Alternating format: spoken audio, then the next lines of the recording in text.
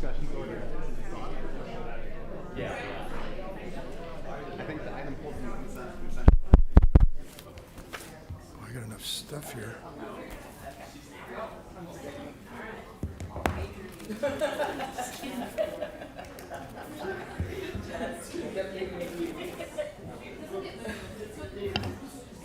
What is going on here?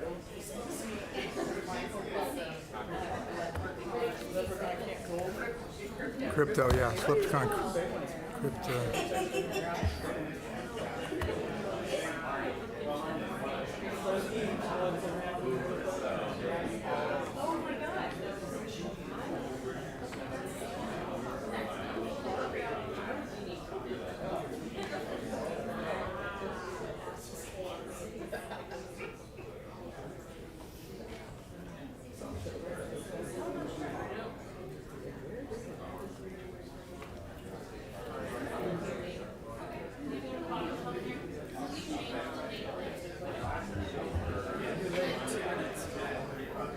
Hey, I'm the one that starts a meeting whenever I want to.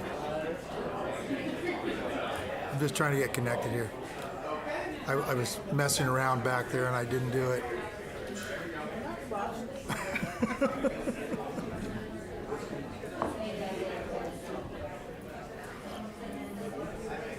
What's going on with this? I don't know, I got the black death screen.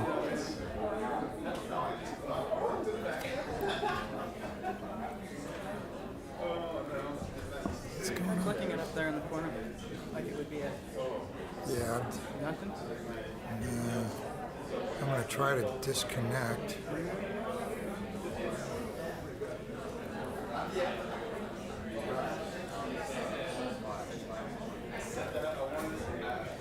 What the hell happened here? This is crazy.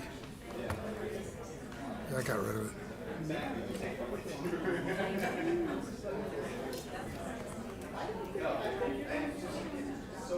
And I cannot.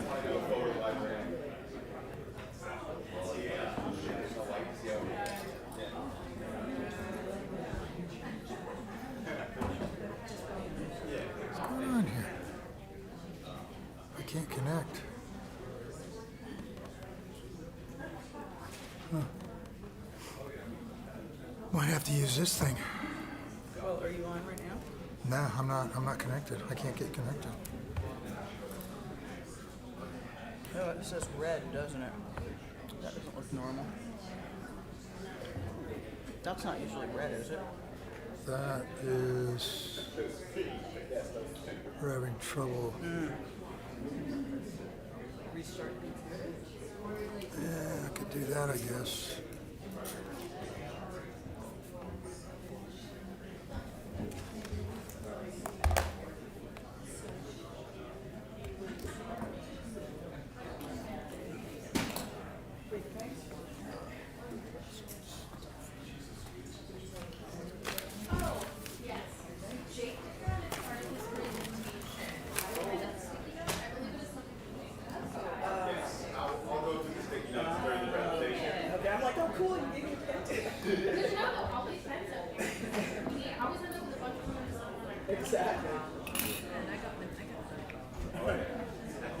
That way you can take notes and put sticky notes on any group samples that particularly like, particularly hate. Quote.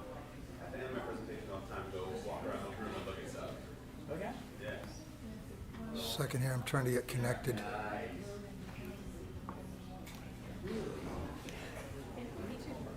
This won't connect. You have help now. Yeah, do you need some help? I don't know, I just can't get this connect. Are you the?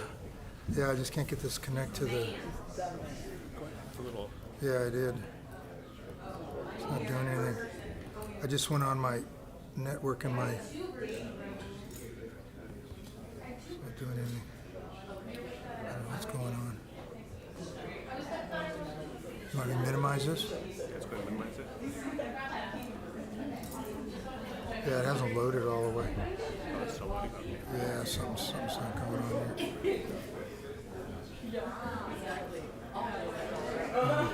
It should allow you back here so you can connect in. This? Just to the right one. Here? The little globe there. Yeah. It's not responsive at all, huh? No, it's not loading. Something's going on You here. may want to give it a restart. Yeah. Let's see.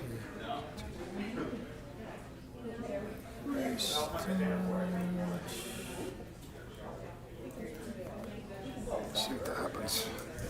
I'll probably do it. When all else fails, reboot, right? That's always the plan. That's always reboot. Like we do say, it's a lot faster than it used to be. Yeah, God, I remember the old days. It'd be like 20 minutes.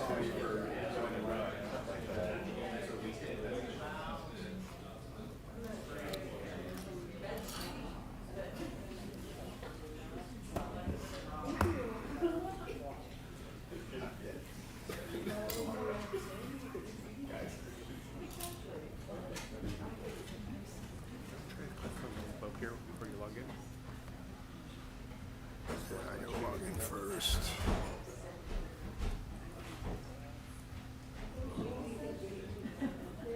Now, internet. There we go. There it goes.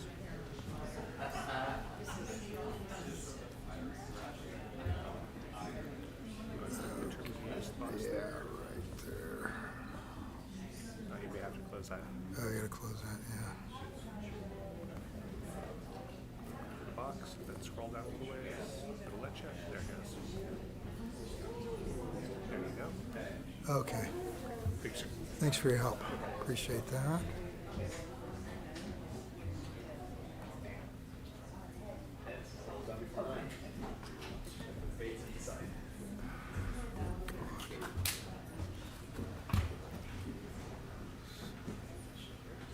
Let's do this. I gotta get over to the agenda.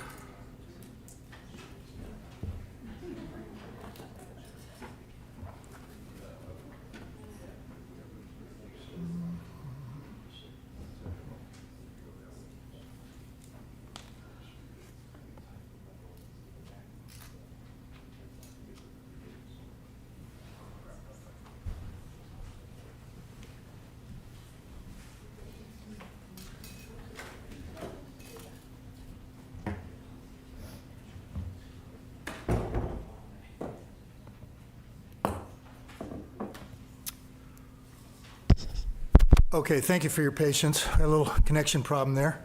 At this time, I'll call the regular meeting of the Carmel-by-the-Sea Planning Commission to order. Can we have roll call, please? Commissioner Alborn? Here. Commissioner Allen? Here. Commissioner Karapikov? Here. Commissioner Locke? Here. And Chair LePage? Here. Okay, I want to welcome you all tonight. We got a full crowd. I guess you're all interested in roofing products. And staff has done a great job of collecting them. Okay, so brings us to the public appearances. At this time, I'd like to invite anybody from the audience or online to address the Planning Commission on matters of public concern. Under the Brown Act, public comments for matters on the agenda must relate to the agenda item, and public comments for matters not on the agenda must relate to subject matter jurisdiction of this legislative body. Hateful, violent, and threatening speech is impermissible public comment as it disrupts the conduct of the public meeting. This is a warning that if a member of the public attending this meeting remotely violates the Brown Act by failing to comply with these requirements of the Brown Act, that speaker will be muted. Having said that, I'd like to welcome our first speaker. Hello, Chairman LePage. Thank you for having me. We want to get some clarity here. We noticed on the agenda that there's just one of the three homes to be discussed on Mission Street, and the neighbors would like to discuss the three homes in entirety. So my question to you is, shall we come up here during public address or wait until the agenda item is up? Yeah, we'll wait till, if you could come back and bring that up. And now that you've made the comment, I'll be aware of it. So I will have staff address that in their comments. And then anybody that's making any comments, you can bring up anything you want. You can talk about the projects as a whole. You can talk about the individual projects. So you're not limited into what you can talk about, but staff will give further explanation as to what the focus of this particular application is tonight. Okay, so could you maybe discuss what the focus is so I can understand if I should discuss further now? Is it just Well, one home? right now, this is for public comment for items which are not on the agenda. Okay. Because it's an item on the agenda, I'd like to address it further at that time, and I'll answer those questions specifically, and I appreciate you making me aware of the questions that you have so that we will make sure that we get those addressed at that time. Okay, so all the persons would discuss all 3 homes on the agenda, even if there's one? You can talk about all 3 homes, because basically you can talk about anything. You know, we don't- At that time. At that time, right. Okay, great. Not Thank you. now. All right, Okay, thanks for the okay. clarity. Thank you. Okay, I'd like to invite anybody else from the public who'd like to address the Planning Commission regarding items which are not on our agenda tonight. Karen? Ken? This is going to be kind of fun. Oh, good. I hope.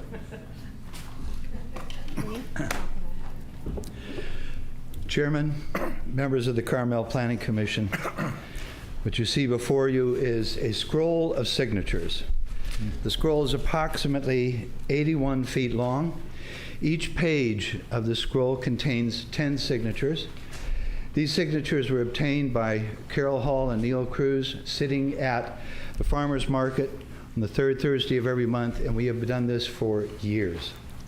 We did this for a reason, to find out what people really felt about contemporary design and modern design versus traditional. We have collected 1,148 signatures and 110 likes on Facebook. Let's average it out to about 1,250 signatures.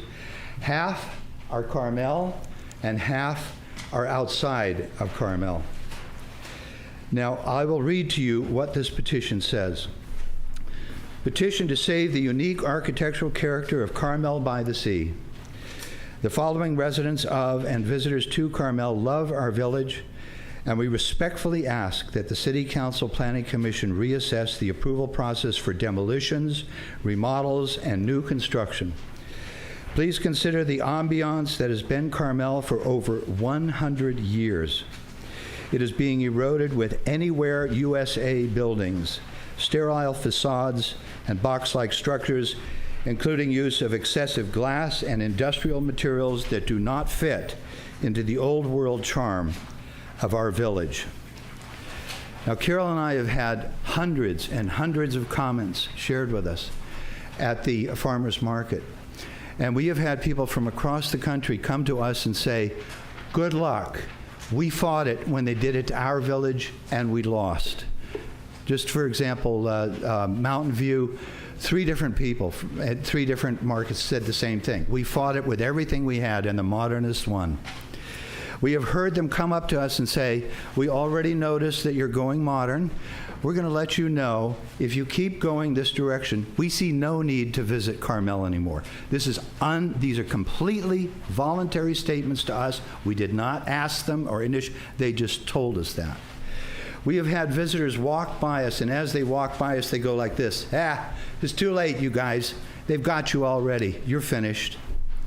All of these comments from people across the country, but a lot of them from the locals in Carmel, saying we know what you're talking about, and we're scared to death that we're going to lose our village. But this isn't the only place. We did a check on the number of residents in Carmel that prefer traditional over modern, and there was a survey that was done by the Patrice Pasteur group on the pit, you may remember. And he put leaflets and flyers out there and waited for a number of weeks for people to pick them up and respond. We asked him for the results. He said 80% of Carmel residents prefer traditional design over modern and contemporary. So we're pretty sure that we have a pretty good fix on what the residents of Carmel want. But if you needed a double check, you can get on the internet and you can check for surveys of people and their response to modern architecture. Survey reveals 84% favor traditional architecture, classical or modern architecture. For Americans, it's no contest. People prefer traditionally designed buildings, YouGov. Nearly 3/4 of Americans are sick of modern architecture. YouGov survey shows that people prefer traditional rather than contemporary buildings. People prefer traditionally designed buildings. There's all kinds of surveys that you can find on the internet with a simple search. So if the nation's people prefer traditional architecture over modern, and the Carmel residents, 80%, prefer traditional over modern, why are so many modern designs being approved by this commission? Because we feel that this commission is here, as that sign designates there behind you, to represent the residents of Carmel. And we would like to see this change, and we would like to see it change soon. Thank you very much. Thank you for your comments.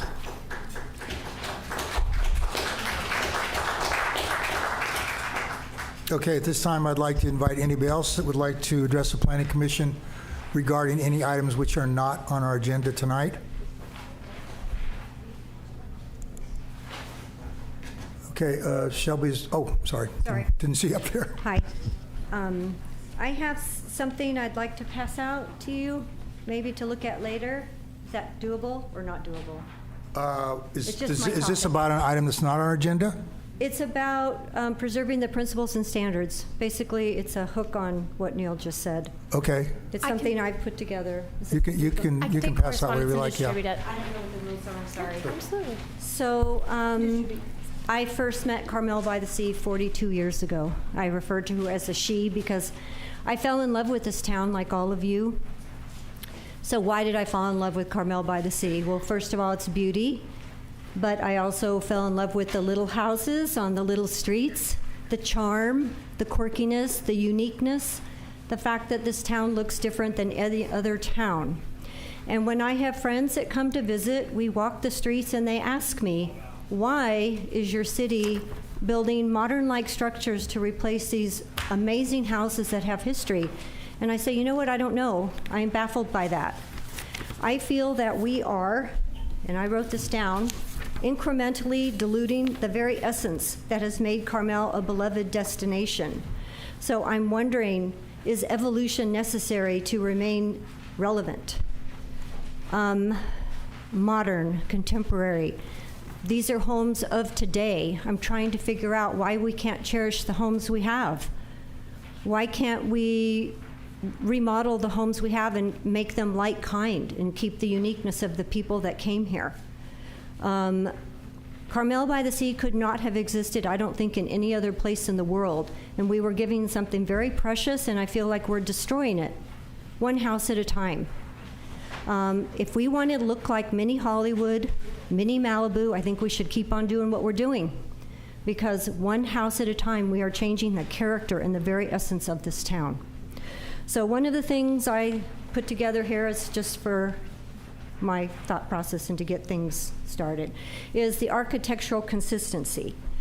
I think we should consider when you buy a home and you want to remodel it or change the facade that you keep it like kind. I don't think a person should be able to buy a house. I think they should sign an affidavit that they will not bulldoze it and change it to something it's not.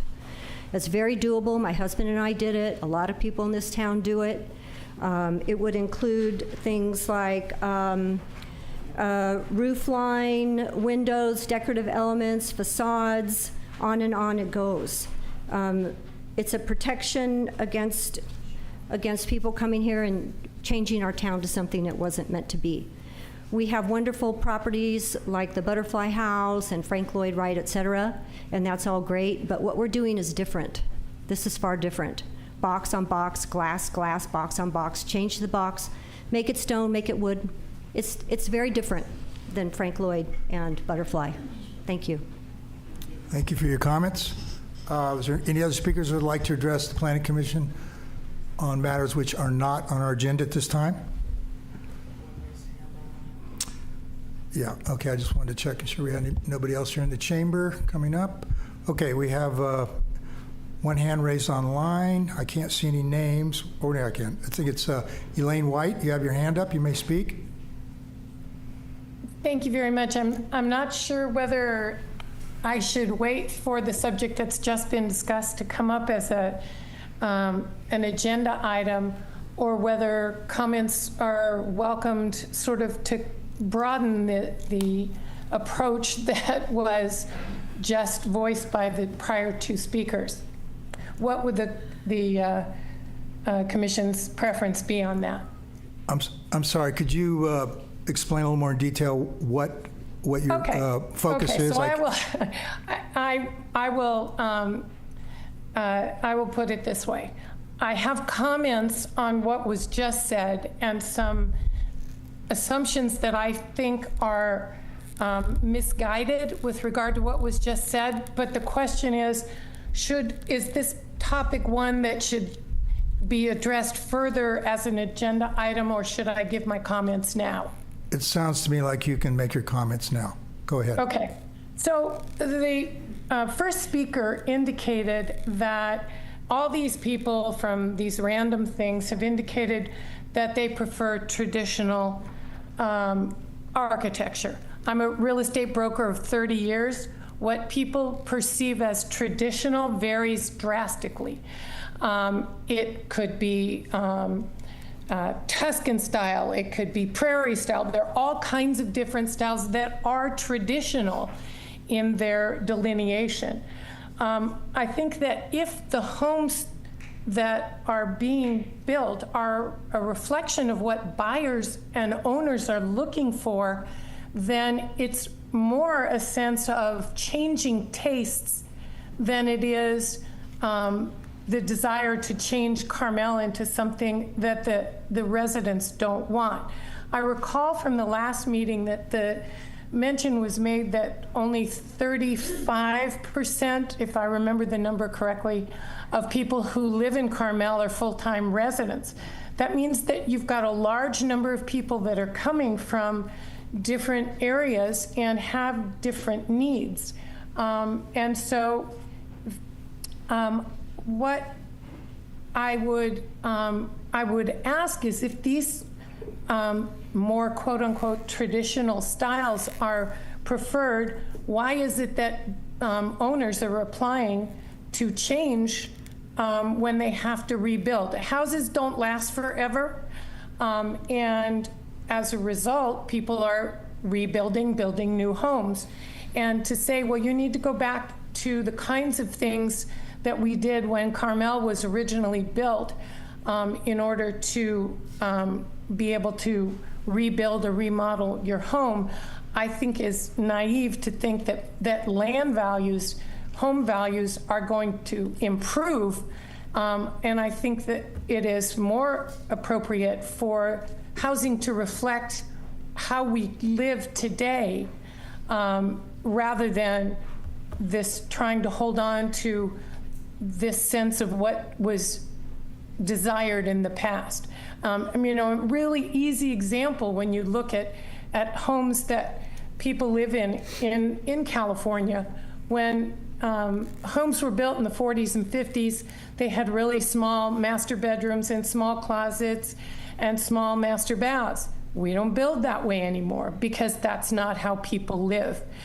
People work from home oftentimes and need space in order to do that. And the kind of house that was built in, those past decades is inconsistent with the tastes and the way people live today.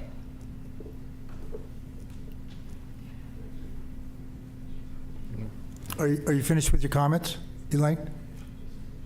Or did you lose connection? Okay. You're still there? I think, yeah. Okay, and go ahead. So those were my comments. All right, thank you very much for that.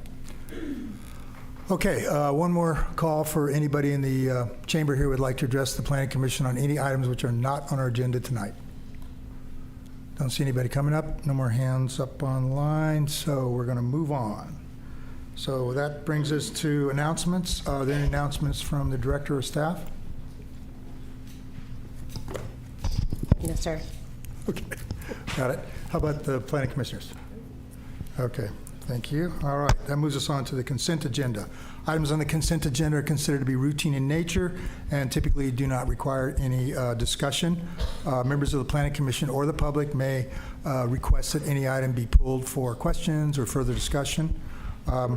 Tonight, I am going to pull item number 5 for further discussion this evening. I think staff is ready, prepared to discuss. Is that correct, Commissioner or Director?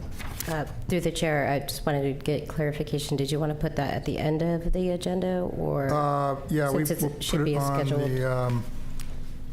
Well, why don't Or we? the first? Why don't we? Yeah, since nobody was notified of it, we'll put it at the end of the public hearings agenda. So that's item number 5. That's a design study 24346. The reason why it's being pulled, the next door neighbor had some concerns about view issues, which were, she didn't have time to bring that to the Planning Commission's notice last time it was on our agenda. Okay, so the rest of the items on the item, we have item number 1, the monthly activity report.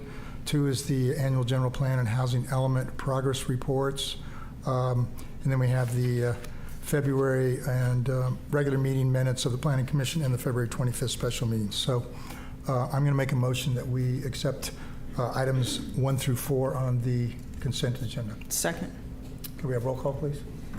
Commissioner Alborn? Yes. Commissioner Allen? Yes. Commissioner Karapikov? Yes. Commissioner Locke? Yes. And Chair LePage? Yes, motion is carried. Okay, that brings us to orders of business, and tonight we have a presentation by Integral Consulting, EMC Planning Group, on adaptation strategies to protect the beach and coastal infrastructure and minimize coastal erosion from storm events and sea level rise. Can we have that report, please? Yeah, well, actually, you just did my introduction. I was going to introduce the consultant. Scott, you gotta have more than that. I wrote it out, right? Honorable Chair, Commissioners, my name's Valerie Gano. I'm the environmental analyst for the city. Today you'll receive a presentation from our consultants on the Carmel Beach Coastal Engineering and Sea Level Rise Adaptation Project. First, you'll hear from Anastasia Aziz, the principal planner from Monterey-based EMC Planning Group. She will give a brief overview of the project scope. Then David Revel, Matt Jameson, and Ashley Ellison from Integral Consulting out of Santa Cruz will summarize the extensive analysis they have been working on since 2023. The main purpose of today for you all is to receive the key findings from the studies, learn about the goals for phase 2 of the project, and be introduced to the different adaptation strategies Carmel has available to help mitigate negative impacts from coastal erosion, storm events, and sea level rise in the long term. And so I will bring up Anastasia, and then the consultants are going to run the slideshow. Okay. Thank you. Hello, Chair, Planning Commission Chair, members of the Planning Commission. Nice to see you. I'm Anastasia Aziz, a principal with EMC Planning Group. And I'll just wait. Is the presentation coming up on the... It should be sharing right now. Can you not see it? There's Dave Revel. No, I can't see it in the chambers in Integral. It should be shared. I am sharing it. There you go. There we go. It's coming up now. Okay, great. Okay, great. Thank you. So if we could go to the next slide. Thank you. So I'm here today in front... Before you Yes. keep going, can we minimize the attendees over there? So here we go. Okay, thank you. So I'm here today, I think this is the first presentation before the Planning Commission on this issue of sea level rise within the city of Carmel-by-the-Sea. There have been previous more technical studies done by Integral on the sea level rise and coastal hazards. Those are all available on the Public Works site, and a lot of that information has led into this presentation. As the community identity of Carmel is not only its residential character, but the significant beach and coastline plays an integral and important role here. And changes in the beach and coastal management have been happening over time, and it's anticipated they're going to continue to change and happen with greater frequency. That is why the studies are happening, so that the city can plan for those. The city funded this more technical phase 1 that Public Works was heading and went through Forest and Beach Commission, and so now we're bringing things through to you. We're referring it as phase 2, but now we're going to enter into more of the policy stage. So next funding, please. And again, this project is funded with state funding from the Coastal Commission. So As you know, I'm sure, the whole city of Carmel-by-the-Sea is within the coastal zone and subject to the Coastal Act. And there is a document, the Local Coastal Program, that has policies and also ordinances that regulate land uses within the city to make sure it's consistent with the Coastal Act.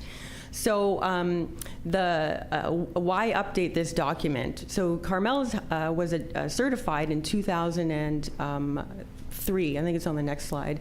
And so there's been a lot of changes in the knowledge and storm issues and surges since that time. They've gotten more severe. The modeling has gotten a little more refined as modeling can for sea level rise. So that is why the city is looking to update things. So several key documents the city's completed to date that we've looked at, and they're listed here, ranging from in 2001, a coastal development permit for armoring Scenic Road, and then more recently, there was a climate adaptation and climate action plan adopted by the city as well. So those are all integral to this work. So as I said, Carmel's local coastal program was certified in 2004, and since that time, more guidance has come out from the Coastal Commission as to how to guide and inform cities like Carmel how to change some policies or integrate new policies and regulations to address this new hazard, sea level rise. And there are a variety of ways to do that, and that is what integral staff who are engineers, David, you can say the technical expertise you have, but they've been studying the rates of erosion, the littoral cells in the ocean, and this is our first foray to educate, and there will be more opportunities for participation. And then the next slide, just to show you sort of where we are. So the technical studies were done and presented to the Forest and Beach Commission, and those are available for review. And now we're looking at what's called adaptation feasibility, so ways that the city can adapt and be flexible and be resilient as these changes are happening, and they may become more severe over time, that the city is sort of prepared and educated and has a foundation. And then community engagement, there is a survey currently up and available on the Public Works site. So if you haven't already done that, I encourage you to do that. So we'll have more information. We're gonna have this presentation today where we'll be listening for public comment and commissioner comment as well. And then there's a workshop scheduled on May the 15th, and there'll be more information on that. And we encourage everyone in the community to please come to that so that we can hear what the city's issues are and concerns and ideas to deal with this. And with that, I think, Dave, I'll pass it on to you. And you're on mute, Dave. Okay, thank you, Anastasia. So I'm David Revel, coastal geomorphologist, which is quite the mouthful, but Integral is a firm that has coastal engineers, scientists. We've been doing this kind of work around the country, a lot of these in similar types of studies in coastal communities throughout California. Carmel is unique,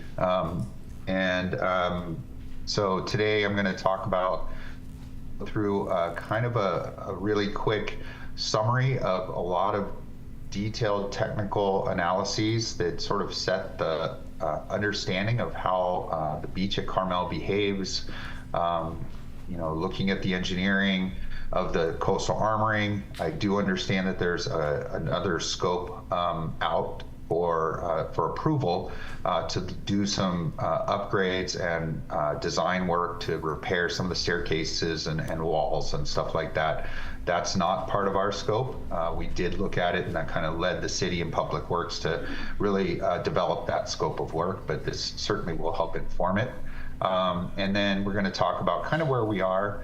I know that this is the first time we've come before the Planning Commission, and there's a lot of information. It is all online, and happy to answer questions. When we come back, we will be talking more detail specifically about what we can do. Task one was really about what has been done and what might happen in the future if we don't do anything. And then phase 2 is really about trying to figure out what we're going to do, what the community wants, what the decision makers want, and how feasible is it, and how much is it going to cost, and how can we pay for it, and then identify what policy changes would be necessary to streamline that in permitting. So some important considerations that we are going to be seeking input from the decision makers, and the community. What is the vision for the future of Carmel-by-the-Sea and the beach? How important is the beach versus the current upland configuration? What kind of adaptation strategies is the city willing to consider? When do we change from one strategy to the next? We need to understand how long it's going to take to plan, finance, permit, and develop a monitoring strategy and triggers that will allow us to start that planning process before we get to emergency situations. Beach and sand management, everybody loves the beach. It's identified routinely as one of the most beautiful beaches in the world, and I'm not going to argue with that. The beach sand is unique and difficult to find. One question we may have to ask the community in the future is, if the beach disappears under sea level rise, at what point would you consider a change in sand quality if we can't find any more of this fine white powdery sand?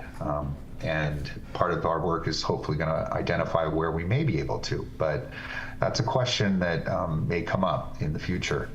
How do we move away from the ocean gracefully? I say a lot of times only a fool picks a fight with the ocean.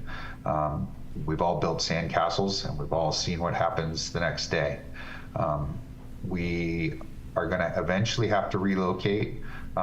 It's certainly not an evacuation, but we have to sort of think about that in long-term planning and public works investments, and then how to pay for it. So these are questions that I have and could probably sit down with a cup of tea and talk to you all about, but right now I just want to set that stage. I'm going to jump into some technical work, and if it, please, if we can ask questions after I get through this. But the first one was coastal engineering and protection. We identified a lot of different, needs and issues that has gone into this coastal engineering scope of work that is, before you for approval. We had some suggestions for that, and I just sort of list them here. I think developing monitoring and maintenance plan for all of the armoring structures so that they're taken care of over time and add to their longevity.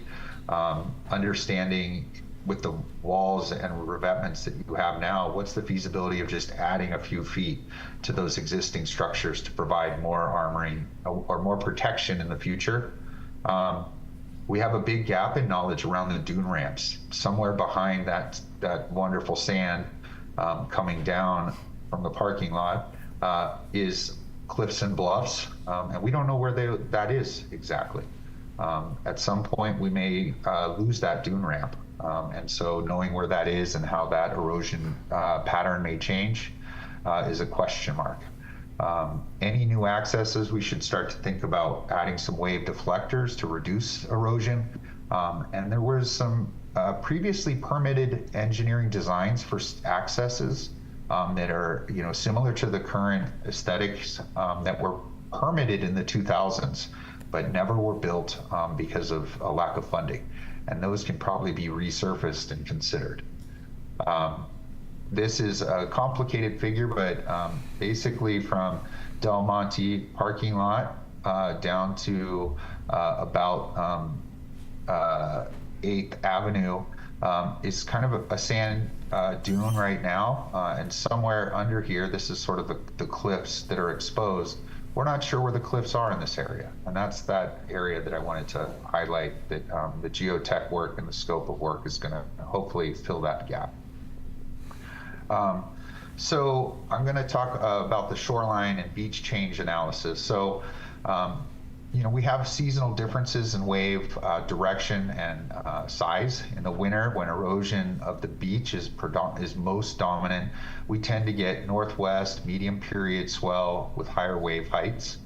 And then in the spring and summer, we tend to get more beach building wave conditions where we have long period south swells moving sand back onto the beach, and the winds come from the north and kind of blow offshore, and it can be quite pleasant for recreation like surfing. There's a lot of coastal processes that are driving the erosion. Most erosion happens at high tide with big waves, but there's a lot of localized conditions. We have a lot of sort of platforms, sandstone platforms that are at the back of the beach and under the beach sand during the summer.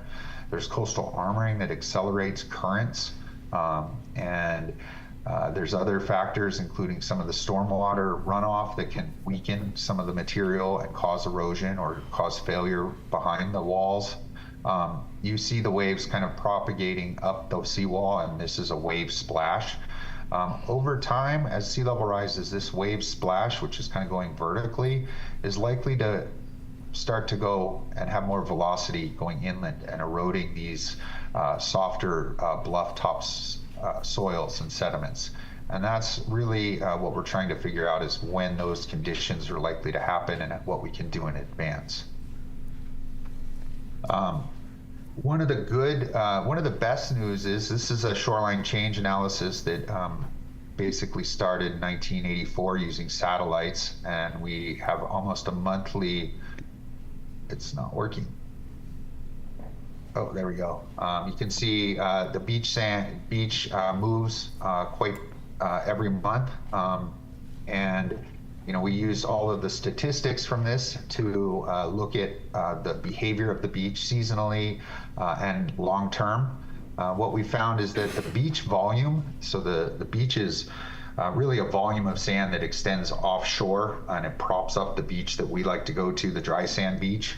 That volume of sand over time has been relatively consistent, meaning that the headlands up here near Pebble Beach and down here are really constraining that sand from leaving too much.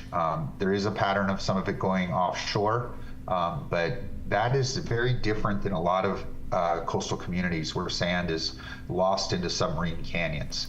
That provides us an opportunity to adapt in slightly different ways that might be more effective over time. We have seen a lot of changes in the beach following major El Nino events. Here's a few of them listed. 300,000 cubic yards of sand was moved offshore in the 97, 98 El Nino, and the beach elevations dropped up to 14 feet. And that exposes a lot of the bedrock platforms underneath. You can see the pattern of erosion really high down here at the south end, which is more exposed to larger waves, and slightly more kind of right here near Pescadero Canyon. But the areas in the central part of the city beach weren't impacted quite as much. You'll also see that this offshore rock, and there's a little bit less erosion behind that offshore rock, which may give us some insights into other adaptation strategies we may consider. So that was about an 80-page report summarized in that one slide. So if there's questions, I can do my best to answer, or again, I refer you to the detailed reports. So the next step was, what is the future sea level rise going to do to increase erosion and affect the beach? And then what's at risk in the future, both with the existing coastal armoring and without coastal armoring, if that were to be damaged or removed. We did use there's a lot of uncertainty in sea level rise, not around whether it's rising, that is certain, but at what rate or elevation it will get to by a certain time period. There's guidance from the state of California, and we use the latest. It has changed some in that it has gone down. The projection by 2100 has come down from about 7 feet to, or 6.5 feet down to just under 5 feet for the Monterey Peninsula.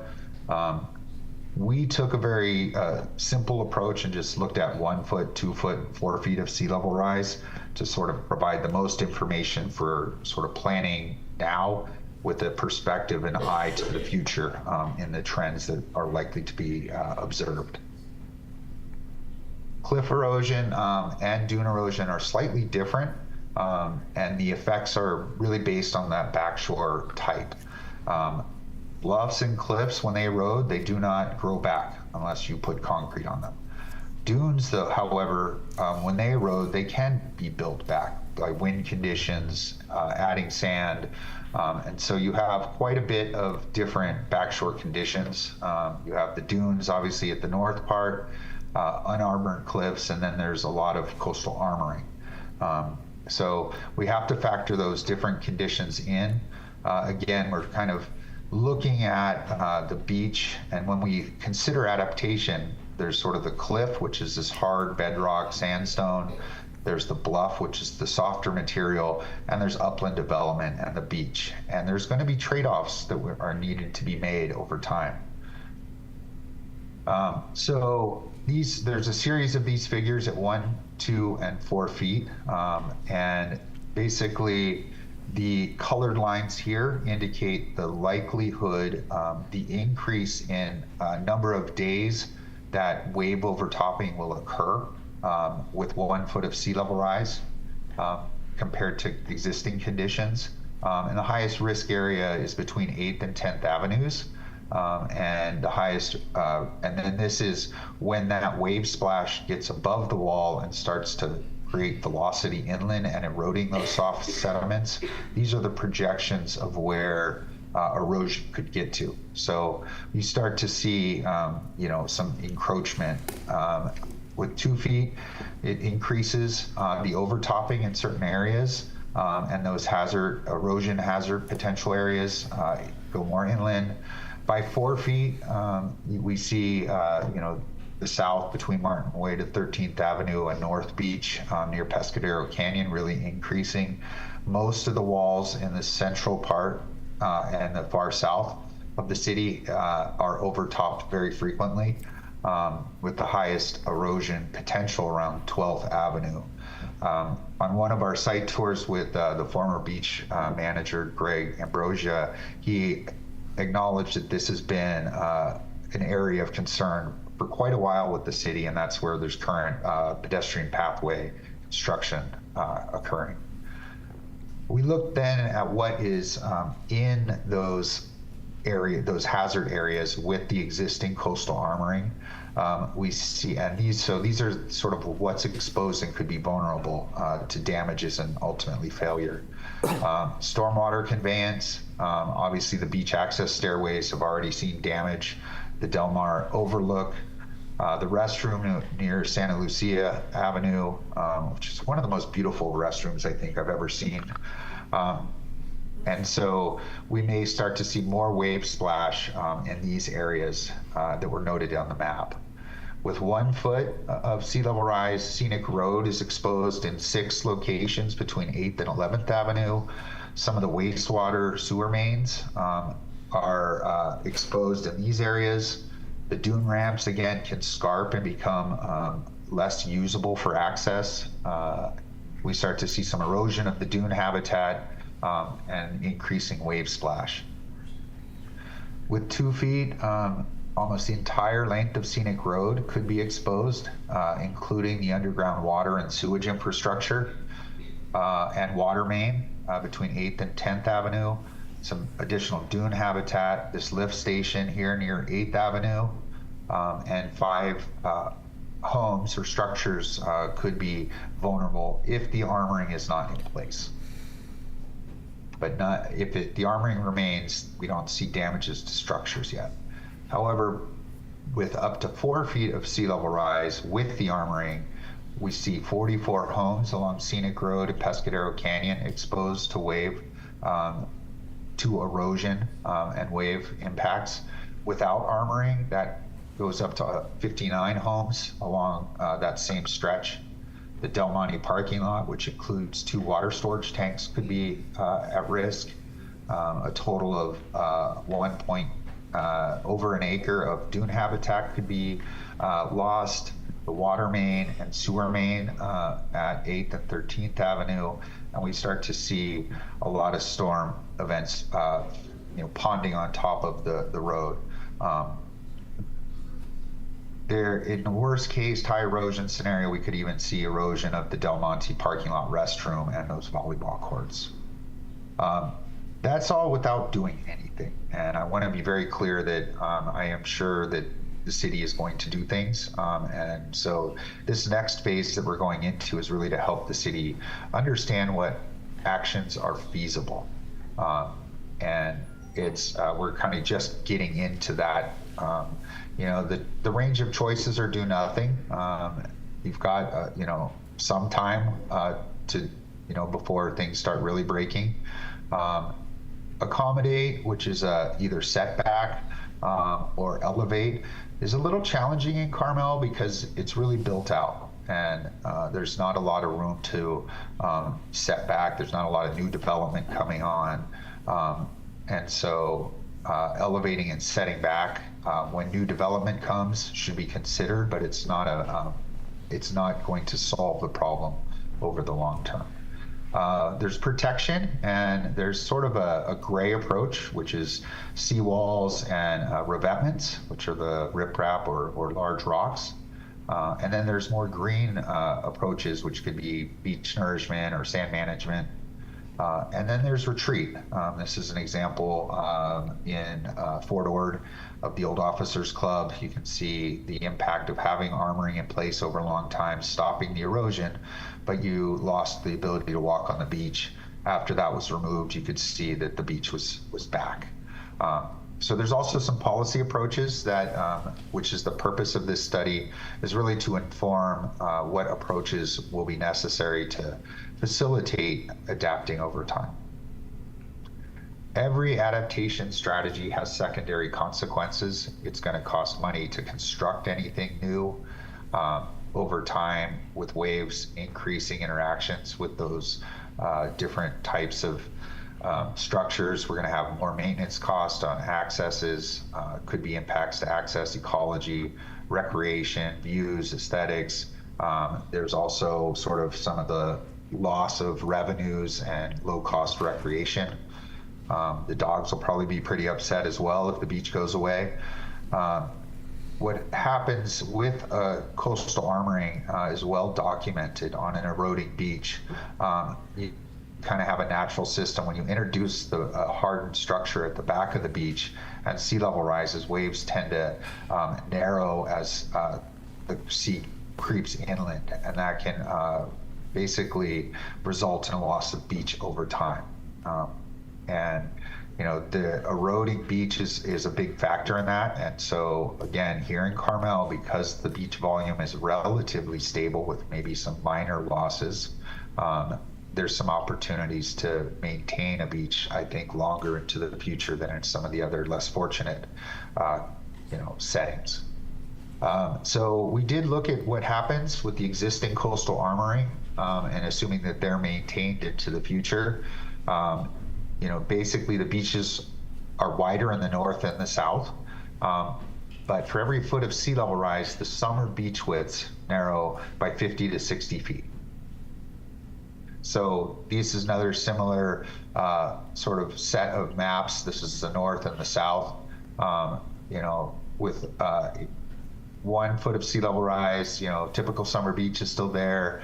Start to get more a noticeable narrowing, and particularly at 12th Avenue headland may become less passable, and the beach in the summertime is reduced by about 20%.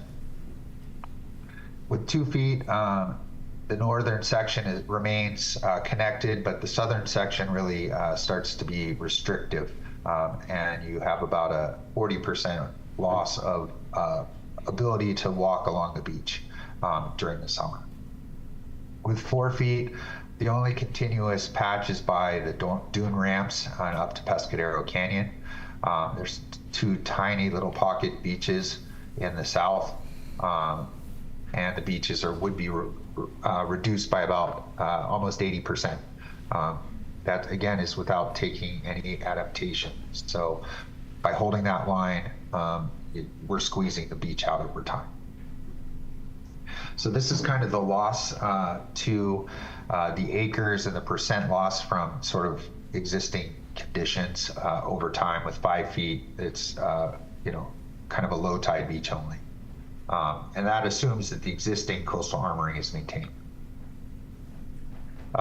So based on our professional experience and consultation with city and coastal commission staff to sort of understand the regulatory environment as well and sort of perceptions, we've sort of narrowed down from a full range of feasible strategies or full range of anything under the sun down into a more manageable range of feasible strategies. And these are the ones we're going to take to you for consideration and for the community to get their concerns. We will then be doing some additional work on those to sort of lay out the pluses and minuses and look at some costing and things like that over time. Again, we have these different places we can do adaptation. We can do it on the upland, on the soft bluffs, on the dry sand beach, on the cliff face, or all the way into the offshore zone. All the strategies either sort of stop erosion, which can lead to that loss of beach, but protects the upland with increasing maintenance cost. We can reduce erosion, which is tries to strike a balance between beach and recreation uses with some upland, with some slowing of the erosion on the upland. There will be kind of more predictable routine costs. And then avoidance, which is sort of moving upland development and infrastructure out of the way that would maintain a beach and result in sort of high upfront costs, but less costs over the long term. We've set up a criteria and are looking at sort of the effectiveness over these short, medium, and long-term time horizons. And we'll be looking at costs, effectiveness, regulatory viability, and then looking at these co-benefits and secondary consequences to beach widths, water, surf, and sand quality, ecology, and public access and safety.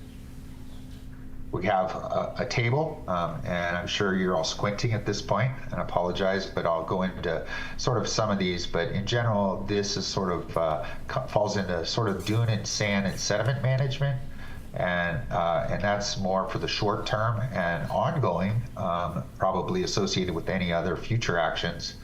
There's the engineering, infrastructure, and then there's sort of the managed retreat or relocation or realignment of upland infrastructure. So these short-term ones we'll get into a little bit. I'm just going to give you a flavor of them, not get into all the gory details, but happy to answer some questions on those. This table is in your packet, so you can look at that. We have tried to come up with an index scoring that considers all of the costs, viability, secondary impacts, and some of these, and identified the time frame that we probably want to try and implement them. So these kind of fall into vegetation, dune, and sand management. Again, because the volume of sand in this sort of pocket beach is relatively stable, it gives us an opportunity to work a lot with the sand that we have. And I'll talk about these different ones in a little more detail here. However, there are challenges with the sand in Carmel. Clearly, any addition of sand or thing that we apply needs to consider sort of the compatibility with the existing beach sands. It has to be clean. The size and color are really important qualities and unique qualities here because of the erosion of sort of the Monterey Peninsula granite, which doesn't erode very fast, so it's not making a lot of sand quickly. The placement methods, do we place it at once or we do it over a long time period in one season? There's a sorting, there's different grain sizes, angularity, some of it can be less comfortable to walk on, and how we transport it. I'm sure people don't want a steady line of trucks from dawn till dusk going through the community through a specific neighborhood. The other opportunity is sort of bringing in from offshore. However, there are sanctuary regulations that would have to be addressed. So the first one is the sacrificial winter storm burn. This is basically scraping up sand on the beach to provide a little a back barrier berm to help reduce wave energy at the toe of structures or unarmored portions of the back shore. There are living shorelines, which would be kind of utilizing some of the driftwood to expand the dunes. I know that the city has been active in the past using some of those driftwood to help steer access ways, so to reduce some of the access caused by people trampling down the dune ramps and trampling vegetation. There was a successful project in Santa Cruz that we worked on, which basically put this kind of log system and then capped it with sand at the base of, this is a state park restroom and pump station, and that has survived 3 50-year wave events and kind of stopped the erosion. Nothing about the wave flooding, but the way erosion was reduced. There's dune restoration. Native dunes are vegetation really helps to hold the sand together more, and it can create some habitat, and there may be some opportunities to incorporate driftwood into some of those materials. However, some areas, clearly in the wintertime, erode, the beach is really, waves are lapping at the seawall, particularly in the south end. So this might be more applicable kind of at the north end. On the upland softer material bluffs, vegetation and landscaping, not with ice plant, can really help to retain the soil and reduce erosion, and be tied in with other access improvements and stormwater improvements. An opportunistic beach nourishment program. The city of Monterey has one, and the city of Marina is considering adding to that program. But this concept is when there's a construction and sediment is excavated that's compatible with the beach sand. Instead of trucking it off to the landfill, it's actually placed on the beach in key locations. That's usually done by truck. Australia has a policy requirement where any construction sediment has to be considered, has to be screened to see if it's compatible, and then has to be placed on the beach in designated locations. So that's, Goleta Beach in Santa Barbara had a program. Many of the jurisdictions in Southern California are working on a similar program. There's also sand management and harvesting. There used to be a long program, a decades-long program of harvesting sand. This is, from the beach and pushing it up into the dunes, both to maintain the dune ramps and access, but also to kind of keep the dune sands over some of the bedrock that appears when it gets trampled too much. This is a way to sort of save sand. The old practices, which were sort of stopped in the early 2000s, often went into the surf zone and kind of pulled sand out. Sand mining was very prevalent in the 1940s, with the last sand mine in Marina closed just a couple years ago. I'm not recommending sand mining for construction purposes, but harvesting some of this sand and placing it at the top of the dune ramps that could be reactivated back down onto the beach during large erosion events, and kind of trickle feeding sand back onto the beach may be something that's feasible. There's large-scale beach nourishments. This is often done on the East Coast. Southern California has started to do it more. It's usually dredged from a source offshore and pumped to shore, and then steered with bulldozers. The key part here, and so there's a variety of impacts you can see here. but there's also understanding where a source of compatible sand is something we're going to be looking into more. And when you do this kind of construction, can be very difficult to permit. If there is a source identified, placing sand at the very top of the dune ramps, and again, having it erode during erosion events, and covering some of these secondary dunes or upper bluff deposits may be a way to reduce some of the burden associated with permitting. Those are sort of the sand management ones. I know this is there's a lot of information, and I'm going to try and just plow through the engineering infrastructure. Again, stop or reduce erosion. These in orange are really meant to stop, and that's largely what is in place today. There's some more innovative ideas on reducing erosion. These will be more challenging to permit, but are feasible if they're tied to protecting public infrastructure or improving, maintaining access, and even easier if it has multiple benefits to access, habitat, and recreation. Coastal Resources, the Coastal Commission, is sort of dedicated to protecting. So again, we have the master table in your packet.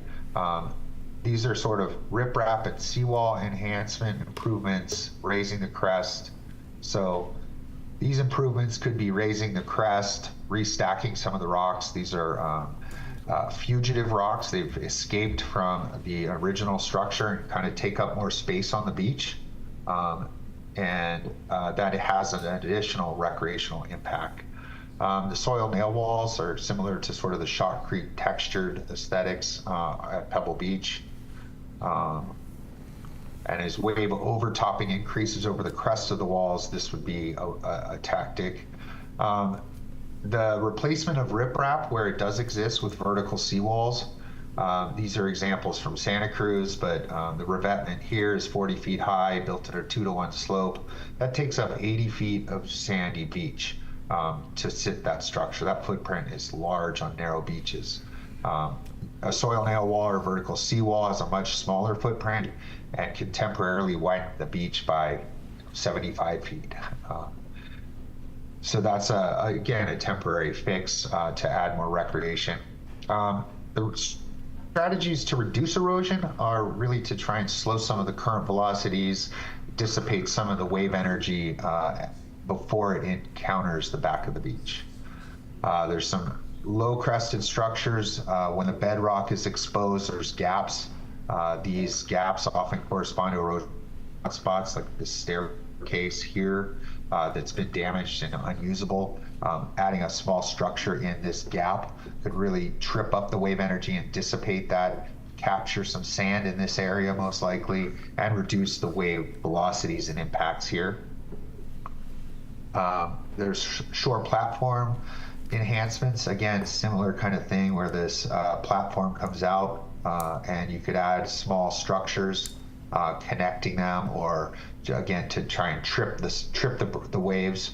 This could be engineered so that it is not a barrier or impediment to access, but you'd have to walk and navigate over it. There's a couple different ways to cement those sediments so they might stay similar color, material composition, and kind of equal erosion resistant. And then this has already been done in Carmel, and as the new coastal engineering contract for design work comes on, really looking at opportunities for these wave deflectors or energy deflectors to be built in.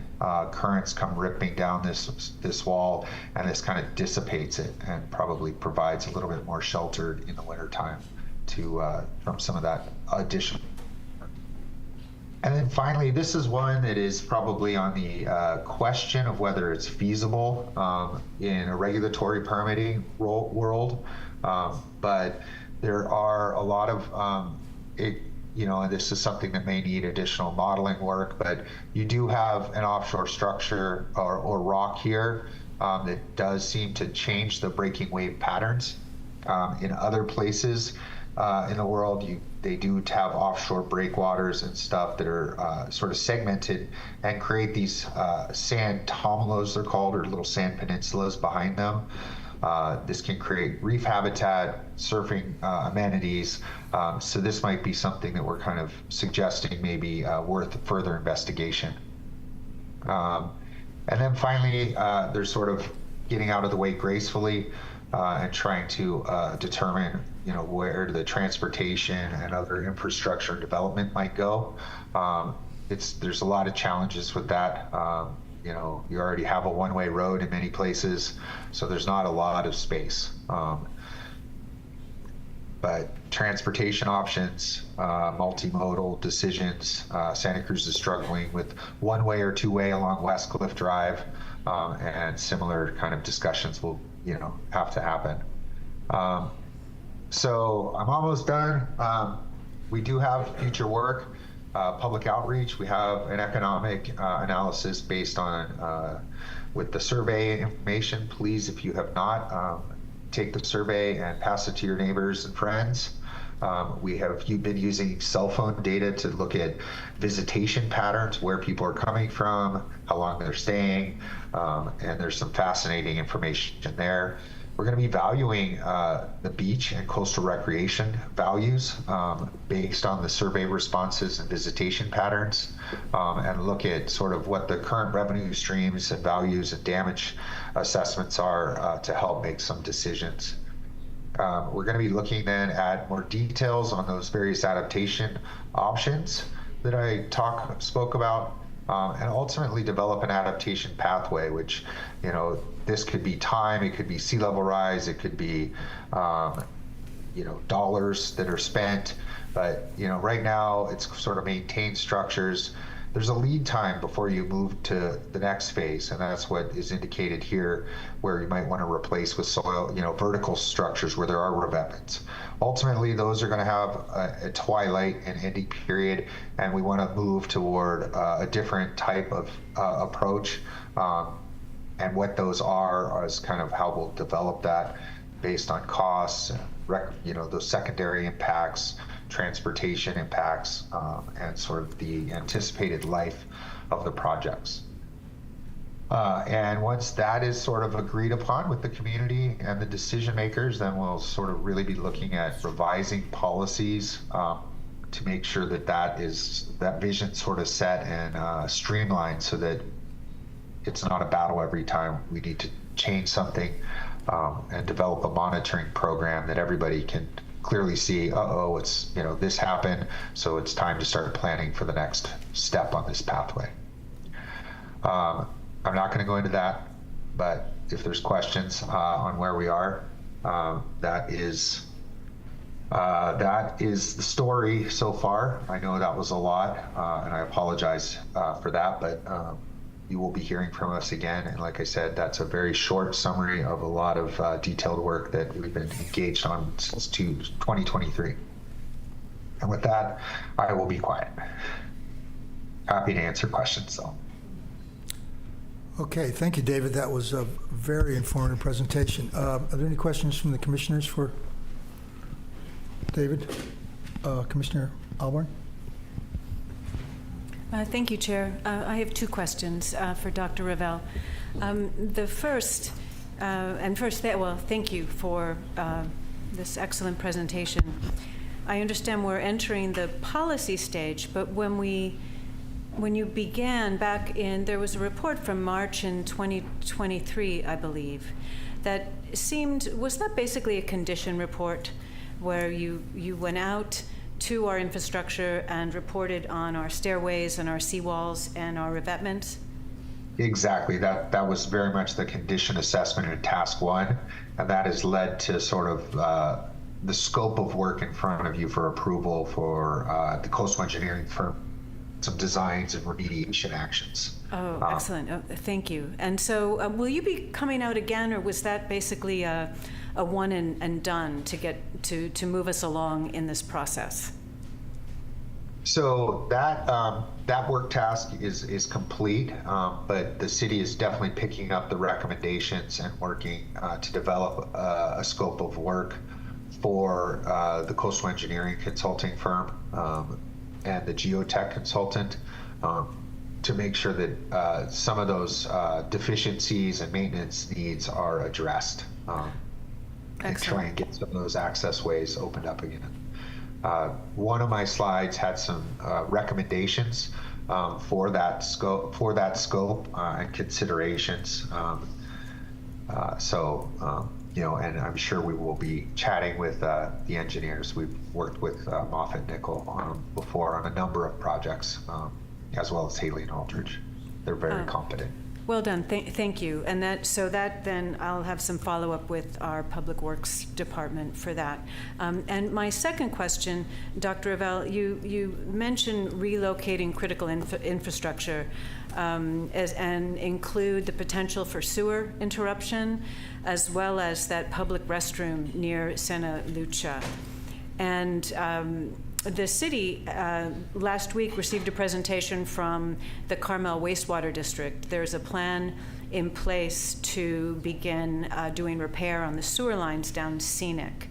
And I don't know if this is a question for you or perhaps for someone else, but I'm wondering, in light of your reports, is there a coordination between your work and COD in order to do the best repairs on Scenic in the immediate term? I would say that this is sort of an advisory that you know, how much time does the city have really before those impacts could be you know, observed? There's probably deficiencies now, and you know, aging infrastructure is a problem across the state. Most was built in the 70s after the Clean Water Act was passed and hasn't really been upgraded. So I would imagine that those repairs are necessary today, but you know, seeing this and identifying that we need a longer term plan and what that plan might be is probably a good time to bring that up as these repairs are being made. Perfect. Thank you very much.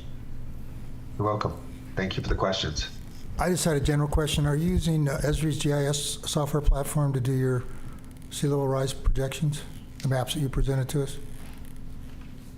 I'm sorry, you were a little garbled. You were asking about I was asking if you're using Esri's GIS software platform to do your projections and your maps.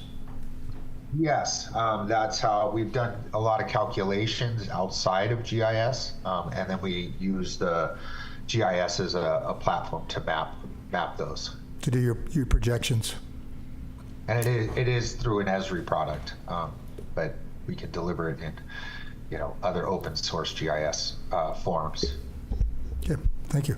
Are there any other questions for? I wanted to ask a question. Oh, we have a question here. Dr. Revelle, do you recommend in general to limit excavations along Scenic to protect the shoreline?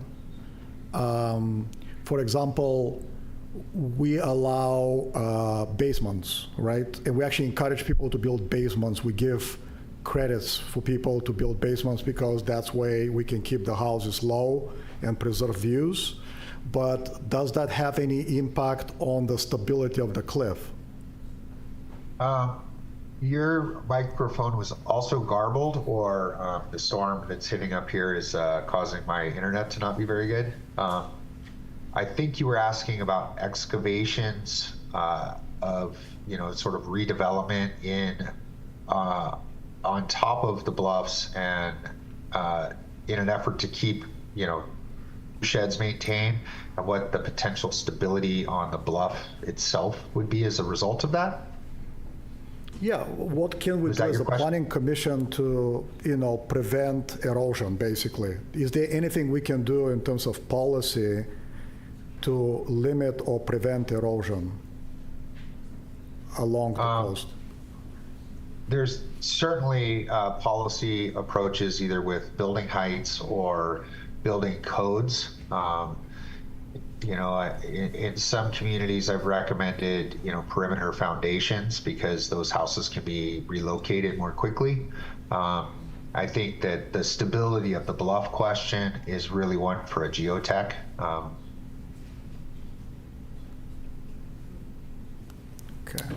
Okay, thank you for that answer. Or do you have any follow-up comments, or?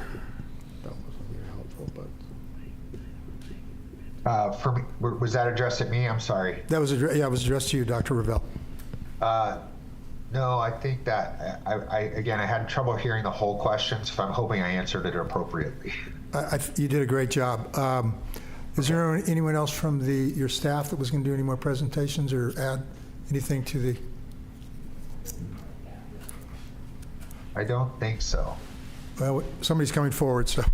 Hi, thanks. Okay. I'm Mary Bilsey, the Acting Public Works Director. I just wanted to answer your questions, or at least let you know that when the city was coordinating with COD on the work along Scenic, we did bring it to their attention about sea level rise and the projections at the time that they were doing the initial planning for it. They're aware of it. The engineering is very much aware of our concerns with sea level rise, and there are just some. I think they do need to replace that infrastructure now, and so they're just kind of thinking of current needs right now. Thank you, Mary. And I would add that COD also has done a sea level rise vulnerability assessment, and just thinking about the treatment facility itself and how to adapt. So it's going to be a regional issue, and it all affects the entire Monterey Peninsula and Monterey Bay, because it all goes up to Marina. That's very true. Thank you. Okay, did staff have anything to add? All right, are there any questions or comments from the public? You can come forward at this time.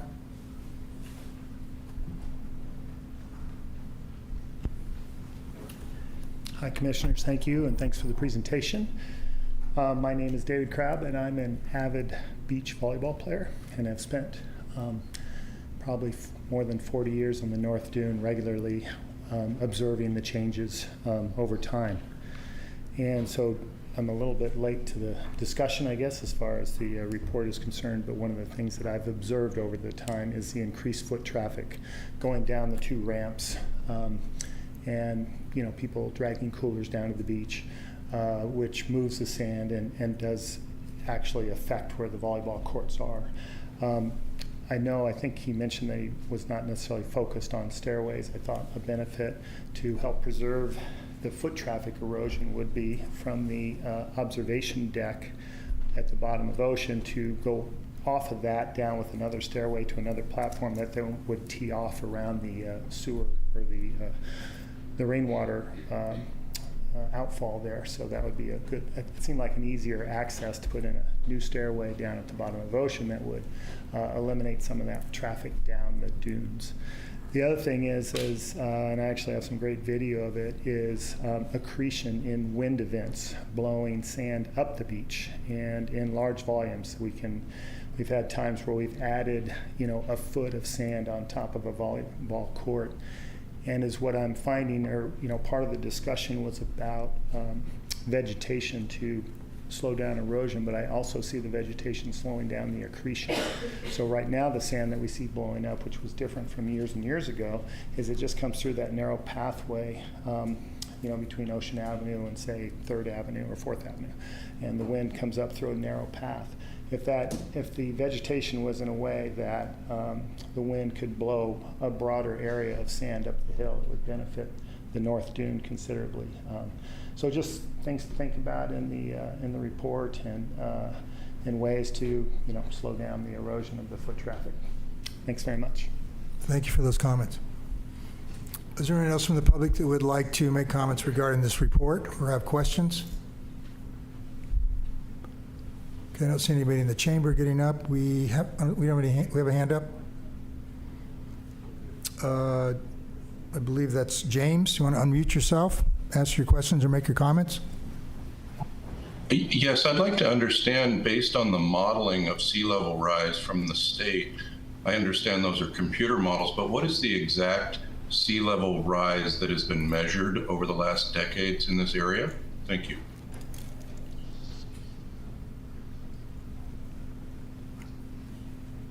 Is that something would you you like me to answer that question, commissioners? I'm sorry, was that a question you can answer? Yes, I can.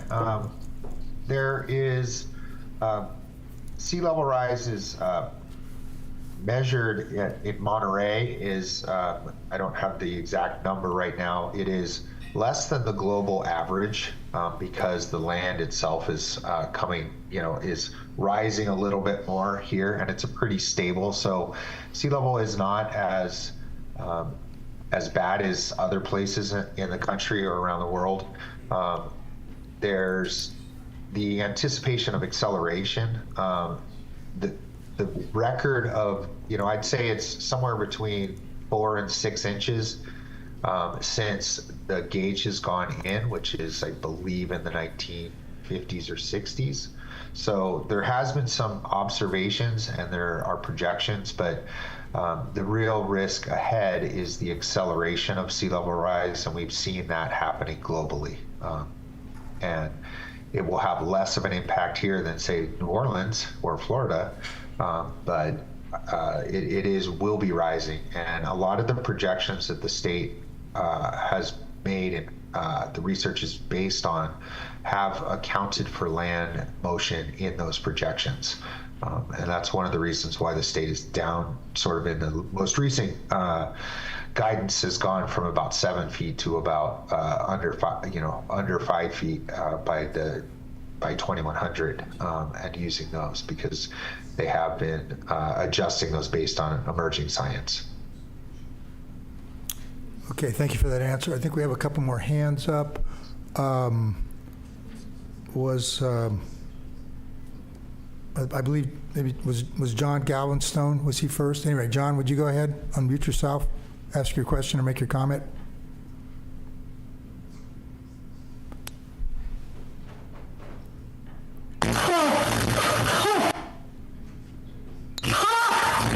That's a hack. Was that?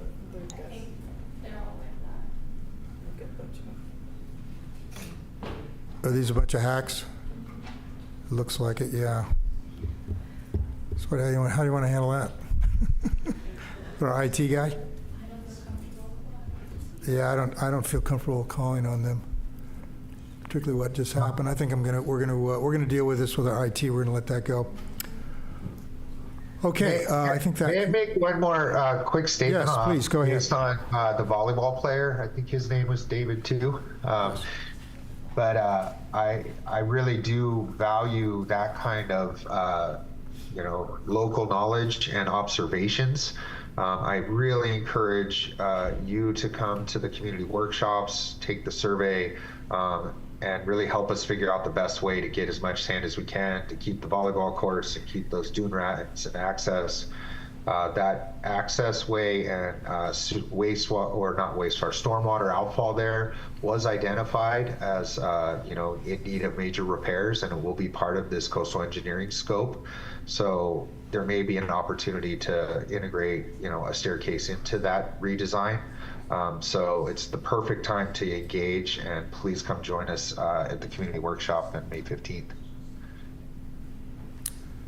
Okay, thank you.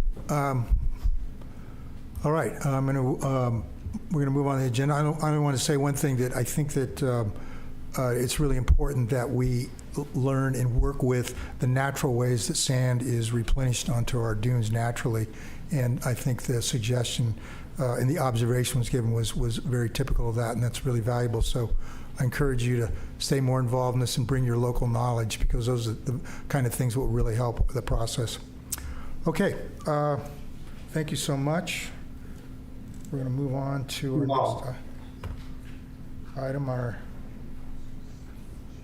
On the orders of business, we have the roof materials discussion. Can we have staff report, please?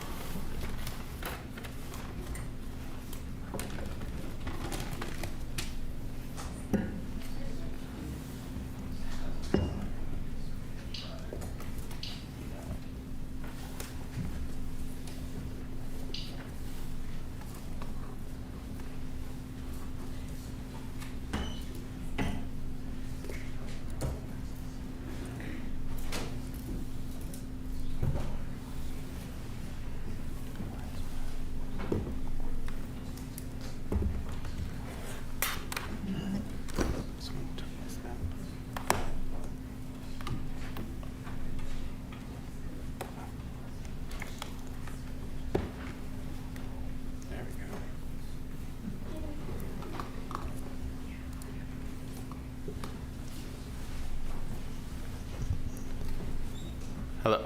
Sorry for the delay. We're back for part 2 of the roofing discussion. Some of these slides may look familiar, just to kind of reacquaint you with what we're doing, and I've added in new slides based off of direction previously from the commission. So we'll get through all this, and then we have an opportunity to get up from the dais and walk around and look at roofing samples. So let's go. Background. We're talking about alternate roofing materials because there's been concerns with fire safety and actually acquiring fire insurance.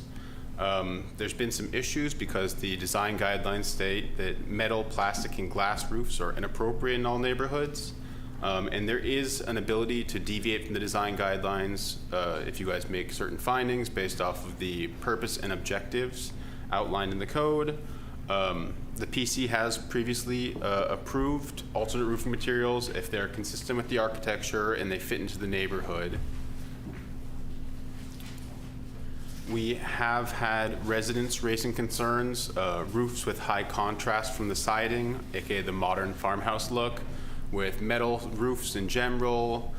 We have had it more recently brought to our attention that many view SRI as a bad metric for review of metal roofs, because it's more to do with insulation as opposed to reflectivity. Previously, the commission had approved composite shingle roofs and metal roofs that were in earth tones. Recently, though, because of the pushback from residents, we've started referring all metal roofs to the Planning Commission. I did an analysis with the help of the other planning staff of just a chunk of time from January of 2025 back to November of 2024, and we had 10 new buildings or re-roofs that were approved by the Planning Commission. Of those, 3 were composite shingles, 2 of which were conditioned to find a different color by working with staff. 3 of those were vertical standing seam metal roofs, 1 of which was conditioned to change the color, and 2 of which were conditioned to change the material. The 4 others were clay tile, fiberglass shingles, and 2 Brava products. 1 is shingles and 1 slate, and the Brava synthetics are plastic roofing. I had, per direction from the Planning Commission, I had a conversation with Matthew Little over at Carmel Insurance. So I have all the points here. The main information that he said is that probably some 80% of insurance agencies won't insure your wood roof, and the remaining ones would if the wood has been fire treated and it's a Class A assembly for the roof. But there's no guarantee that you can maintain that coverage long term. You need to reapply what makes the wood fire retardant, and it's just tricky to get that kind of insurance in the forest. You're probably more likely to get that insured if you're outside of a fire severity zone. As for non-wood roofing, they said that, as long as it's Class A assembly, it's insurable. They have no preference at the insurance company. They don't care if it's metal, if it's comp shingle, if it's plastic, if it's slate. As long as it's Class A assembly, they're happy to do it with, of course, the exception of wood. And these roofs, these roofs, you can typically get insurance for 20 to 25 years. It can be longer, because I know some roofing, like the metal roofs, have a 50-year warranty or longer. But the insurance will only last about 20 to 25 years before you need to either re-roof it or have a contractor go up on the roof and certify that the roof is still in good condition. And that's the information I got from Matt. So what we're planning to do in this meeting is we want to talk about some alternative roofing materials. We're looking at metal and composite shingles as the most prevalent, but there's been many more options that have been presented at the steering committee working on the new updated design guidelines. There were some suggestions of other materials that would be good, so we actually ordered a bunch of samples of those, including terracotta that's styled to look kind of like shakes, and concrete faux wood shakes, as well as some metal, some galvanized aluminum tiling. So we're looking for guidance on how to approach alternate roofing materials without just having to refer everything to the Planning Commission, although that is still a viable option if that's what we end up at. So the intent is to have direction from the Planning Commission. There's just a very brief drafted policy, just a kind of table of if this, then this. That's based off the 2016 roofing policy from the roofing subcommittee back in 2016. And then finally, we update that policy based off your direction and bring it back for hopeful approval. So, metal roofs, examples of ways that they could be staff approvable would be roof fits the architectural style. If it's a Bay Area regional modern, maybe ranch style, post-war, we could come up with a list of architectural styles that could fit it. If there's less than 5 roofs within 500 feet, matte finish and earth tones. Again, none of these are set in stone, just suggestions for kind of thought starters for where we could go with staff approvable metal roofs. We saw these examples last time: corrugated, standing seam, and tile or shingles. For other alternate roofs, green roofs, as we talked about, if it fits the architectural style, if it's a flat roof, single story. Green roofs if they're drought resistant too, so those would be in tandem. Dark composite shingles if they're not highly contrasting with the sides. Currently, earth tone, non-high contrasting comp shingles are approvable, but if we want to start opening the door for black or very dark grays, we could just set in place some policy that it can't be contrasting, and that would just be a judgment call on staff's part. PVC roofs, that's plastic, so it technically goes against the design guidelines, but we're seeing PVC and other kind of membranes, plastic membranes, becoming more and more popular. And then PVC on flat sections of commercial roofs. There are already commercial roofs in Carmel that have small flat sections in the interior that you can't see from anywhere that have tar and gravel, TPO, PVC, all sorts of things. So here's some just green roofs, some dark shingles that are not high contrast with the side, darker, some PVC. So for things that would still be PC referrals would be non-earth tone metal roofs, black or gray, high contrast composite shingle roofs, PVC on second stories of residential, non-drought resistant green roofs, or corrugated plastic roofs. These are things that staff wouldn't be inclined to approve. We would tell the applicants that, but if they're adamant, we could refer it to Planning Commission. So here's some high contrast, some corrugated plastic or second story PVC, and some non-earth toned metal roofing. So here is the variation of the policy from 2016 that was adopted by the roofing subcommittee. Many of these things have stayed the same, with some exceptions that follow course with what was shown in the previous slides. So if you're maintaining the same roof material, it's just a track one design study.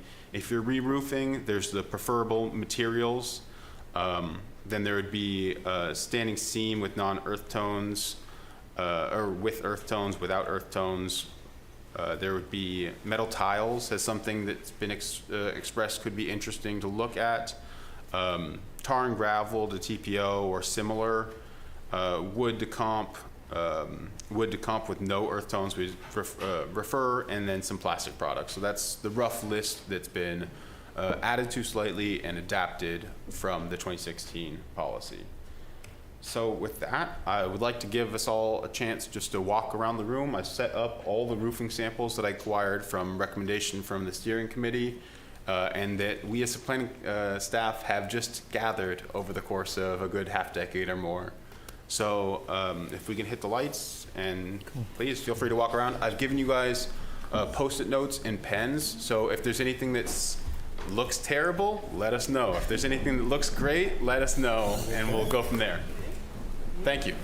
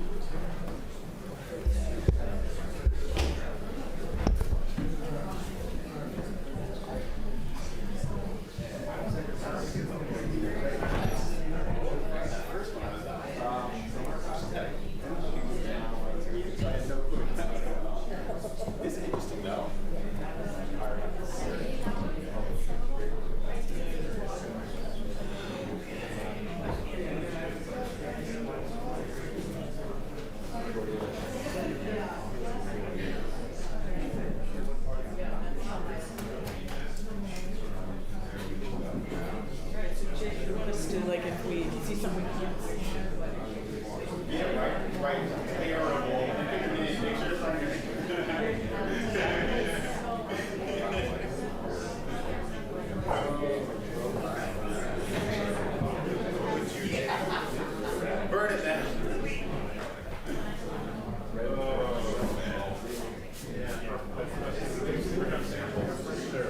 We certainly have an election. It's nice to see you. Between Catherine and Evans, next to the next to like perfect time. It's like just out there, just a stack of them. I mean, you saw it next to the conversation. Once we did this, I will see if it doesn't contact info on it. I'll reach out to people and say, come get it, or throw it away. The rest just gets trashed.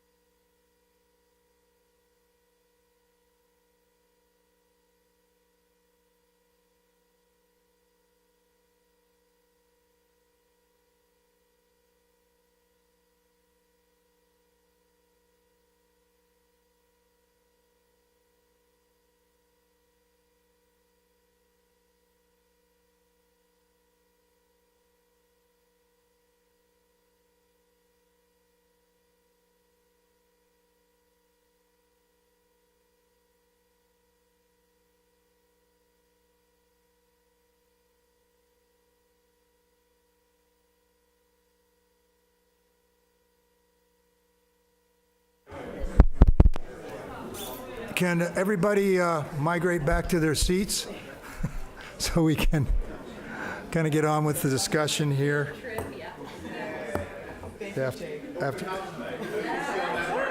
Well, you know, you didn't serve any refreshments, so it doesn't qualify as a real open. Well, that's true. That's true. And we do have gold. All right. Okay, I'd please ask that you kind of finish up your discussions and sit down so we can continue our discussion on this. Is it possible to show one more thing?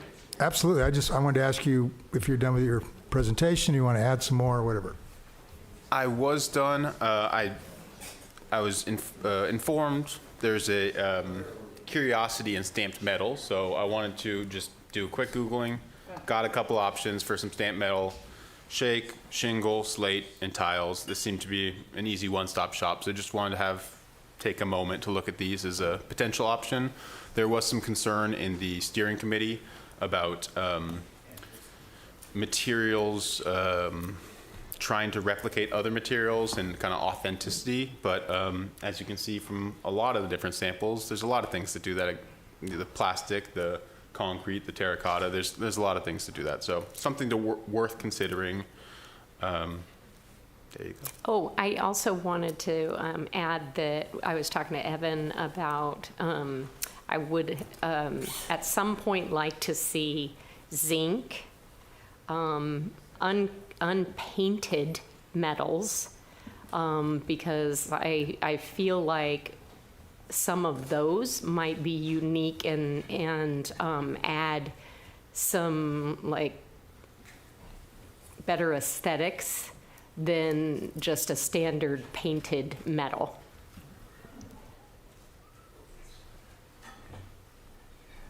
Great. Got it on the list. I'll see what I can do. Okay, with that, have questions for the commissioners, for staff? No questions here? All right, okay. I'm going to open it up to the public for their comments. Would you like to come? Pardon? Oh, okay, all right. Commissioner Locke has requested that it's a fire marshal here, or you have a representative for the fire department that would, you want to have them answer some questions? Yeah, I'm just curious. I'd love to have your opinions on, obviously, we have this issue with insurance and whatnot with the roofing materials. We've had a lot of people who have been requesting the standing seam metal roofs as the preferred roof. And I guess we would just like to hear from you guys as far as materials, what your thoughts are about any of these different types of Class A materials. Are there any that are, quote, better than others? And when it comes to your fighting fires, is there something that you prefer, that kind of thing? And maybe you could talk about combustibility of different types of materials. Yeah, so good evening, Chair, Commissioners, also all the community members for our little village here. Thank you for having us. My name is Justin Cooper.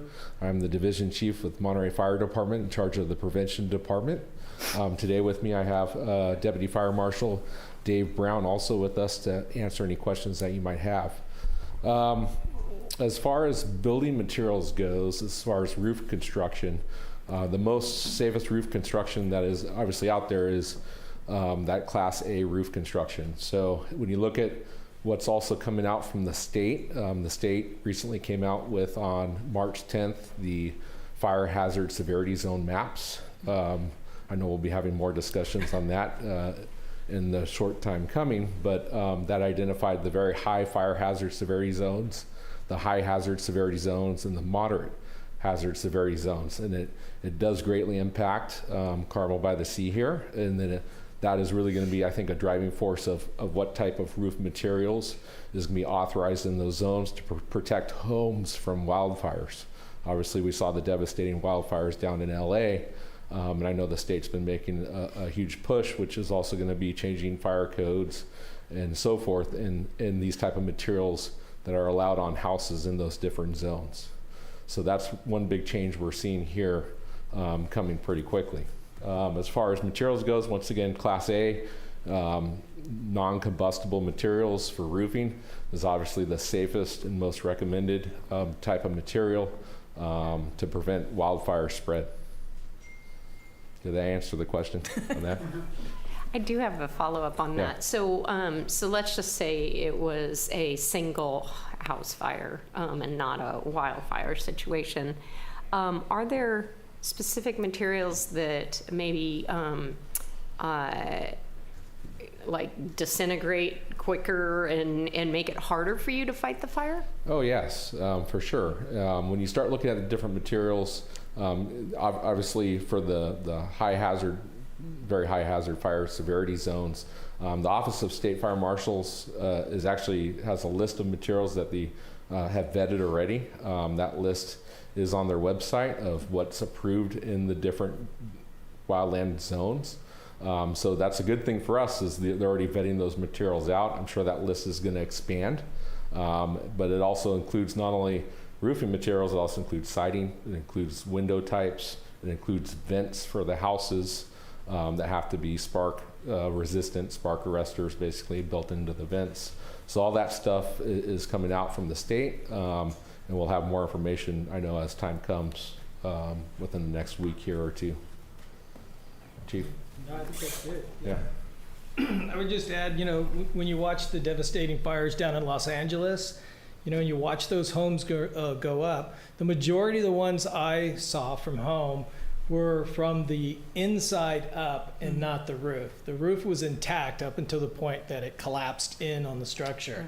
So I think throughout California, that roofing material has been changing, and we don't see those wood-shaped shingles anymore. That's the one that's the worst one out there. And when we talk about the assembly of a roof, when you look at the Class A rating, it's the whole buildup. It's from the sheathing to the material that goes above that to the material that goes above that that gives you your Class A rating. Okay? Wood shakes, even though may have a Class A rating, but they're fire resistant. So the difference between non-combustible, meaning it won't burn, versus fire resistive, it will burn. And what they do is they'll take the material, they'll put it on a platform, and they'll put a number of little fires on it, and they'll put a fan to add wind to it, and it'll burn, and it must sustain a particular amount of time to be rated as fire resistant. But it will still burn. And in these large fires, if you take Maui, the Maui fire started out as a vegetation fire, but then it became a house-to-house fire. It became the conflagration that burned the material from that house to the next house, to the next house, to the next house. So when we look at the totality, we must take in everything that's around the house, including the roof, like Chief said, the siding, the ground cover, and build that entire system to be survivable. So the roof is only one part of it. Exactly. Yeah, correct. The roof is one, it's a critical part, but it is only one part. Now, let me ask you also, so a Class A rating, is that considered non-combustible? Or is there a distinction there? There's a distinction. You have to look to see, does it say Class A non-combustible or Class A fire resistant? Okay, thank you. And I have a question. Carmel is in the coastal zone. We have a very environmentally sensitive area, as I know you know. And we are particularly sensitive to the after effects that certain types of materials, especially petroleum-based products, might have on the environment. For some of these alternate materials that we're seeing here today, is there any information that you could help provide the commission and our residents in terms of what might happen if there was a fire? What would the residue be from these materials had they been in a fire? Yeah, so, I deploy throughout the state on a lot of these incidents. And I could tell you, when a wildfire goes into a city and community, obviously everything that burns, it becomes toxic. Mm-hmm. The plastics in the houses, the furniture in the houses, everything that has petroleum-based leaches into the soil. You'll quite find after a fire that not only are you scraping the pad, but you're also digging down into the soil to remove the toxins. Mm-hmm. That's all the water lines that have melted, all the metal, everything else through part of the cleanup process. So As far as the materials that we have here on the table, I can't really speak to each material on the table. What I would preface is visit the California State Fire Marshal's office. That's on their web page. It has a list of materials that they've already vetted for the wildland urban interface areas. Yeah, did that answer the question? Yes, thank you. Yeah. So can I ask a question? Yeah. So if we have a roof that is the standard roof that is built with plywood and sheeting, like waterproofing, and on top of that we have a fire resistant, maybe one of these shingles over there, is that a Class A roof, or is it not because you have the plywood underneath? So I would say it depends, because it's not just all about the roof. It is the membrane of how that roof is built, like Deputy Fire Marshal Brown has talked about, but also how is that vented? How are those roof vents also part of that component, right? And the whole point is being able to stop that wildfire spread, that ember cast that could get in there and start the fires. And just to add, when you were talking about the buildup, so the plywood and then the roofing material, that normal black felt that they lay out, that wouldn't count. They have another piece of material that goes between that to get the assembly rating. Then that felt goes down, and then the other roofing material. Mm-hmm. Okay. Yeah, so the decking, the composition, it's all important components of the roof. Okay. Wow. Yeah. Thank you very much. guys. That was really informative. Okay. Appreciate it. Thank you. You guys have a good night. All right, thank you. Thanks. Thank you. Firemen are the best, aren't they? Yay. Okay. Yeah, with that, I want to invite the public to come up and ask any questions or make any comments that they have this time. Okay, nobody getting up. All right, I'm going to bring it back to the... Neil's up. Oh, I'm sorry, Neil. Didn't see you getting up there. Neil Cruz, just a real quick one. I didn't notice any stamped metal shingles here. We talked about that in the design tradition groups, and people passed around photographs of some homes, and they thought it looked really good. You couldn't tell the difference between real and fake. And I know there was a concern about them being too, what would you call it, too fake or something like that. Well, what's the difference between concrete that is made to look like a wood shake and metal that's made to look like a wood shingle? Anyway, I'm just wondering. We're seeing a lot of simulated products here to look like something else. Is your point correct? Oh, okay. That's the point you're making, right? I'm sorry, what was that? I was just saying we have a lot of products here that are made out of materials that are being simulated to look like something else. Yeah. Okay. Are we looking at that as an option, the metal shingles? Yes, we don't have any examples tonight, which I think is probably the one deficit we have here, because there are a lot of metal materials other than the standing seam. Okay. He did show the picture, though, right? We showed the picture. We just don't have any samples. Right, we did. And I think at some point we're going to need some samples to be part of the discussion. Michael. So, thank you. Thank you, Neil. Okay. For those comments. Okay, Thomas, you want to come up? Just a quick request, if this hasn't already been done. Could staff publish a list of those manufacturers represented here? I think it'd save people a lot of time and effort in making their decisions. Because obviously you can't turn this into a showroom. Yeah. Too bad. But if we just had a list of those manufacturers that you've included here. That should be no issue. When we clean up, I'll just list as I go. There we go. Yeah. Right, thank you. Okay, thank you for that comment. Anyone else in the chamber that wants to make a comment regarding the roofing material discussion? We have some hands up online. We'll just see how it goes. Okay, Jill Petker, unmute yourself. You can make. Hi, can you hear me? We can. Okay, well, thank you. I just wanted to make two comments. One, I was really interested in what the fire marshals were saying about lists of, endorsed types of roofing materials, and if we could somehow publish a link to that on the city website, I think that would be really helpful. Also, I mentioned this at the last meeting, but I want to mention it again. I'm just really because it was still a bullet point on the presentation, I'm just really still against limiting the number of metal roofs in a given radius. I just think it's unfair if some neighbors get there first and then the rest of the neighbors can't, particularly in a high hazard zone, which I happen to be in.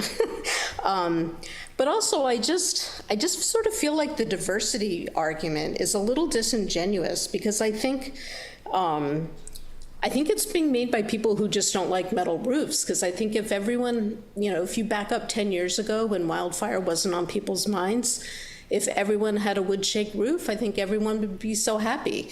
And now I think if everyone had a composite roof, those same people would be happy, even though those are potentially, toxic when they burn. So I just really hope that can be eliminated from the considerations. That's it. Thank you. Thank you so much for those comments. Okay, Elaine White, I remember you commented before, so I know you're a real person. You can unmute yourself. Thank you.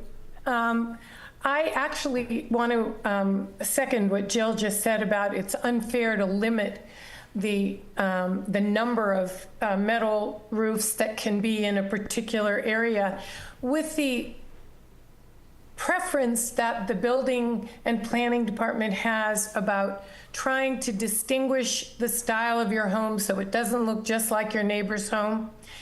Implicit in that is houses are going to be of different styles, and a roof that looks appropriate on a farmhouse style home, for example, is not going to be the same kind of roof that's going to look appropriate on a cottage style house or a Mediterranean style house that has tile. And I think the whole concept of trying to take metal and make it look like shingle, because shingle is what the houses used to have, is again an unreasonable way to try to limit the options that the residents have. I also think that by looking at that fire marshal's website, what you find is that metal is at the top of the list. And it isn't a petroleum product, does not have the same environmental impacts. And I would think that that would be something that the city would want to weigh in favor of, not only for new construction, but for people who are just replacing a roof. I spoke with a local architect who I discussed this with, and he said to me, all the houses used to have wood shake. And he said, you know why that is? And I said, no. He said, because it was cheap.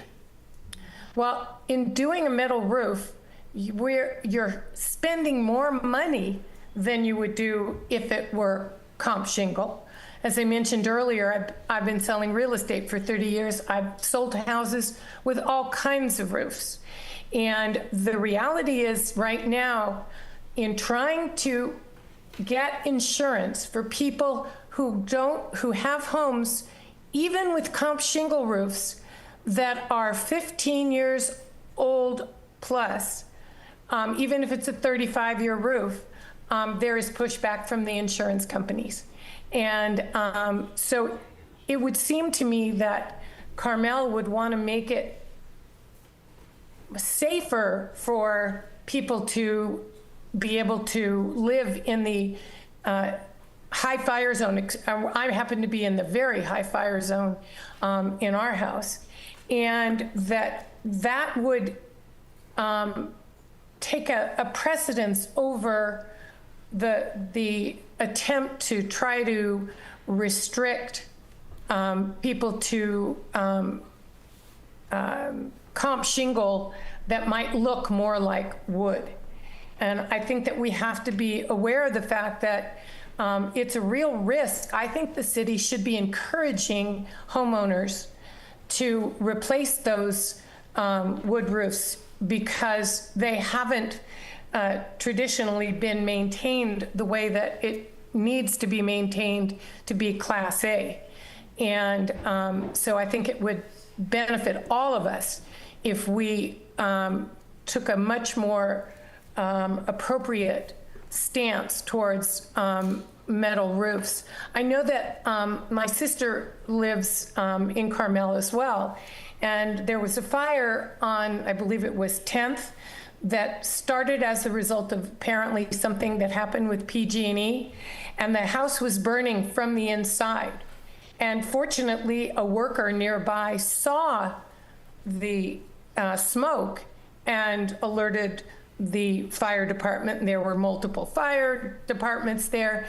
That's the kind of thing that without the appropriate construction, whether it be roof or siding or foliage control, it's the kind of thing that could very well put Carmel in the kind of situation that Pacific Palisades found itself. And then none of the classic charm or any kind of charm would exist. And a lot of those people are having issues with toxics in their homes and being able to rebuild at all. So that's, I appreciate your time. Thank you. Thank you for your comments. Okay, Nancy Toomey, you have your hand up, mute. Yes. Good evening. Thanks for all of this consideration. 2 points. Would love to see a list of the items that you were able to collect, posted on a web page somewhere or provided as a listed attachment, whichever works. So those of us who aren't there could go up and just do some of our own look-see online or otherwise. And then I don't know if some of the considerations that we had talked about before was both cost, in the low, medium, high range, knowing that you can't, costs are a moving target, I get that, but some costs are, or some materials are lower cost versus others, some annotation with that thought in mind. Again, could be high, medium, low, anything that gives some sense of guidance for those people who might be cash poor but house rich, but still needing to attend to their roofing needs. And another just PS as a comment that some of you may have heard is that Bob Delves, our former planning commission, now Mayor Pro Tem, did do a visit down under in the Australia area, and maybe it was New Zealand, one of those.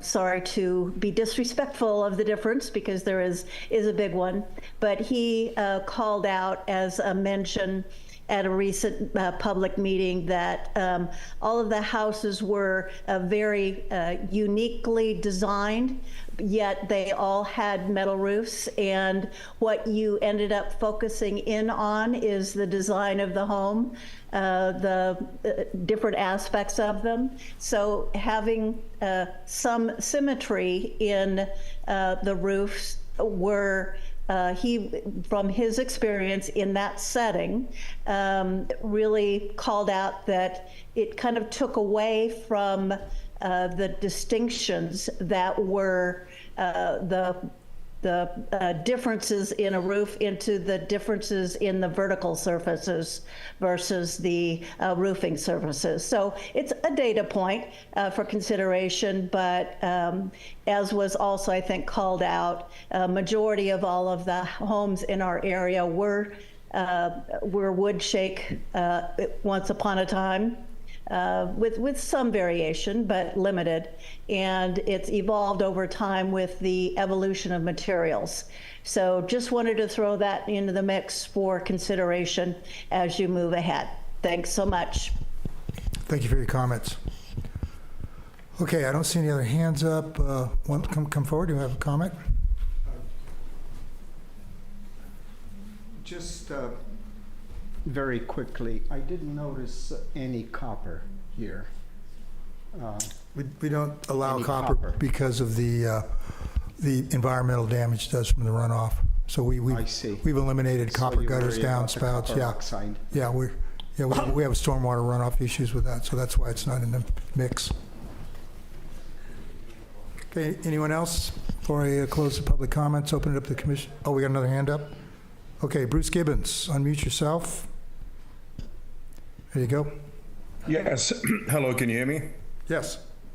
Yeah, so look, I just want to echo my support for metal roofs. And I think apart from being non-combustible, non-toxic when burnt, I think one thing that hasn't been mentioned is they're also very light. And I think, you know, we're in seismic country, and, you know, earthquakes are never a consideration until they happen. And when they do, you know, I think everybody will appreciate having lighter roofs because they reduce the demands on the structure. And in particular, you know, if people are doing re-roofing projects, there aren't many other non-combustible options that have the lightness of metal. And if people re-roof with tile or something, they could find that they have problems in the future. Thank you. Okay, thank you for your comments.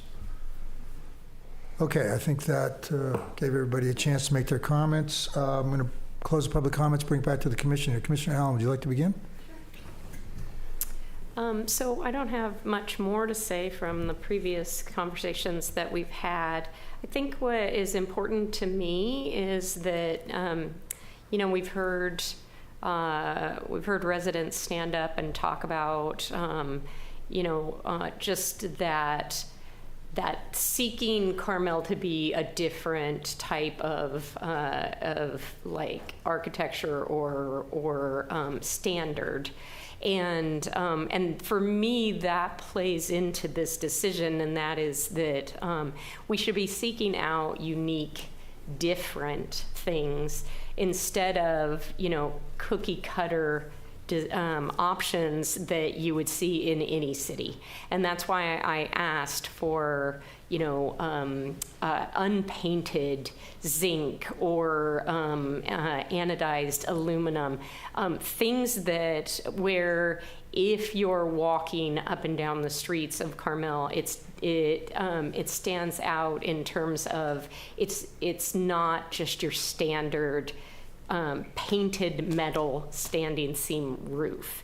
And so I feel like we have a lot of options. I feel like what we've heard today is that there are various options in the Class A rating that people can choose from, and there are affordable options also.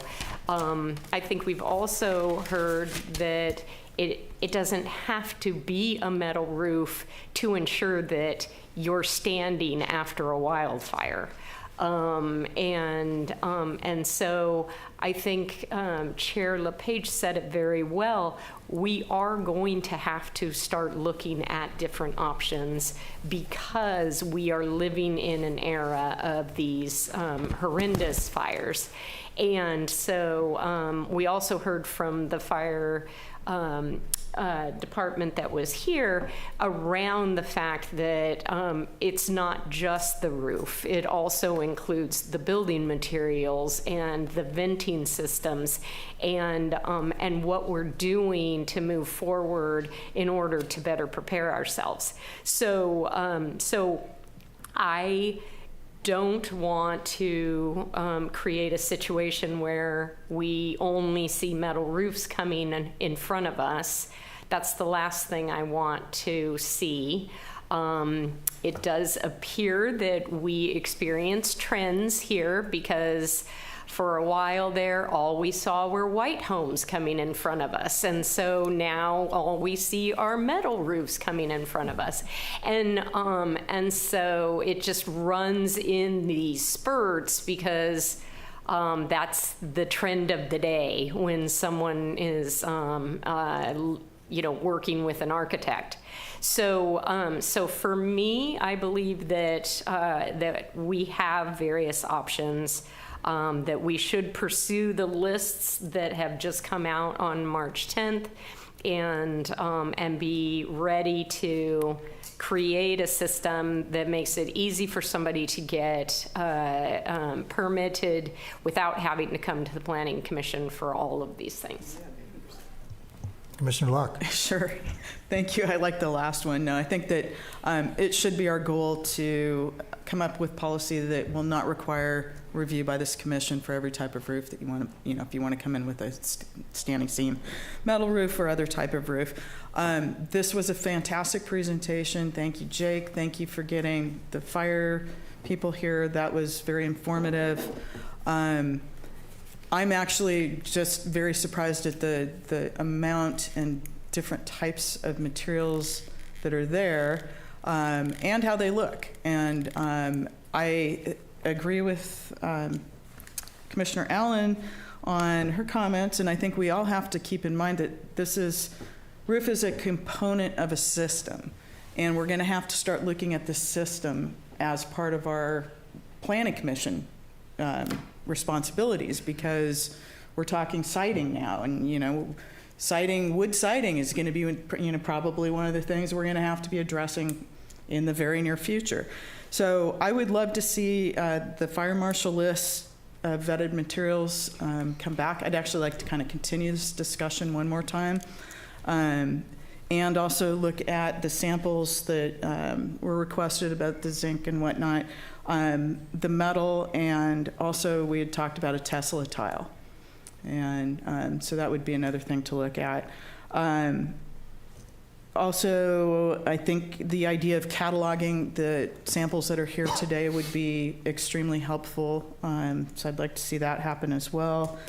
And, and I think one of the discussions that we need to have in the future is this: do you limit certain types of, for example, do you limit the standing seam metal roof to a certain architectural style, or do you just open the door and say it's a personal choice?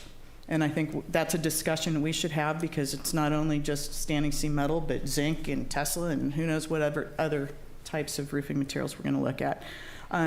But I think moving forward with some kind of policy, we're getting to that place where we probably do have to specify it should be a Class A and it should be non-combustible. And, that was great information from the fire department. So anyway, I'm looking forward to coming down and actually giving some direction on policy at some point with this. Thank you. Thank you. Commissioner Alburn, your comments? Thank you, Chair. I second Commissioner Allen and Commissioner Locke. Thank you. I'm thinking of the time it can take to have to come before the Planning Commission. I'd like to see that shortened for sure. I do like the idea of reviewing whether or not we want to be adding architectural style and pairing that with a certain roof material that could be approved by staff. I think a matrix like that could be very, very helpful. I definitely support the idea of looking not just at the roof, but the entire structure. It seems like we're moving in that direction. And there's one other piece that I would like us to include as we're doing this analysis, and that's something that I mentioned to Jake a couple of weeks ago.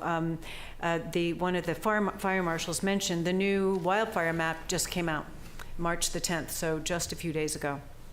And for those of you that may not be aware, this is a map of our city, and it evaluates each area, including the wildland urban interface for the severity zones.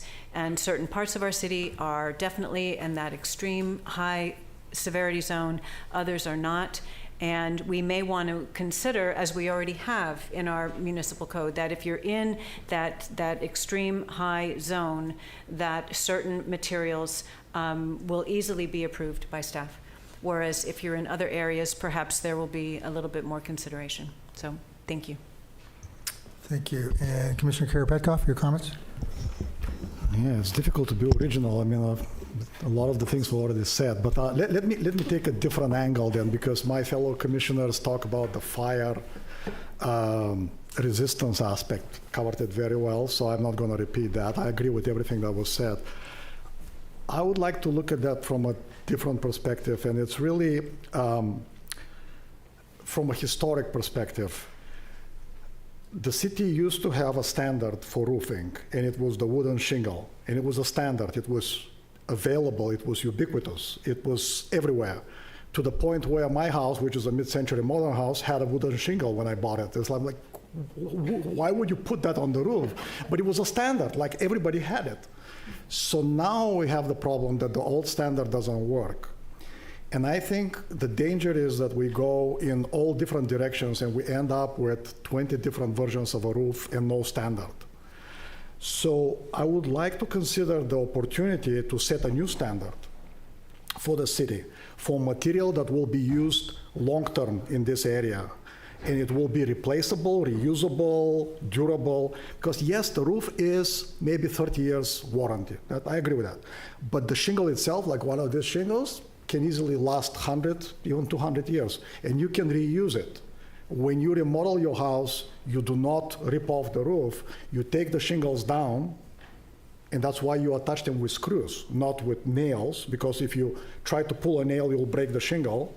So if you attach it properly with a screw, you unscrew it, you take the shingle down, you remodel your house, and you use it, or if you don't like it, give it to your relative or neighbor to use it, and that's called sustainability. And it's the best thing in the world, because you can use these shingles again and again and again 200 years from now. Some of them are gonna break. When you do that, obviously you lose 5 to 10%, but that's not the problem. You can reuse this material. So my question, and that's the problem with metal roofs. They're good, I have nothing against them, but they're not reusable. You cannot take the old metal roof down, remodel the house, and apply it to a new roof. It's custom, so you cannot do that. You can do that with shingles.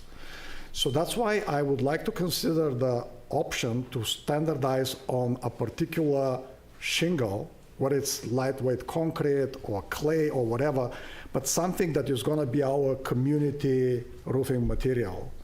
And because everybody's going to use it, we will have the economies of scale and can take the cost down. Now, the other problem is that all of these roofing materials are terribly expensive.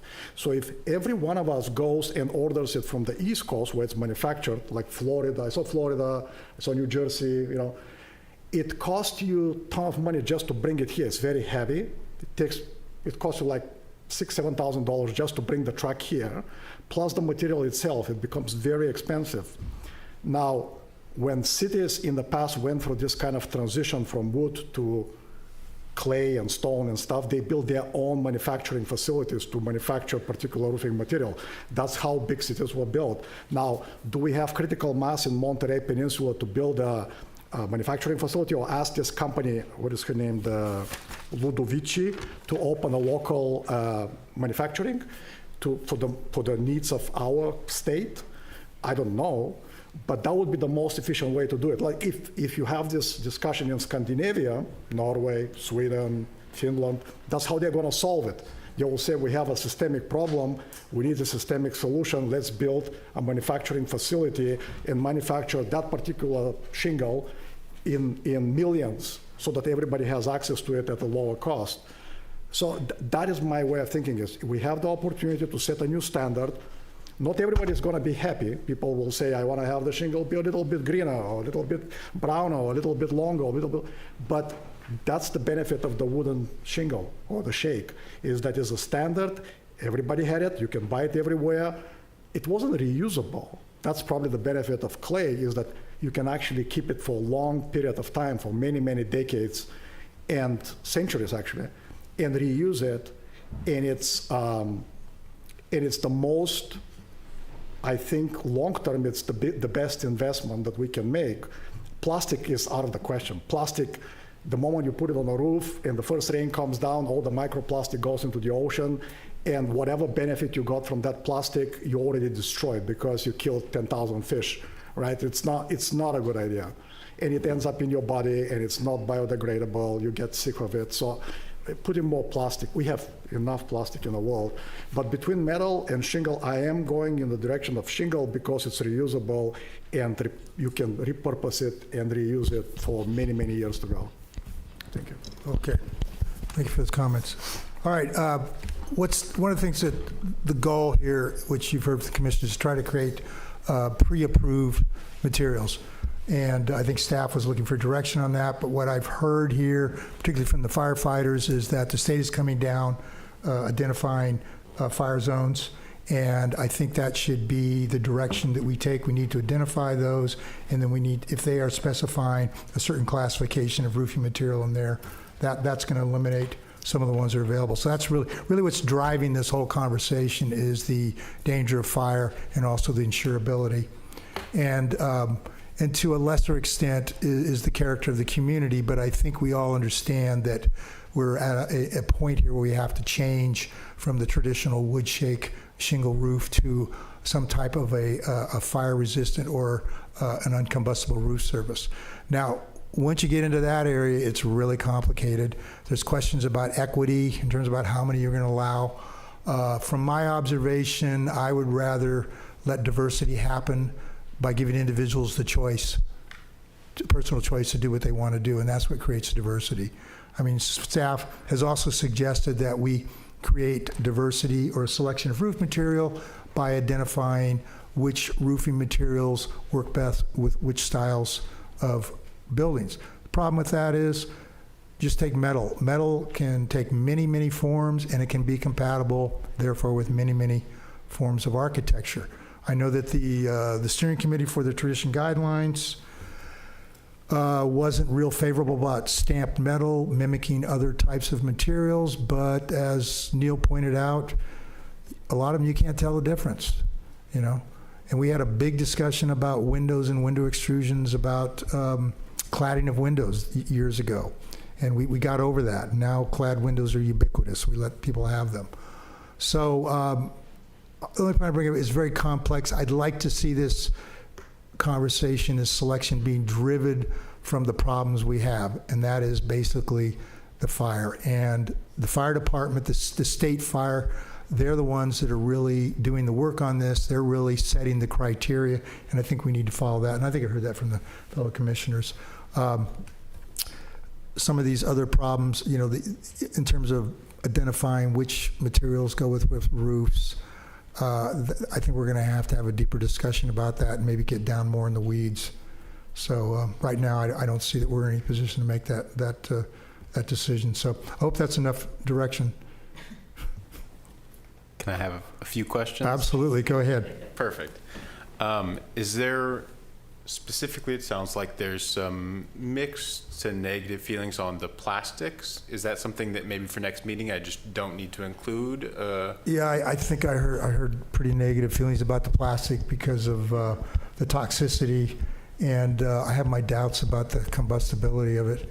I mean, plastic, for the most part, it usually is pretty sensitive to heat. Okay, that's. These are Class A. Yes, Chair, they are Class A, but I don't know if they're. Remember, we were told there are two types of Class A. Yeah, we need more information. Right. Yeah, I understand that, One is resistant, I don't. And the other is. Yeah, if I mean, you know, plastic's a broad term too. I mean, you know, cement's a plastic, you know, so, you know, plastic is just something that can be in a liquid form and then it takes another form when it solidifies. So it's a pretty broad term. So, you know, if there are specific products that staff thinks meet the requirements, but there again, it's got to start from the fire point of view and what the state is, and then, you know, we work down from there. And I think that's going to eliminate, you know, some of these products right off the bat. And I have a follow-up question actually for fire, if that's okay. I was looking at the WUI list, the state fire code. I had just two quick questions. I was looking through the list, and it seemed like there's a lot of underlayments on there, but then for actual roofing, the topmost layer of the roofing, I saw the Da Vinci synthetic shingles, and then I saw two different standing seam metal roofs. Do you know, is the list still growing? Because that was just on the non-wood list that we were looking at earlier, and I've been kind of combing through it. That is definitely a great question. I believe the lists are still growing. And as you start to see the changes with the building codes and fire codes and the WUI zones and the high hazard and very high hazard and moderate severity zones, I think you're going to start to see manufacturing processes change to keep up with that, and you'll start to see more products get added to those lists after they've been vetted by the State Fire Marshal's office. And then just a quick follow-up. I was trying to figure out if we're in the high fire severity zone. It was my understanding that basically you're only getting away with those materials in those areas. But then I was reading this, and it's saying The building materials list, Northern Hamburg, it's not a mandatory statute, and there may be other materials that could meet the requirements. Is it potential that it could be reviewed by fire and say, yes, this material that's not on this list is acceptable, or is it purely has to be on this list in the high fire severity zones? Yeah, it's a good question. To my understanding, the state fire marshal is taking the lead on vetting all those in the very high fire hazard severity zones and potentially the high and moderate too. So they would be taking the lead on it, and I think you'll probably see a process that if you saw something that was of interest of anyone to be looking at adding, there would be some type of process to do that, either by the manufacturer to the state fire marshal's office or likewise. And I just don't have that information offhand, as all this has been coming out relatively pretty fast. And hopefully we'll have some more information in the next week here to be able to sit down and engage with staff to kind of go over everything that's before us. Perfect. Yeah. Thank you so much. Sorry, Nope. last minute questions, but I'll touch base with you sometime this week and we'll keep going. Perfect. Sounds good. And if you have any other questions, I'm here to answer. Thank you. Thank you. Thank you so much. And then I guess just to you guys then, something to consider, the WUI list. I will provide a link to that. Jamel sent it over, and it does have the list of the non-wood, non-combustible materials, but as I said, it is the Da Vinci shingles, which is one of the plastic shingles, and 2 standing seam metal roofs. So it doesn't, I'll keep you guys apprised of that, but just to kind of something to mull on and think before our next meeting. Okay, thank you. I think that concludes our discussion on that. So I was just going to ask the commissioners if they want to take a break before we get into the public hearings. You want to just keep rolling on this? Everybody good? Go, go, go. Okay, I'm all right too. All right. If I'm not, I'll let you know. Okay, that concludes the orders of business, and now we will move on to the public hearings. First item on the public hearing is item number 8, which is use permit 24288, the Big Squeezy. This has been continued, but because the applicant couldn't get the noticing out in time, but we still have to open it up to the public for any comments. The comments would just have to do with the continuation, no other thing. So at this time, I'm going to ask the public if they have any comments regarding the continuation, not the application itself. Nobody coming forward, no hands up. I'm going to close the public comments. I'll make a motion that we continue this item to a date certain. Are we going to do that, or what was staff's recommendation? I don't have it open. On the, was that to be continued to a date certain?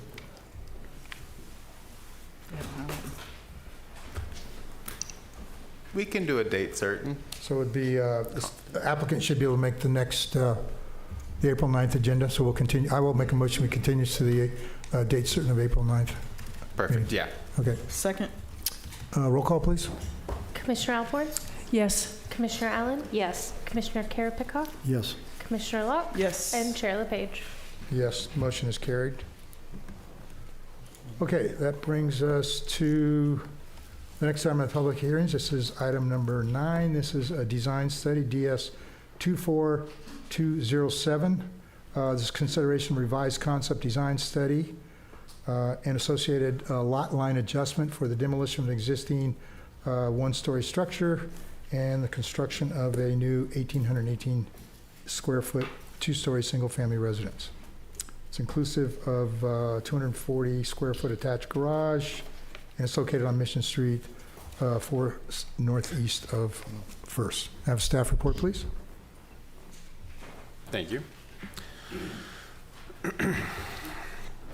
This is the third concept hearing for DS 24207 Hermal Collins, affectionately named Hapuna. So we'll start with a quick review of just process in general, and I know you guys are all familiar with this, so it's to the benefit of the group. We start with a preliminary site assessment. It involves the requirement for a survey, a historic evaluation, and then for the forester and planner to go out to the site to assess it for requirements for distance from trees, concerns about views and privacy, any number of factors, and then a packet is created and sent to the applicant. Once that packet has been obtained by the applicant, they are then supposed to use that as a kind of guideline for them to design their projects. First, they design what's required for concept is just stick drawings, which is just, basic locations, heights, setback, bulk, and mass. And once that gets accepted by the commission, then it goes to final details for review of siding, roofing, more on fenestration, and things of that nature. So as part of this, this is just pulled directly from the staff report. CEQA is reviewed as part of the project for all of our projects, specifically after the concept, before final details. Currently, there's no approval by the Planning Commission is not going to make any entitlements nor any direct or foreseeable physical changes to the environment.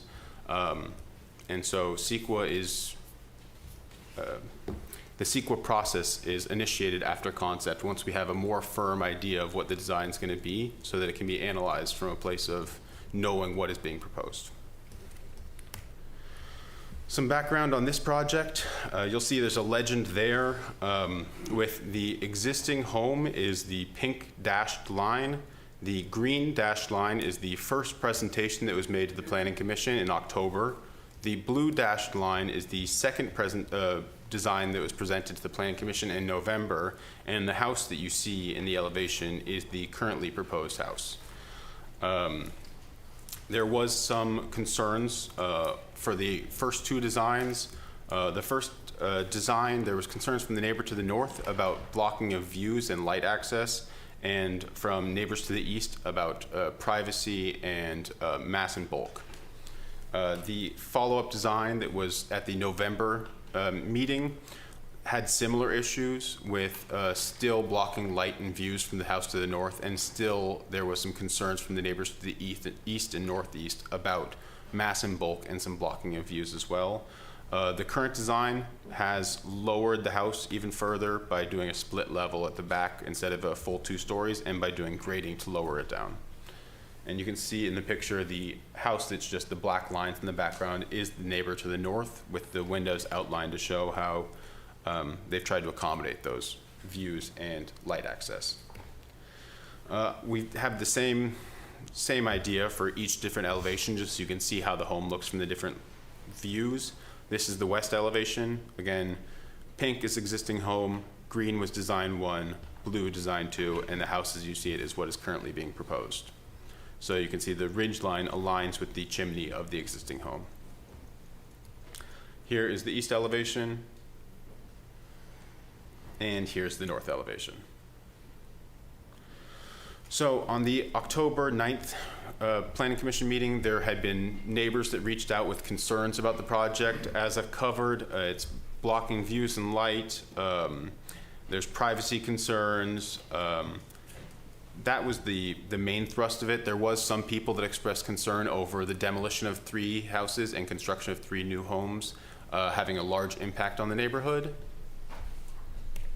At the November meeting, we had 4 residents that reached out directly to staff about all 3 of the permits. And sorry, just a quick aside, there are the 3 homes that are being developed. The northmost property was continued twice now. The other 2 were already had their concepts accepted. So there's concerns from the residents at the November meeting about impact to historic homes in the neighborhood. There was a petition that the Planning Commission was provided during the day of the meeting. It was dropped off at City Hall, but staff didn't receive it.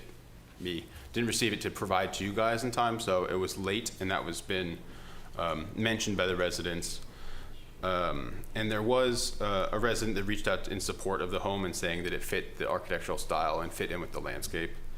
So there was opposition from a larger group. The petition that was handed in had 62 signatures, and there's 1 person in support at the last meeting. Summary of the changes and responses. This rendering is what it looked like for design 2, so the previous design. They reconfigured and reduced the size of most windows. They've lowered the ridge height by 4 feet and 3 1/4 inches. changed it to a split level and increased the rear yard setback, and switched the roof from a standing seam to slate. There are concerned neighbors saying that Eric did not work with them and didn't consider a single-story project.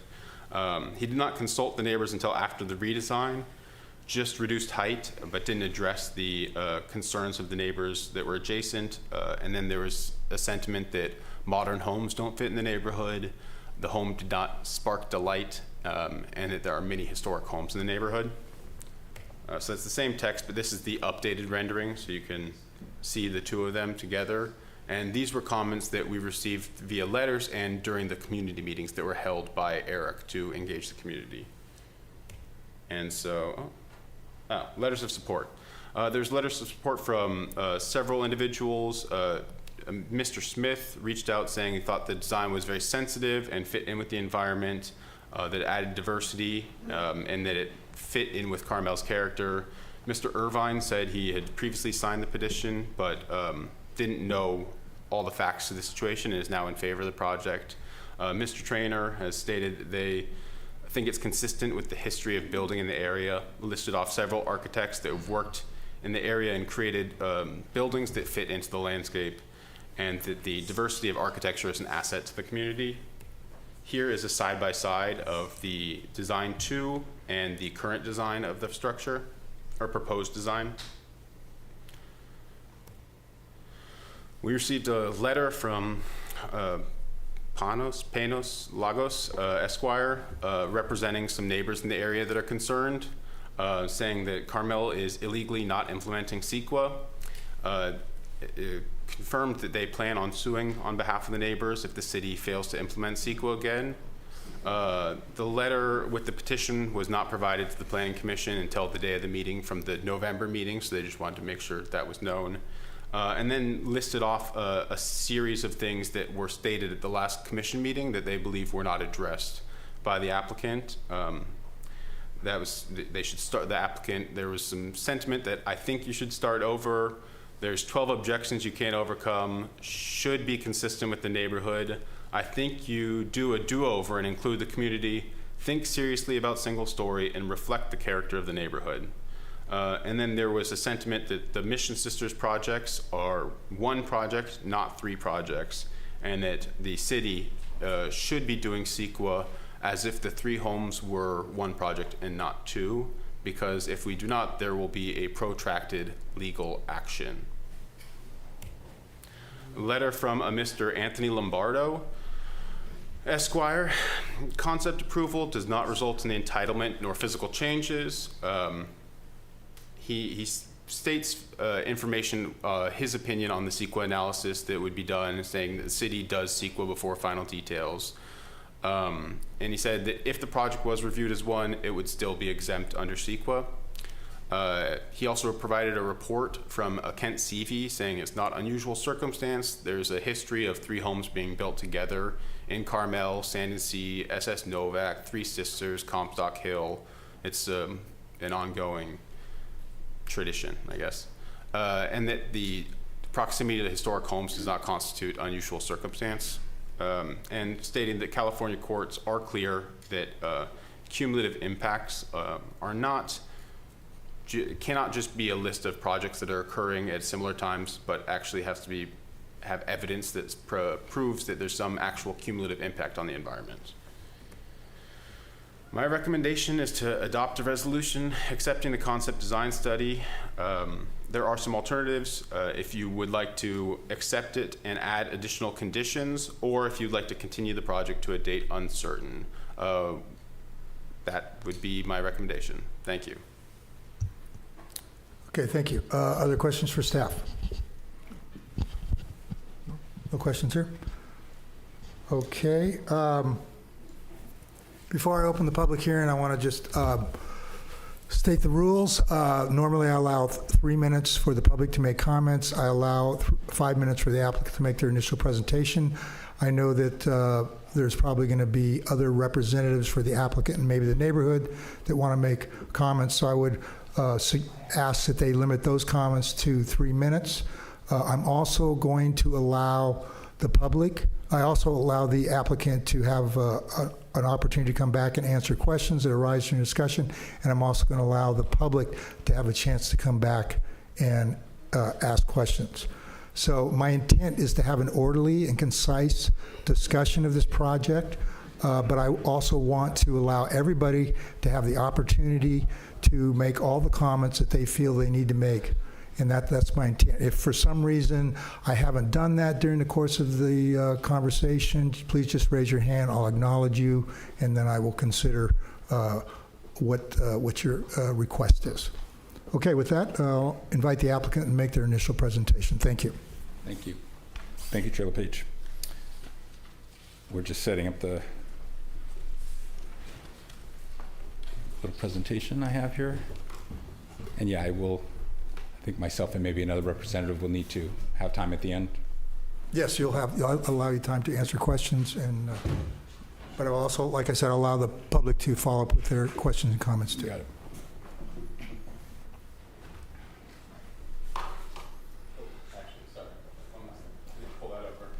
Sorry.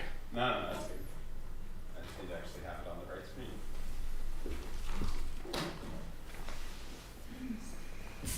There we go. Yeah, thank you. I'm going to do the full screen mode. Yeah, there we go. Now you should be able to click to go to the next page if you want to. Okay. Stay on that page. And then to proceed, I go which way? Yeah, make sure you keep your mouse on that page, so go that way. There we go. So I can see this, and then to flick forward and backward? You can just, if you click the screen, it'll go to the next page. And then to go back, is that possible? Oh, I have to ask for that, right? I don't know. Okay, can we go back to the first slide? My arrow keys aren't working. Okay. So you can escape here. Nope. Escape, and then go back to first page. Okay, sorry for the technical difficulties. And then we will, and go to full screen mode again. There you go. So I'll just click to go forward. Okay, well, thank you, Chair LePage and Planning Commissioners. I'm Eric Dyer, architect for Lynn Hermley and Craig Collins.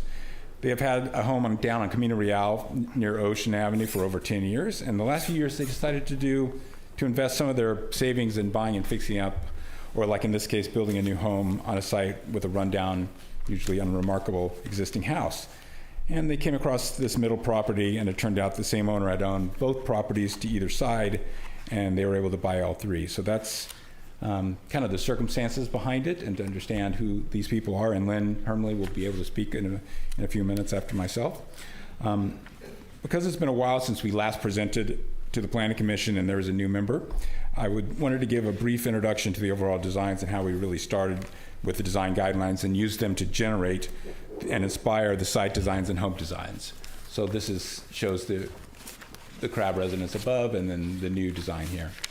You know, it started out with a really an understanding of the context and the forests that are part of Carmel and where the site is near Forest Hill Park. What we discovered when we were found there is that there are views out toward the ocean and through the forest beyond, and this is the existing streetscape, which has a lot of asphalt driveways. You know, from left to right, you have a post-war modern house here, a Bay Regional house here, rather unremarkable, and a minimal traditional here. So there's really not a lot of traditional architecture along that side of the street as it started. That's what we found. So what we also found was these beautiful pine and oak woodland trees. This is the existing kind of post-war modern house has been added to with the kind of big asphalt driveway and house behind. You can see the new proposed netting. You can't even see it here because it's below the existing house and just barely above the existing ridge for the second story that is now being proposed. We brought in at the very beginning landscape architect. Here's the other house. You can see. You see how low the netting is at the beginning of the property, where we're able to sit that down in the site a little bit because of the detached garage, and then this other one where it's off. Most of this is below the existing roof as well on the minimal traditional house. We start off with these different sites with the houses on it, and looked at how we integrate the forest into the setting. This is how it is now. So we really saw this as we eliminate the trees, to see a forest pine woodland on this side and a pine woodland along this side, and we wanted to create some shared landscapes amongst the two. Thus we sought to emphasize, as you go to the next slide, how we nestled these into the side. We wanted to emphasize the forest landscape and subordinate the structures to the forest, nestling the homes within and behind these beautiful existing woodlands. And thus, by doing that, emphasize the grouping of trees and not the artificial lines of a typical 40 by 100 lot, so that you feel continuity of the forest across the properties, creating shared landscapes and prioritizing the sense of the forest and not the structures which are set and nestled behind. And Marie from Wildland Workshop, Marie Goulet, did a wonderful job designing a native drought-tolerant forest floor that extends out to the right-of-way and layers into the sites, and the landscape is used instead of tall fences and to screen and provide privacy to the homes. Here shows some of the courtyards we were able to create, so the houses each open out to their own courtyard and are less open toward the street. Each home uses its respective lot and trees and topography to create wonderfully unique, as you can see from this layout, unique configurations, and so that they're all very different from one another. They're certainly not the same floor plan on each lot at all. The homes, as I said, open to courtyards, and they're staggered from one lot to another and screened by trees, and then have smaller windows toward the street. We have worked to provide shared views per the guidelines over and across the properties to the forest and the peak of the ocean beyond. It shows just how they're not really that much different in size of footprint from the existing houses. Here's a little diagram that shows how we laid this out with the shared pine oak woodland between these two properties on the north and the pine woodland here. And so this was a perfect spot to allow the driveways instead of putting them right through our forest and woodland.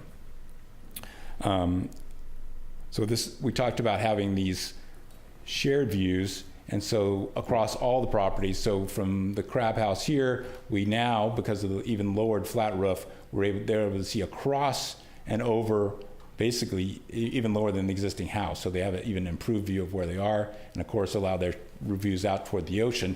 And this kind of goes from the other houses. So they can now see across this house, across this into the forest beyond, as well as the second story, be able to view out across the front part of the properties, which are left to stay very low.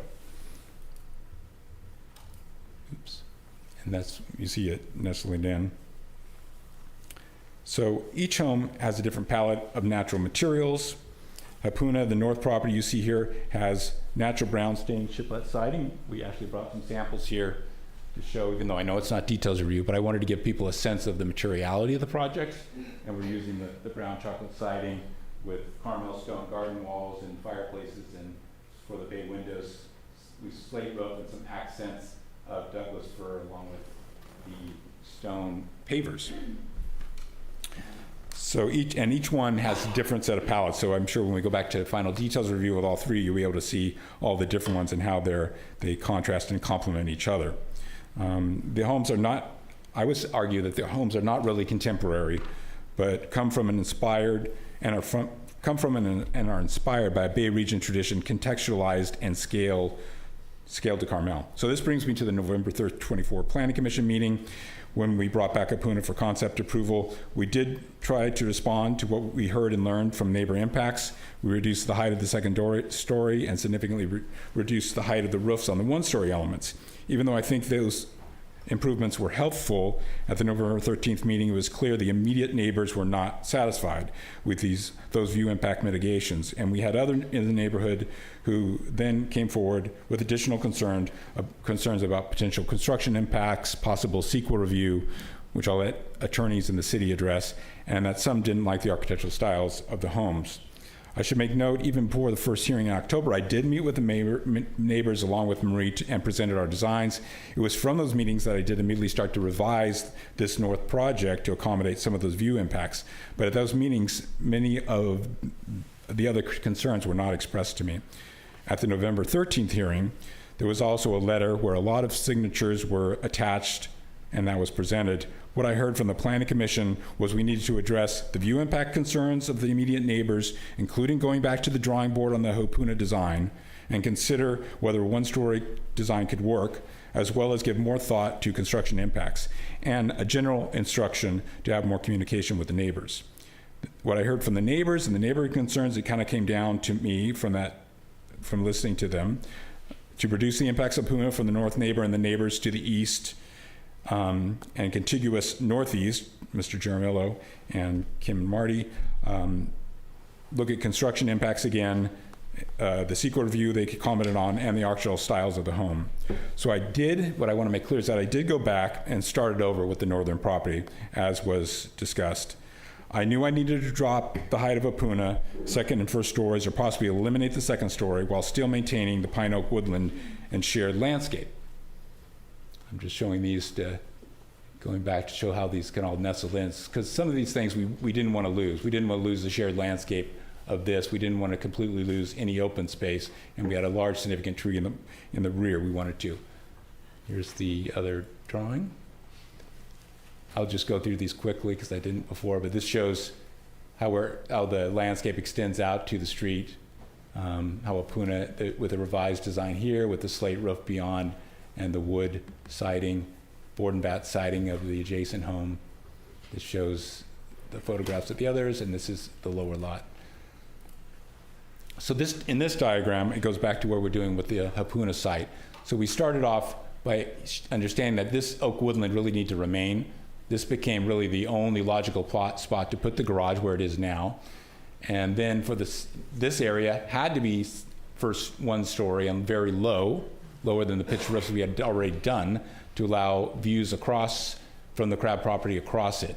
And so from this line to this line, because we didn't want to get too close with the second story to the rear property either, would be the only place for the second story, and this is a major tree here. So the basic thought was it's just not enough space to put everything and make it functional onto this lot as a one story. So how did I go about doing that? I looked at other previous examples and decided we could, in the second story form, do a split level. This shows just dropping this over 6'6" from the previous design, how far the second level is from the adjacent properties and houses. This shows what we did with the split level in the new design. So again, the garage needs to stay where it is. This really was the perfect spot for an outdoor open area to be enjoyed, and the stairs are here. So this form is the second story form, and so we went down at least 3'9" into the ground. Obviously, this will be an extra expense to the owners to lower this, and then have the stairs up to an upper level here. These, luckily, we were able to have simple. The sill is not low or high enough, so you can't have natural egress. And then we had a nice, gentle stone retaining wall, Commerce stone retaining wall, where you can have a courtyard that can then walk out of from this bedroom. This goes up. These frosted windows are there, so there's no privacy issues with the neighbor. These are frosted on this side to the neighbors at the south. And additionally, we moved this setback of the north of the second story additional 6 feet away from where it was previously. So now there's a very generous side yard setback for the one window on the lower level of the Crab house, which is not going to have the continuous view out across everything. But this form is much lower and much separated off from the property line, so they'll have a lot more light and air. And this form was really lower because it's a roof over that lowered form that's lowered into the ground, and we increased the setback. Before, as you'll see in some other drawings, that form was fairly close, and I think people on the east side were concerned about that proximity. This shows what we showed before, a full 6'6" drop from the original design, and you can see the other house, how even the lower windows are now easily see over this, the flat roof areas of this house. And shows how it's actually lower than the previous design. The red lines here are the existing house. And then you see how low this is from the previous one. Here's the design. Eric, how much additional time do you think you're going to need? I probably try to get it done in 5 minutes. Okay. So this frosted glass, again, frosted glass. I'll move quickly. And this shows the lower to the heights from the front elevation with the slate roof and horizontal brown siding. And this shows the general elevation, context street elevation. This is the elevation I kind of wanted to show you, because you see this is actually the old form, which was quite a lot closer to the property line in green. And now it's you can barely see the roof over the fence and the hedge or the greenery that's there and then will remain. So it's really, really reduced. So going back, once I knew I could make this work, here's the other drawing with the slate roof. And I did this showing the area here with the kind of estimating where the new roof is compared to the old roof. And this shows from the person directly to the east, the Karen Shop property. This is how much lower it is from the original.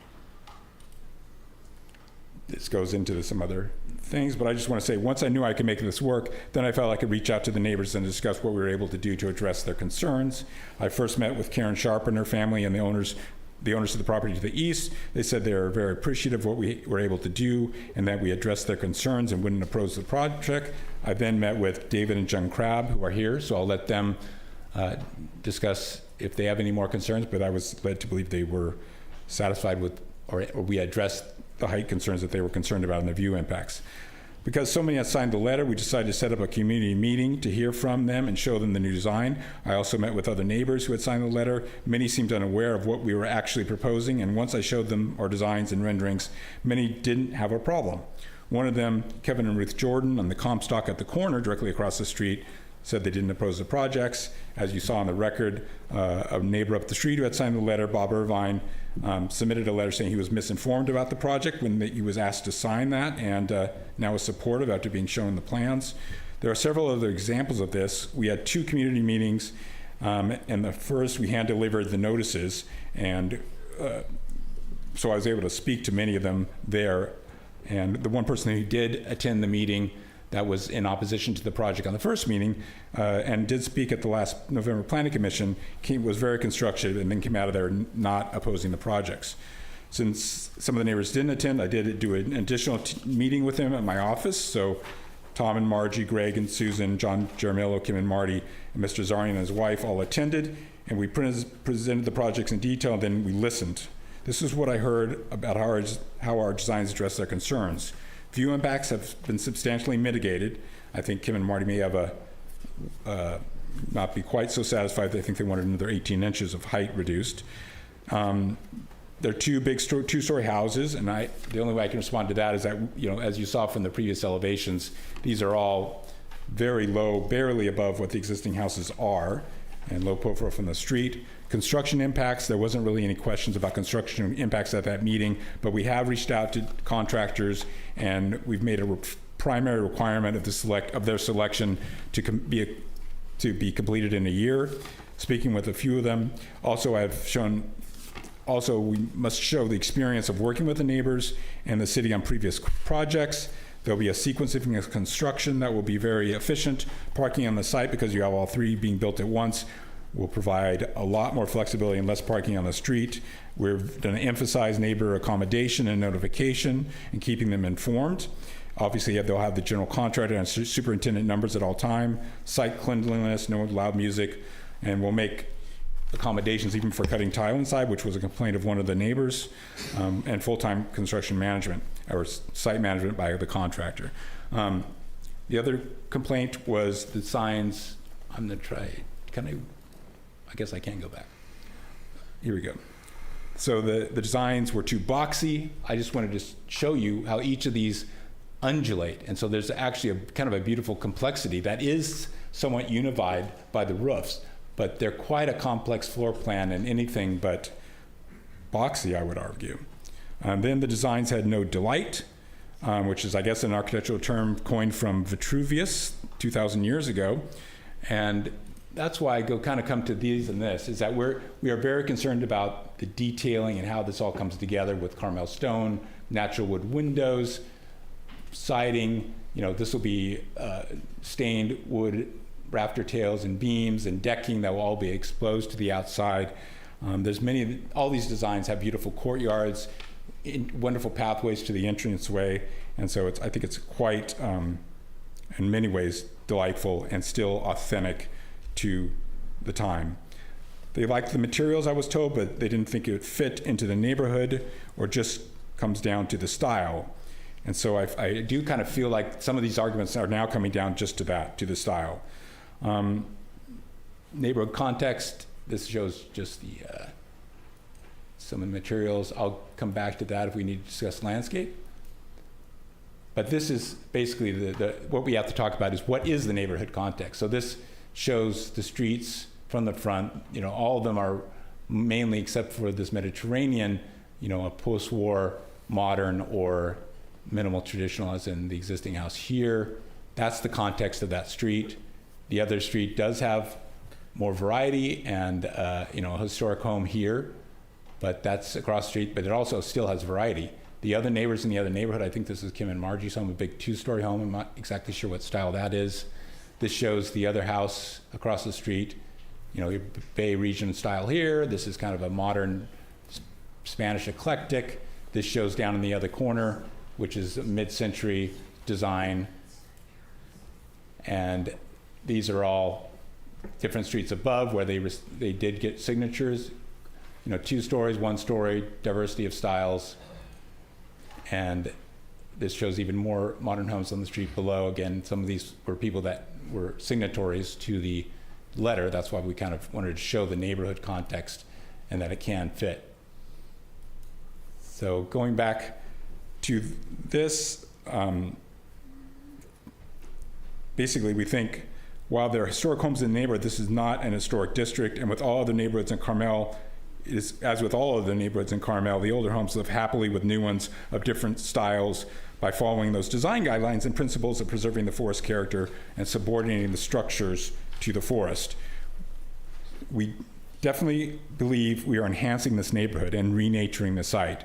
I was at a wonderful presentation at the Monterey Museum of Art last evening, and the speaker showed a photo of a John Koenigshofer house, a prolific architect in Carmel from 1947, which had such an affinity with its designs, with its flat roofs and wood windows.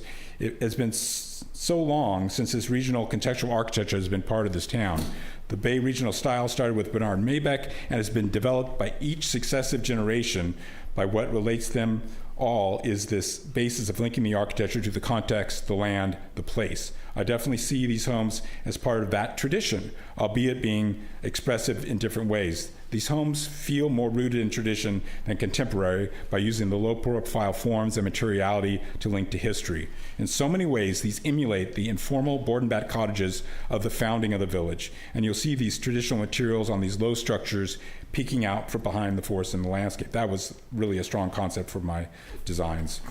We really see these homes as taking up the tradition also of what you see in Comstock Hill, which you see here, and John Koenigshofer Sea and Sand, built back in 1941, and the Henry Hill Lopez drawings here, which were done on Lopez, all small groupings of wonderful buildings that have really character and are unique to Carmel.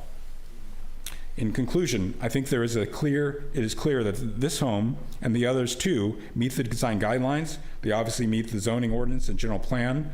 All significant neighbor visual impacts have been eliminated.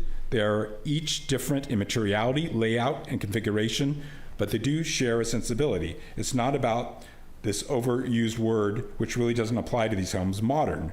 The massing with slow slung forms toward the front of the half of the lot, which they all share, is not about style. It's allowing for shared views and openness across one property and stay low and subordinate to the wonderful woodlands which line the street.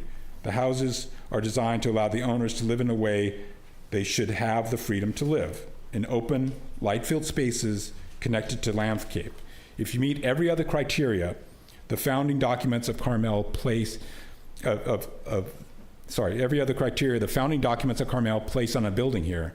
If they use beautiful natural materials, nestle into their sloping sites, create landscape which renature the streetscape and the frontage, we have no privacy concerns, no view concerns. People should be allowed to live in homes such as these. I'll briefly address some issues of the water credits that came up in a letter received today. We took all the official inspection reports from the water district we do for every project. We saw that we had plenty of water to do the project we we needed, more than we needed, and Craig and Lynn have not retrofitted the properties yet simply because they decided we would build new ones. So obviously the homes will have new water permits that are legal and official.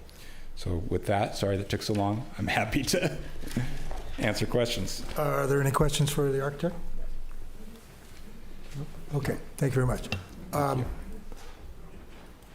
Okay, so to organize this, I'm going to ask that all the applicants' representatives speak first, and then we'll kind of move through it that way. I forgot to show you these. These are some beautiful homes in Carmel. So just, but these are part of the tradition, and some newer homes that also meet that.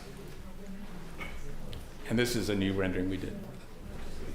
Thank you. Clarify what you just said. Is it like people that are for it speak first, or specific representatives? Just the applicants' representatives. I want to get there, let them speak first, and then and that's not any particular bias. It's just I'm just trying to organize a conversation. Well, we're not representatives for the applicants. We are the applicants. I'm Lynn Hermley. This is my husband, Craig Collins, and I've been cutting my remarks based on what Eric said, so you don't have to hear my repetition.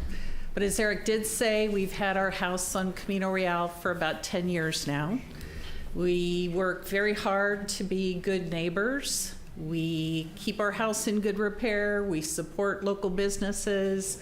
We clean up the dog poop of our neighbors as well as our own dog poop. We support our neighbors. And when we had a difference of opinion about the property line with our neighbor to the north, we resolved that very collaboratively and positively. So we have enjoyed the city so much that, as Eric said, we decided to invest in it more than we had with our house. We found the house that we call Kailea, which is the middle house. And when we spoke to the seller, she offered us the houses to the left and the right. In other words, contrast to a lot of the comments that were made about us in earlier meetings, this was an attempt to build a subdivision. Was simply a seller who got along well with us and made the offer. We stretched and we bought the properties. And part of what we were excited about was the ability to do something very positive that was consistent with great architecture in Carmel. The first thing we did is to make sure we hired an architect who was very local. We found Eric, who had a reputation for integrity, design excellence, and also had what I know some of you know is a very deep knowledge about the history of Carmel architecture as well as historic preservation. And we also hired Marie Goulet, our landscape architect, who has done fabulous work. We wanted to be sure we met the environmental aspects of the guidelines and that we fit very well into the forest atmosphere. The partnership between the two of them resulted in the beautiful designs that have been in front of you.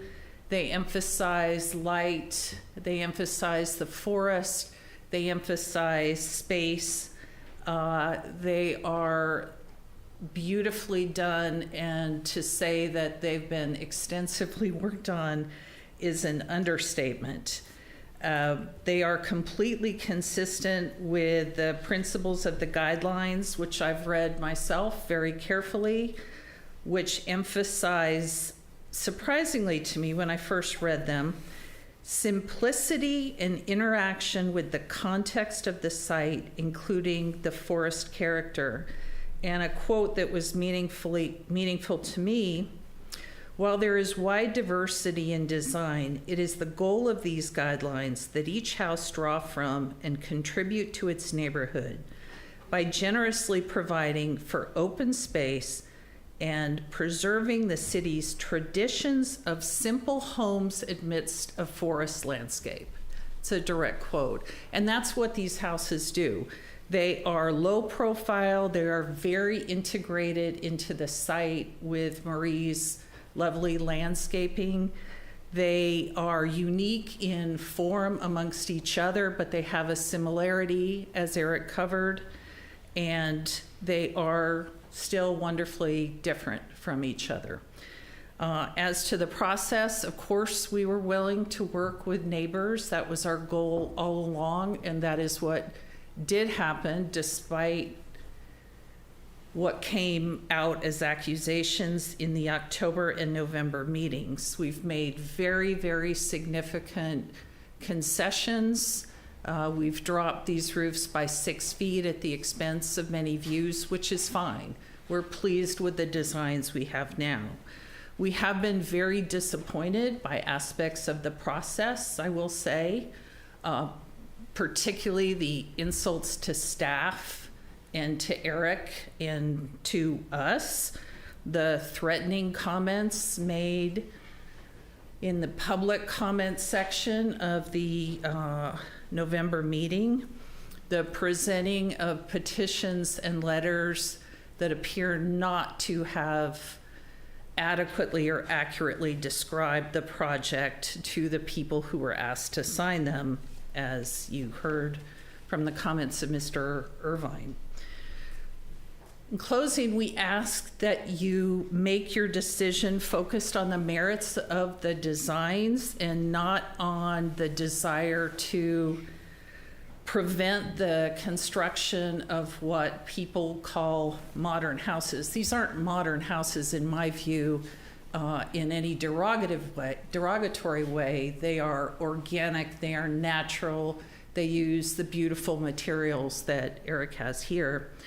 And we ask that you consider the thoughtful, compliant designs and the natural materials which incorporate beautifully into the neighborhood and into our forests. And we're happy to answer any questions that you have for us.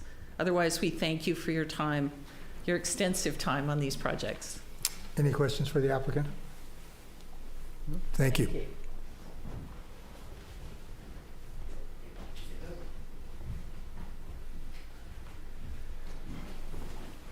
And I would ask you to please be aware of the 3 minutes. The time. Believe me, the right. 3 Bs: be brief, be concise, and be gone.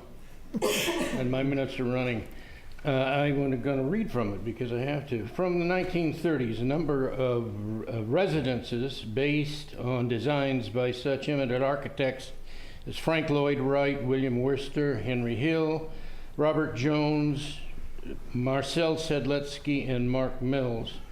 Despite their diverse designs, all share a fundamental respect for Carmel's natural environment. In the words of your design guidelines, current design guidelines, they contributed to the character of the community by responding to the forest context and using craftsmanship in construction and detail, and should be continued.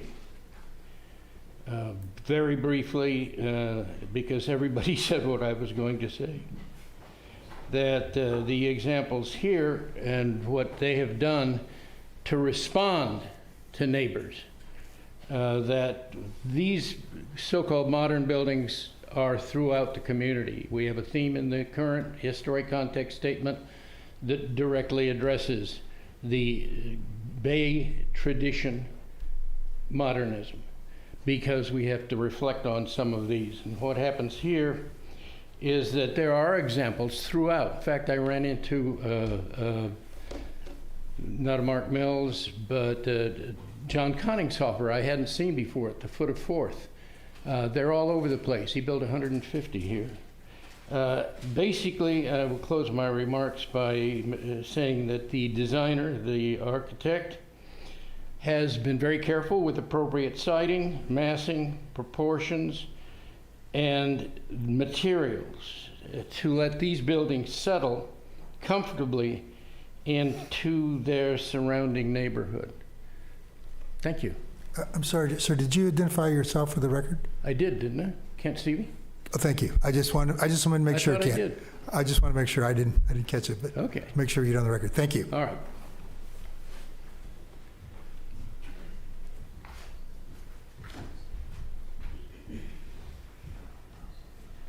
Hi, everybody. My name is Marie Goulet. I'm the landscape architect who, as Eric mentioned, has worked from the beginning to help to integrate all three of these lots into the neighborhood context and the forest character. And as Eric mentioned, we really worked hard to first start with the existing oak woodland and pine forest, and then work to create architecture that's subservient to the landscape.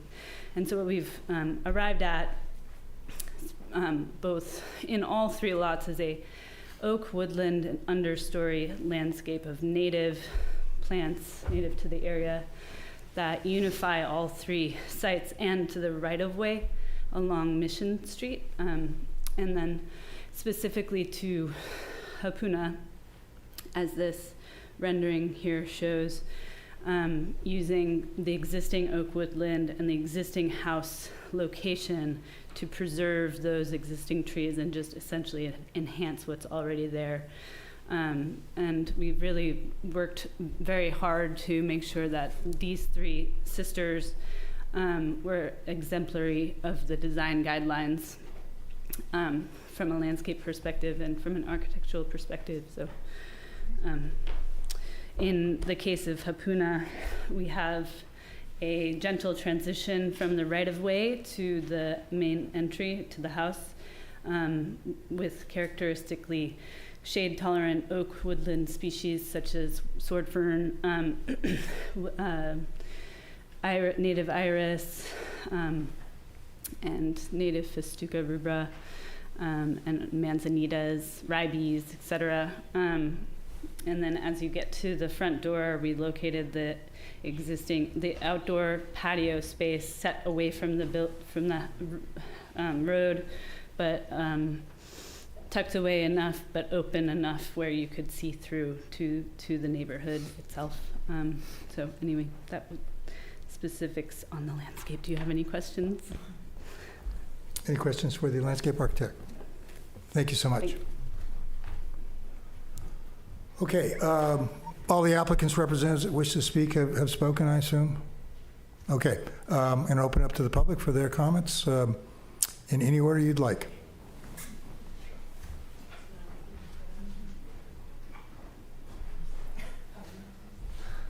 She's sending me up here alone. Hi, Commissioners. Good evening. My name is David Crabb, and this is my wife. And John. Jung Crabb. And we own the house to the north. I do want to assure you, of those of you that have not been out to the site, my house is not a white blob. But I will say that we have been coming to all of these meetings with the intent of preserving our view and what we see from our house, and also understanding that the applicants would like to have some view as well. So we were big on being able to share the view and allow light to come into our house. The new design, I appreciate the architect's effort to lower the house and improve our view and our light coming into the house, and also the moving the two-story 6 feet further from our house allows light to the one bedroom. It is we are still going to be impacted, but we know that we're not going to not have any view impacts. And so I think he did a good job of allowing us to have or maintain some of our existing view and light. And so I just wanted to let you guys know that we accept the new design as far as our impacts, and that they are reasonable. And so we just wanted to come up and make that comment and let you guys know. I appreciate your effort and your discussion about the property. Thank you. Yep. Okay, the next speaker, please.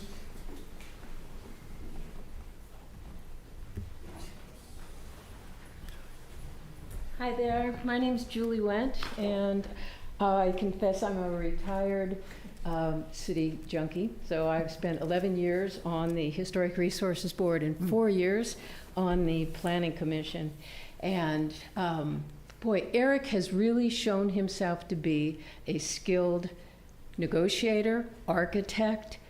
He's used creativity. He's listened to the neighbors. He's met all of the criticism, the demands, and he's come up with something that is truly a Carmel house.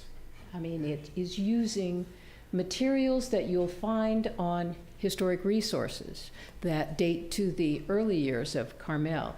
He's using wood siding, shiplap siding, Carmel stone, board and bat, all quality materials, Carmel stone. I don't know what else you could ask him to do. And I just hope that the naysayers haven't gotten themselves so dug in that they can't admit thank you, just say thank you.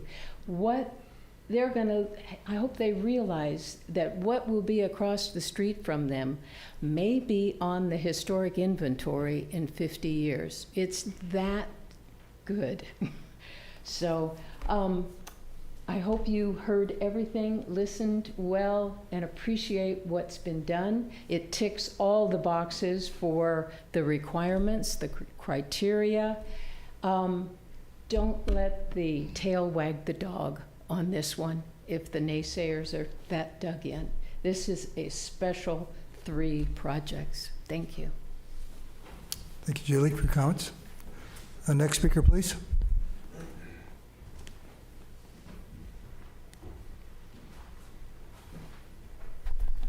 Chairman LePage and members of the commission, I'm Wilson Wood, I'm Julie's husband, and we live at 3rd and Santa Fe in the city and have lived there for 30 years or so. And I want to strongly urge you to support this project.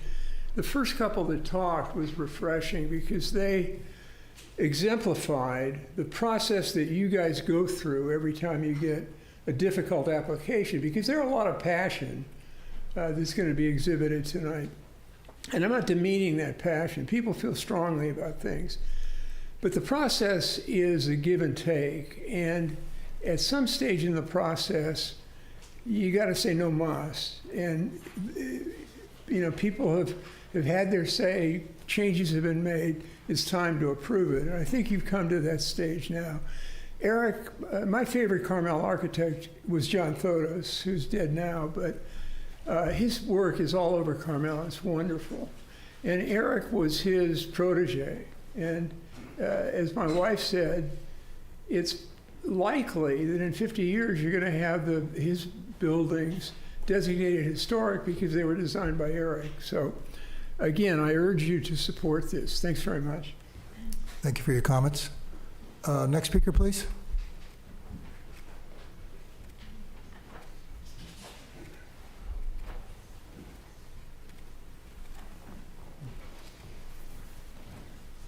Hi, my name is Polly Osborne, and my grandfather moved here in 1917, and we've been here ever since, and my whole family's peppered with architects and developers and contractors and whatever. And the family discussions have always been very big on this subject, and I know that all of them would love this project so much because it fits the site. And over and over again, starting with my grandfather, there was a lot of pounding on the table about how important site was, and that was the meaning of this area, was to love site.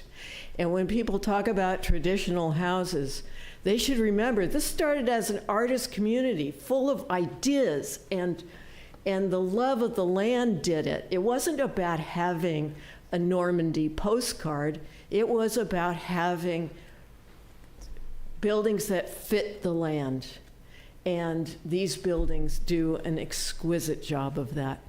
Thank you. Thank you for your comments. Next speaker, please.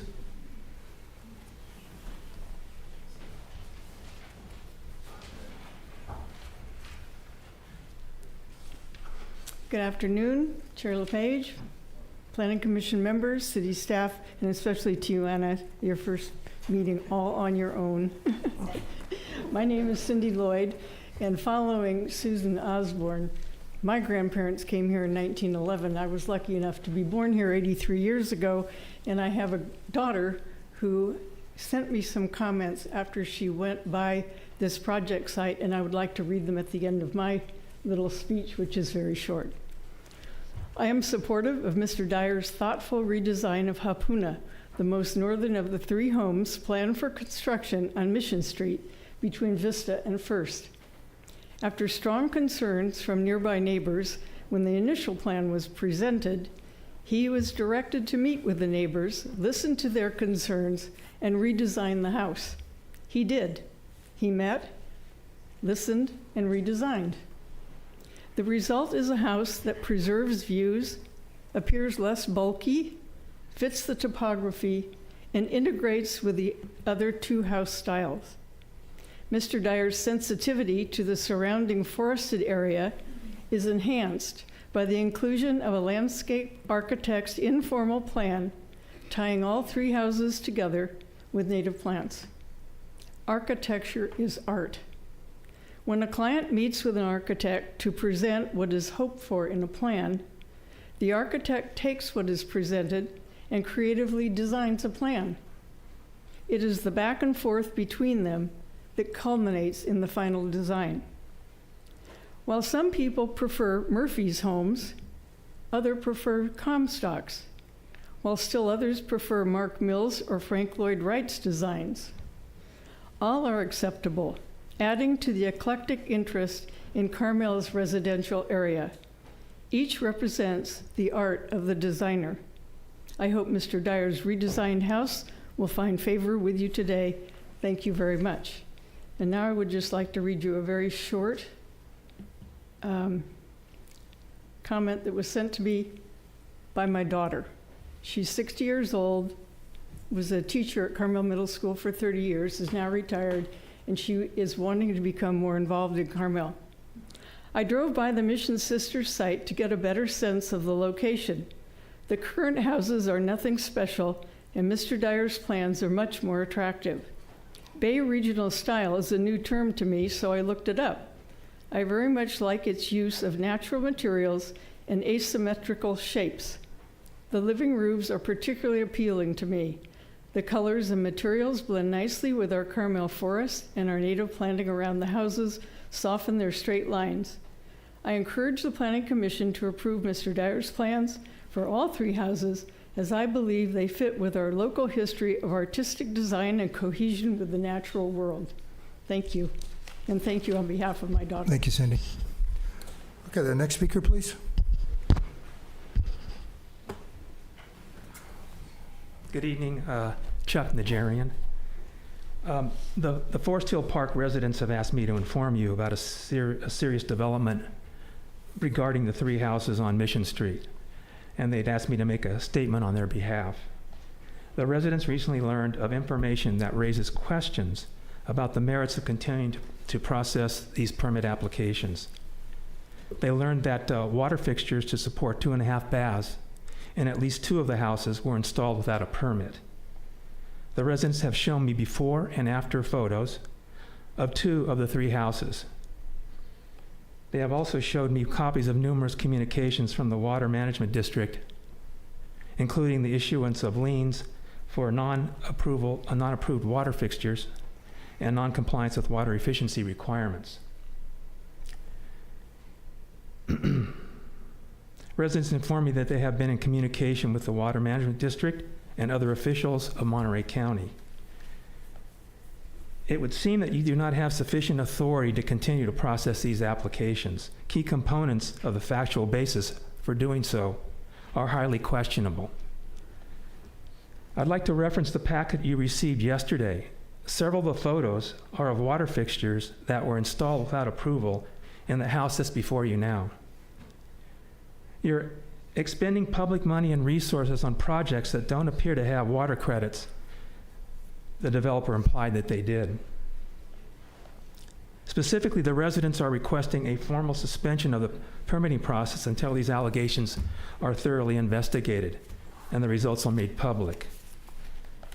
At this point, actually, right before this hearing, the residents just informed me that the house you recently approved on San Carlos 3 southeast of First was also just issued a notice of noncompliance, including a lien from the Water District.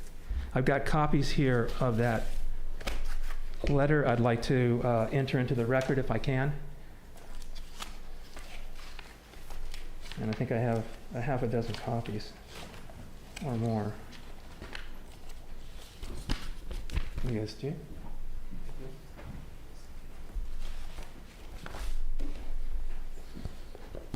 Thank you. Thank you for your comments. Okay, next speaker, please, come forward.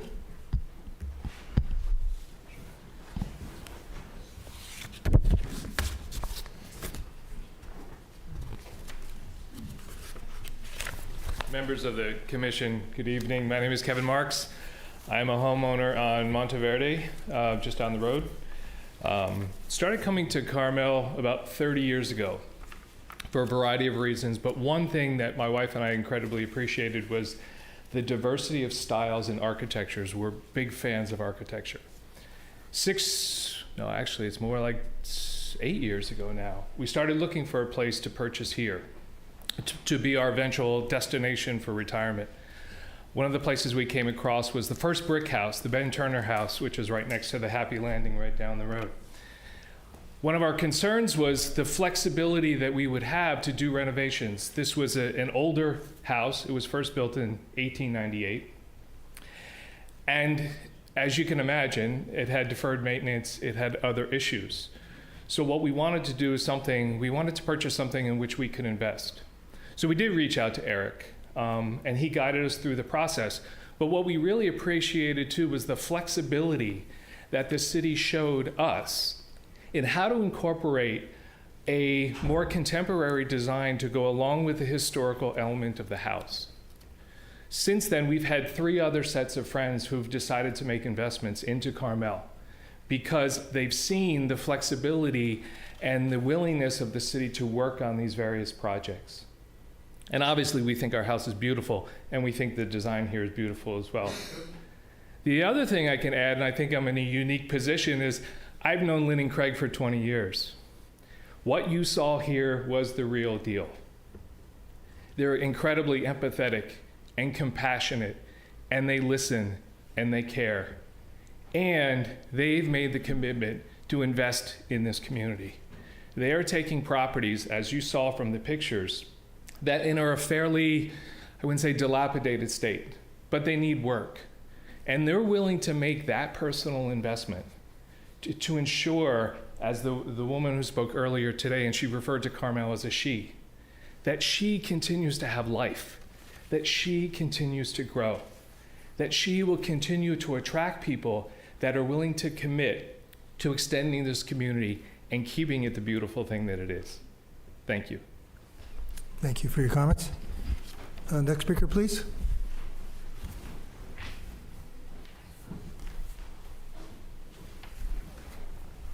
Hi, my name is Bert Cummings. This is my wife, Elaine. We are down on the other end of Monteverde. And we came before this commission 5 years ago now, again, looking for a place to retire. And it was very emotional for both of us. The emotions that were expressed by our neighbor included crying at this very podium about how we were going to ruin the neighborhood, how she couldn't stand what our design looked like, and that it looked like a strip mall, as I think she referred to it. And in fact, it was very disappointing that one of the commissioners stated that they wouldn't want to live next to our house either. We went through 2 meetings. We did get things approved. We were recently on a house tour, an architectural house tour, and the responses were fantastic. I mean, everyone who went through our house absolutely loved what we have done.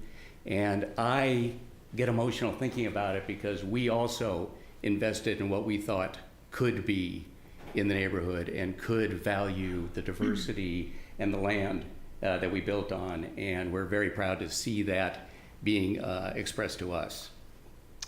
I would just add, I think Eric and his team and the property owners have done a wonderful job of reflecting the guidelines. And as many have said, and I won't repeat about the materials and the landscape, I think the process of getting input from neighbors is incredibly important. We've been on the giving end and the receiving end of that, both here in Carmel and on previous projects we've worked on or been in proximity to. I think it's really important. It's not always an easy process, but important. I think it's a big leap to let community members dictate what a style is for a homeowner. I think it's important that we be able to express our design interests, needs, and I think that's important for everyone in the community. So appreciate the chance to weigh in. And thanks for approving our design. You're welcome. Next speaker, please. That's a different meeting.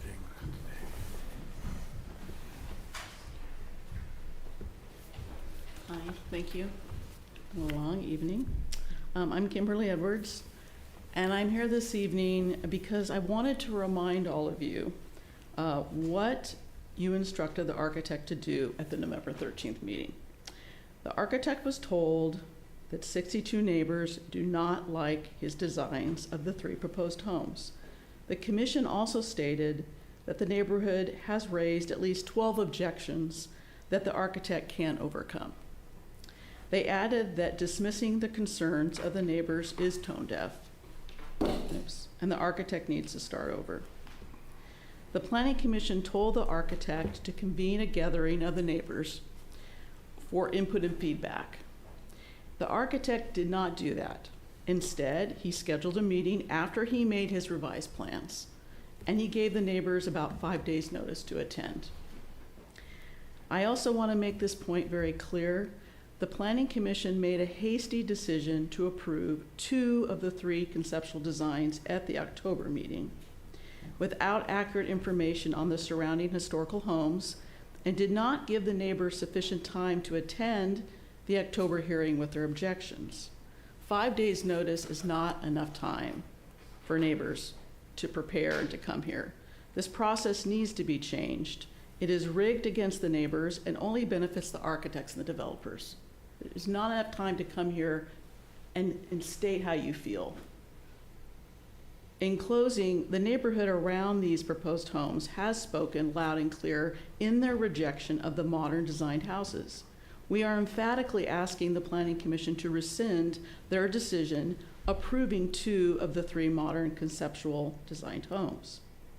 I do want to acknowledge the architect's extensive lowering of the Hapuna second-story roof, and I do personally appreciate that because that's made a big, it's affected me in a good way that he's done that and he listened to us. On a final note, the Planning Commission asked this question at the November 13th meeting. Is the development consistent with the neighborhood? Does it fit in? The answer is emphatically no. These 3 conceptual modern homes do not fit in amongst the many surrounding historic houses, which are the essence of what makes this village special and unique. And this is what brings people here. This is why people come here, to drive up and down the streets and look at the beautiful homes that are it's like a European village. We do not want this mini subdivision in our neighborhood. That's what it looks like. Please consider the significance of this huge development and all its impacts on the immediate neighborhood. Thank you. Thank you for your comments. Go to the next speaker, please. Yeah, hello, my name is John Jarmello.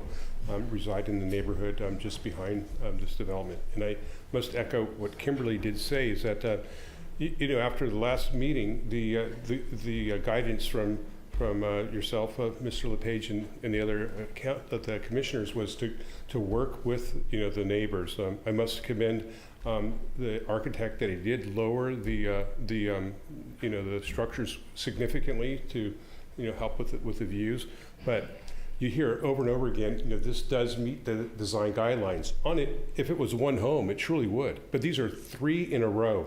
And the design guidelines specifically call out that you can't have 3 homes of like design in a neighborhood. It did happen, but this was years ago in the 50s, prior to the current design guidelines. So again, this does not meet the current design guidelines. They have 3 Bay Area modern homes in a row, and that's what they are. Eric said that they're Bay Area modern homes, and it doesn't meet it. So I think you really do need to consider the neighbors' concerns. There's historic homes right across the street. There's one that Mr. Mortgage lives in that is on the Steinbeck tour. So there's others as well too. I think we did present. I think this map over here that does show all the the historic homes in the neighborhood. It's a significant amount. And so I guess the point is that it does not meet the design guidelines to have 3 Bay Area modern homes in a row on the street. So you need to take that into consideration. Thank you. Thank you for your comments. Next speaker, please.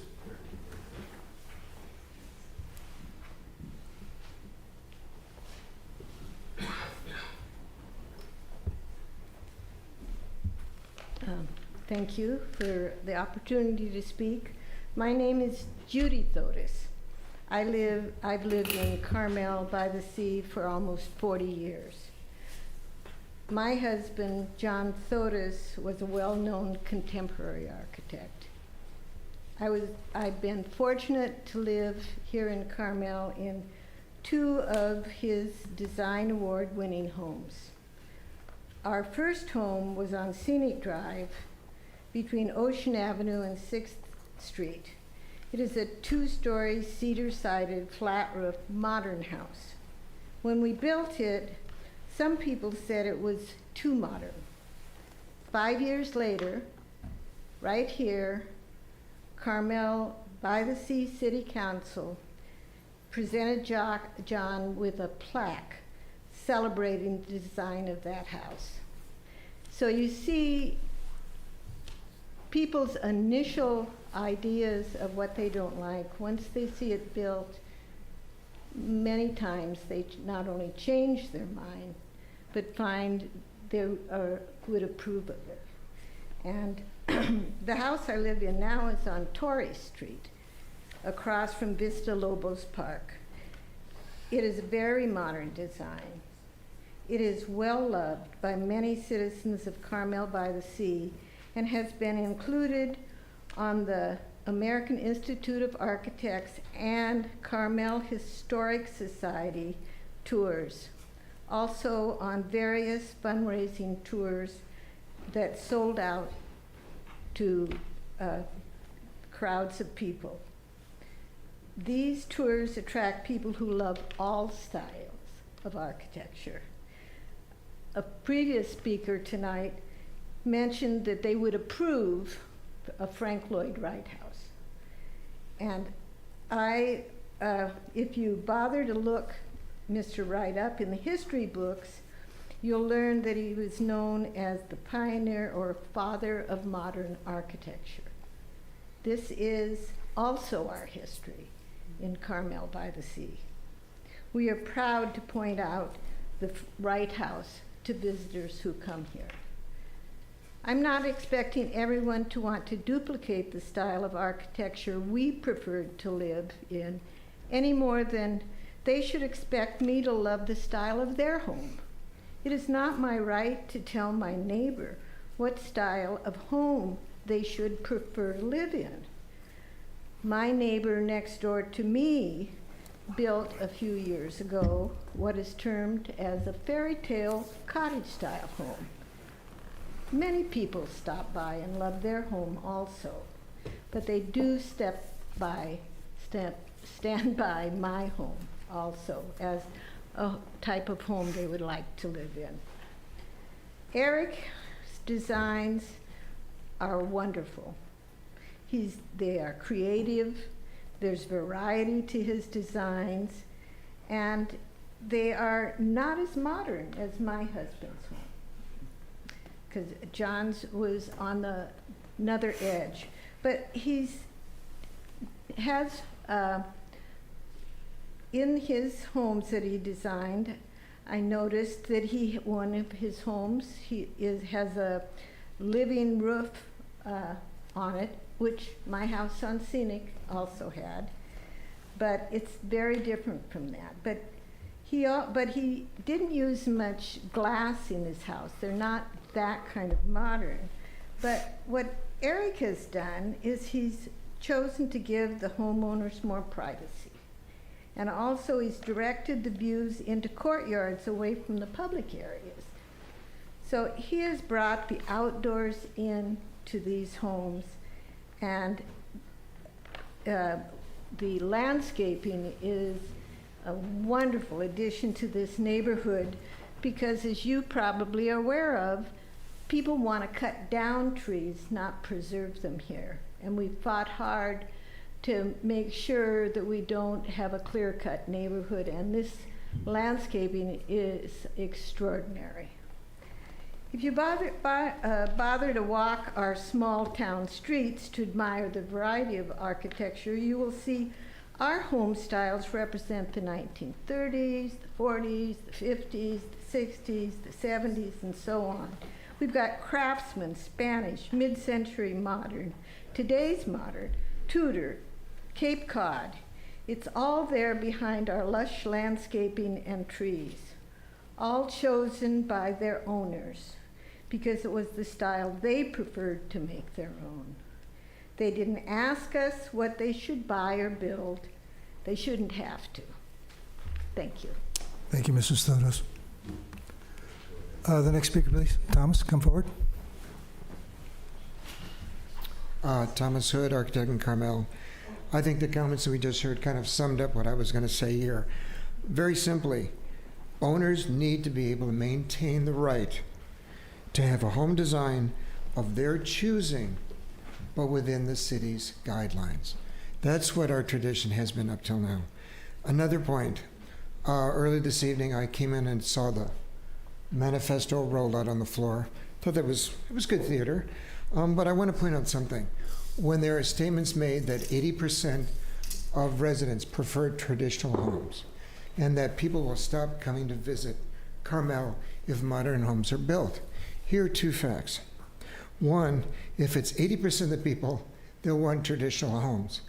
That means that no more than 20% of the homes will ever be considered bad, modern, out of context. They have nothing to worry about. Modernism, or however they would define it, is not going to take over Carmel. I've got a half a dozen historic projects right now in my office that I love working on. I cherish them. But I also have contemporary work that reflects the design guidelines. The second point, to prove this about visitors, or disprove about visitors, as president of Carmel Heritage Society, we did our first tour with the AIA 4 or 5 years ago. And the title of it was 100 Years, 10 Houses, 1 Tour. We picked one house out of every decade of the first 100 years. Our attendance went up 40% with that tour. Next year, we tweaked it a little bit and said, traditional and modern, you decide. We doubled the ticket sales because people wanted to see the modern work as well as the historic work. And they told me that. When I was building Bert and Elaine's house on Monteverde, the tree house, we had people coming by, and I had numerous occasions where people came by. One gentleman said, you know, I really don't understand modern architecture. It just doesn't belong in Carmel, but this house fits. I said, but it's modern. He goes, it's about the site. And although, in conclusion, what I want to say is it's about the site. It's about the distance from the edge of the right-of-way to the facade of the building. When you experience most of our houses in Carmel, you go down any street, what you see as you look down the street is you see the canopy of trees, and you occasionally will see fences. You see very few buildings. Our importance with design guidelines should be about the space between the pavement and the front elevation of the building, not whether it has a flat roof or a hat on it. And last thing I would say is there is a coordinated effort on a group of people here to try and scare you that if we approve this project or it gets approved, it's going to be the end of Carmel tourism. It's a fallacy. The bottom line is people come here to see the diversity, to see all the different styles that have just been mentioned. That is part of our history. History is everything that is yesterday and back. And it's important to encourage people to make investments in our community using the design guidelines as a tool and not using fear tactics as a weapon. They should be ashamed of themselves. Thank you. Thank you for your comments. Next speaker, please.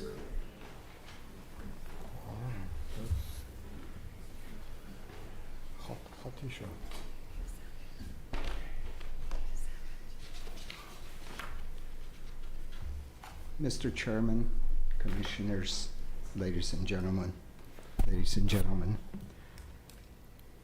Frankly, I don't know where to begin. I've never seen so much mischaracterization of what we, the naysayers, are doing. And I just can't even understand, basically, comparing this speculation, and it is a speculation. We're talking here as if these homes are designed for specific people. They are not. They are designed to be sold. And let's make that clear.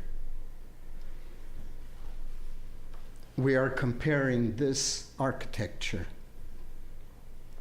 modern, yes, these box cubic type of design, basically, to Frank Lloyd Wright.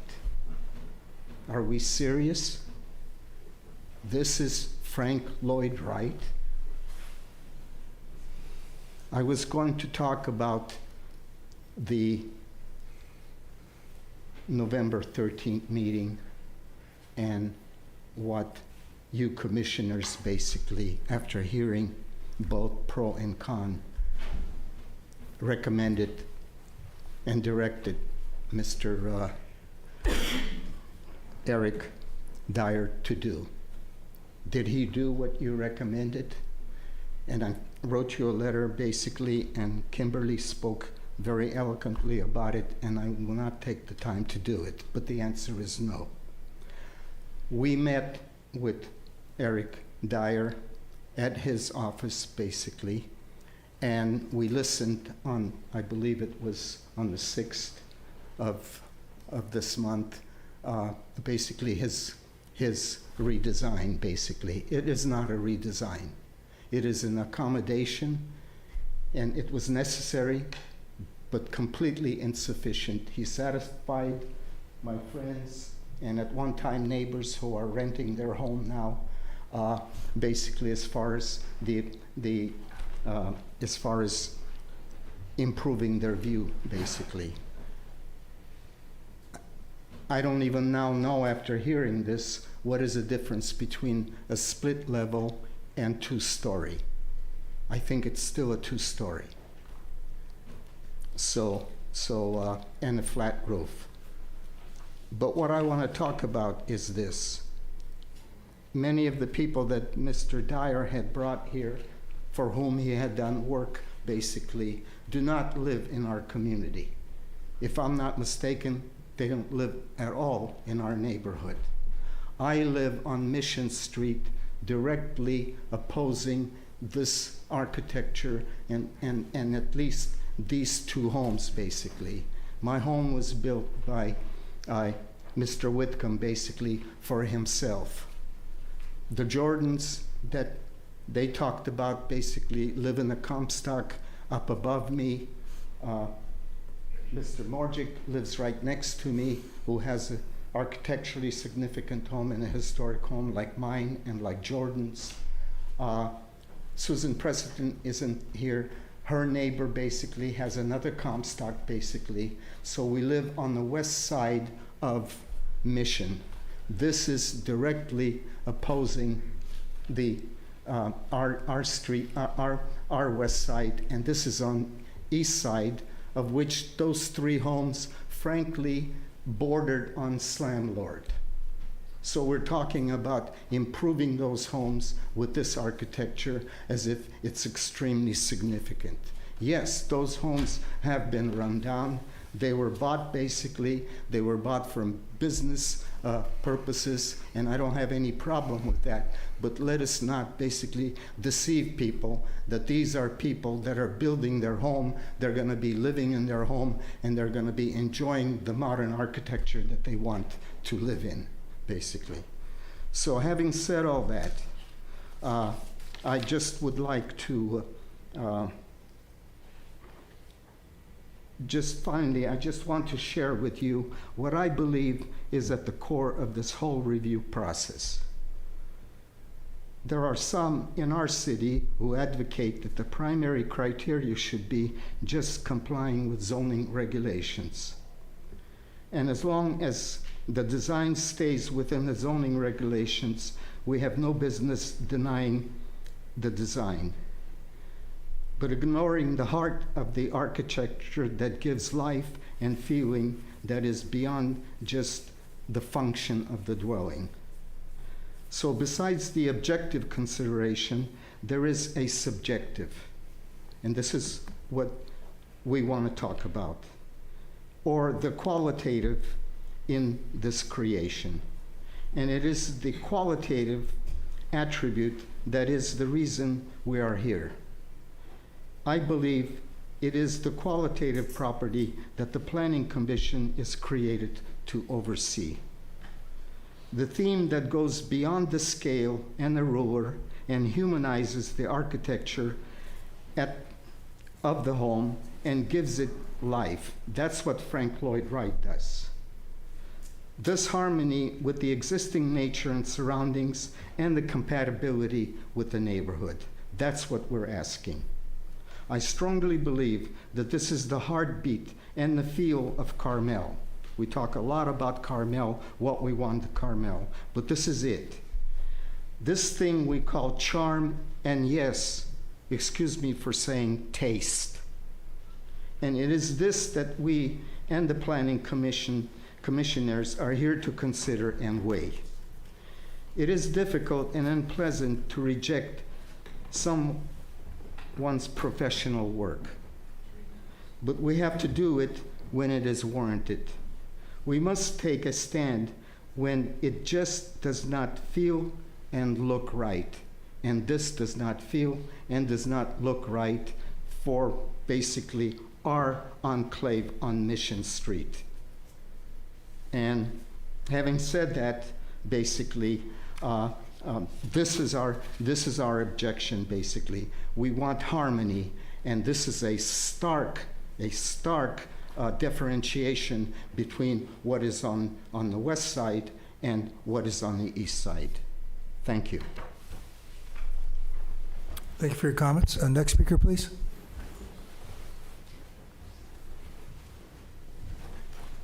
Good evening. My name's Tom Morjig. I'm Greg's next door neighbor, and I'm right across the street from this disastrous design.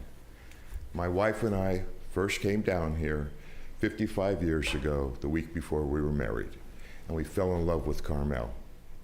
One of our goals was to get a place here in Carmel, a fairy tale cottage, and live here eventually after it would be our second home.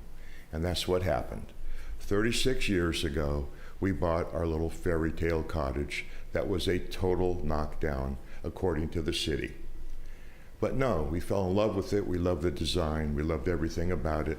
Spent more money fixing it up, took us 2 years, than I would have if I would have knocked it down and built a so-called brand new modern house. But we fell in love with it. 2.5 years after we bought it, we find out the house is very historically significant. It's actually built by Francis Whitaker and Jack Calvin. Jack Calvin was the owner. Francis Whitaker did all the work. Jack Calvin wrote the book Between Pacific Tides with Ed Ricketts that the aquarium was designed after and built after.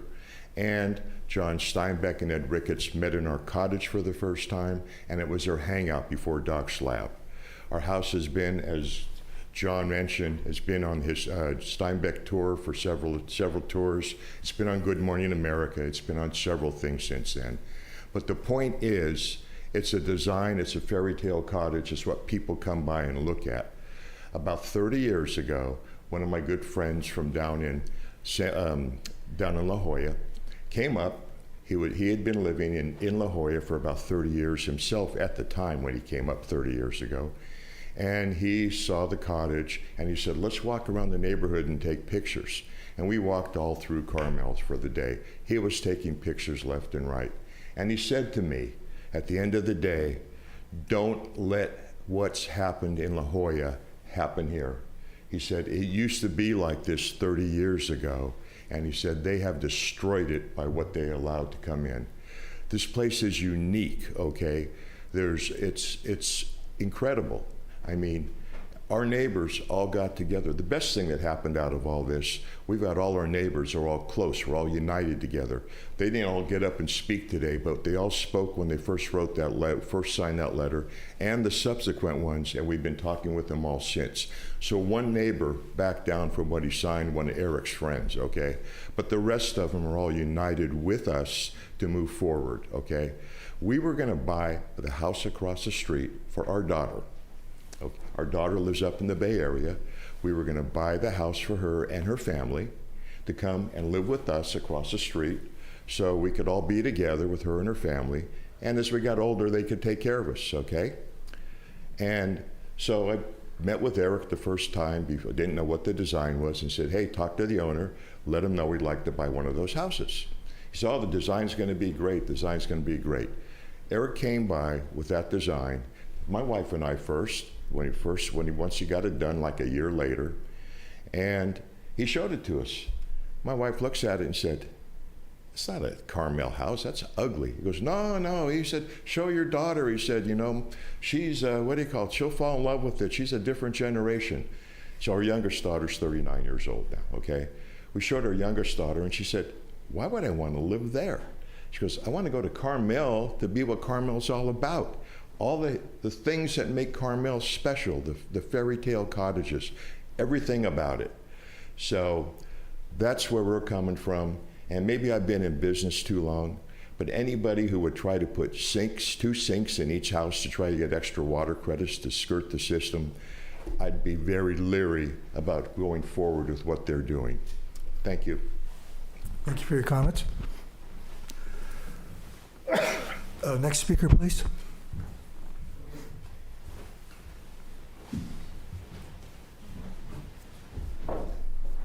Carol Hall. I have so many different things to say based on what's been said. I'm sure I will forget most of them, but I just wanted to speak a bit from my heart. I find it interesting first that the elevations we see have all these trees hiding them in these pictures. And if the trees were removed, we'd actually see what these buildings look like, these houses look like.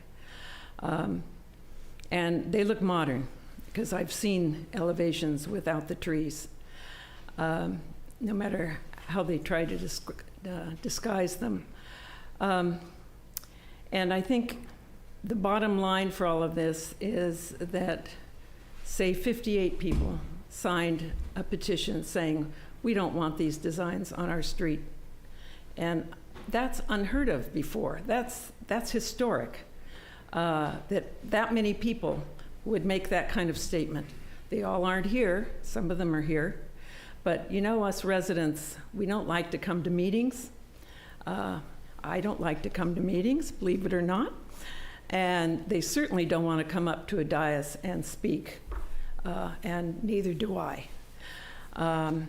So I think that I understand your job is very difficult.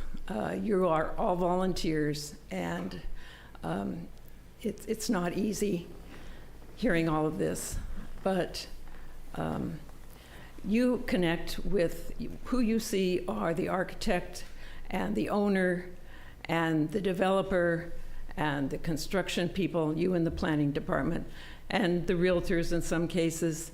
And in the case of spec houses, they're all making money. They're all making money off of Carmel. And I think that look at the motives for why people are doing what they do. And it's not bad to make money, but when it reduces the value of Carmel, then it is wrong. And we have a special nature here, we have special character here that we just want to preserve it, that's all. We just want to preserve what we have that is so unique about Carmel. And I may have told you before, I have friends that work at the information booth in Carmel, and they said the first question people ask is, where are the bathrooms? And the second thing they ask is, where are the fairy tale cottages? So I'll just leave you with that. Thank you. Thank you for your comments. Next speaker, please.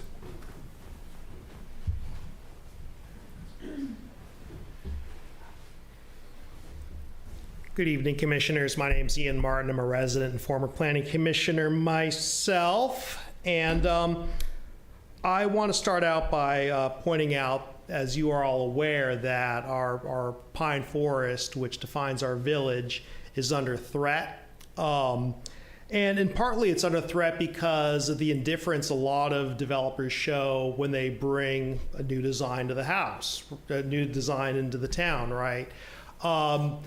Frequently, there's not a lot of consideration for what happens between adjacent properties in terms of establishing or maintaining the continuity of the forest. And so for me, one of the things that greatly appeals to me about this project is the fact that Eric and his landscape designer and the developers are considering, well, how do we establish continuity of the forest between these three properties? That's very important, and we need to see more of that. We often see in our town spec homes that are designed in a historic style that stick out like sore thumbs from the forest character of our town, right? Ideally, Carmel-by-the-Sea should feel like unbroken forest land punctuated with little brown cottages, right? But that is seldom happening now. We see many homes, often in historic styles, that stick out like sore thumbs from the forest, and that's a problem. So it's a breath of fresh air to consider that these three houses, which are all quite different from each other, take into consideration the continuity of the forest.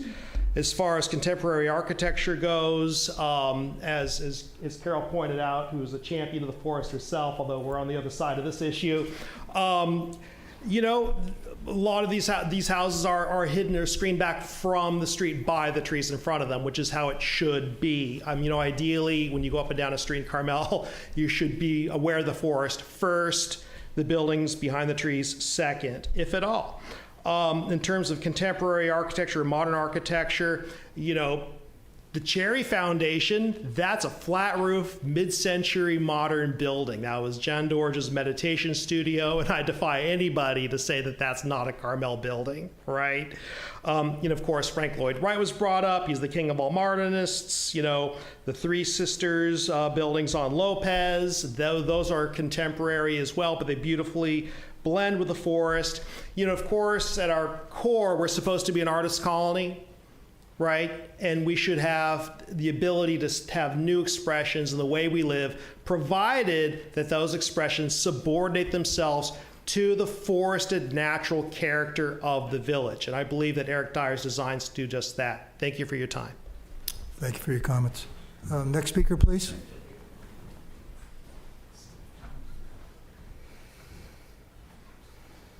Okay, I don't see anybody. We have two people online. I can't see the screen, so. Gail, if you would like to speak. Let's Gail, I would like to speak. Hi, everyone. Thank you all for your work on the commission. I, too, was a commissioner for almost 7 years, as well as a vice commissioner, and really enjoyed my time working on the commission. I'm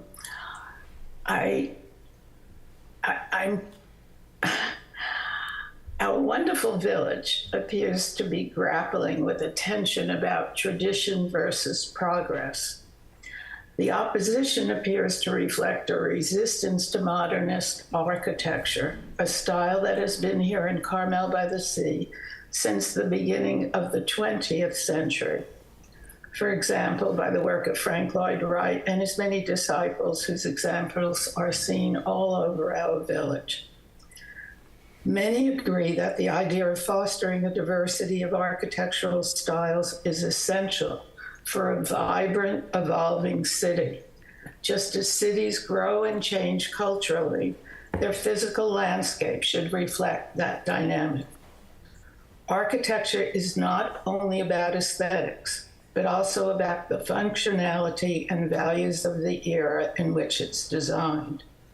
Modernist designs, for example, can speak to innovation, sustainability, and inclusivity, values that will continue our heritage while moving forward to our future. What concerns me is the people that take the position of petitioning continuous vocal opposition to the point of vilifying new ideas or silencing other voices. This has begun to take on a bullying element. The result may be to stagnate the cultural and architectural development of our homes.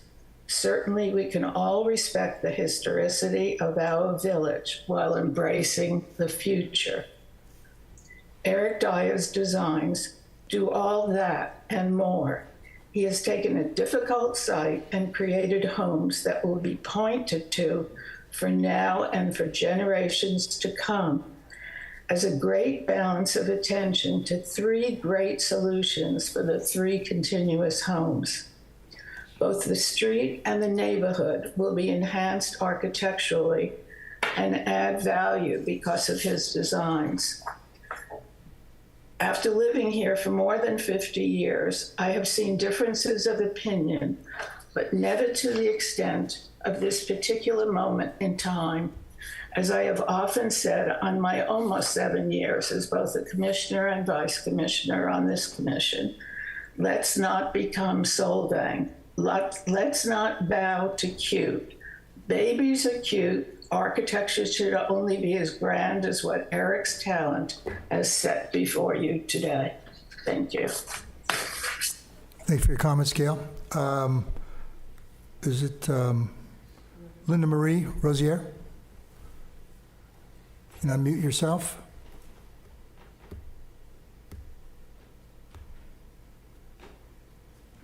There you go.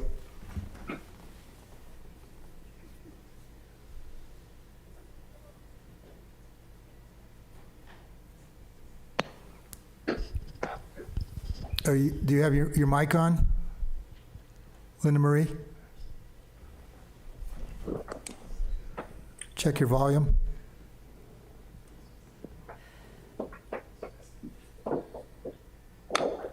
Hello? There, now we can hear you. Oh, the foibles of Zoom.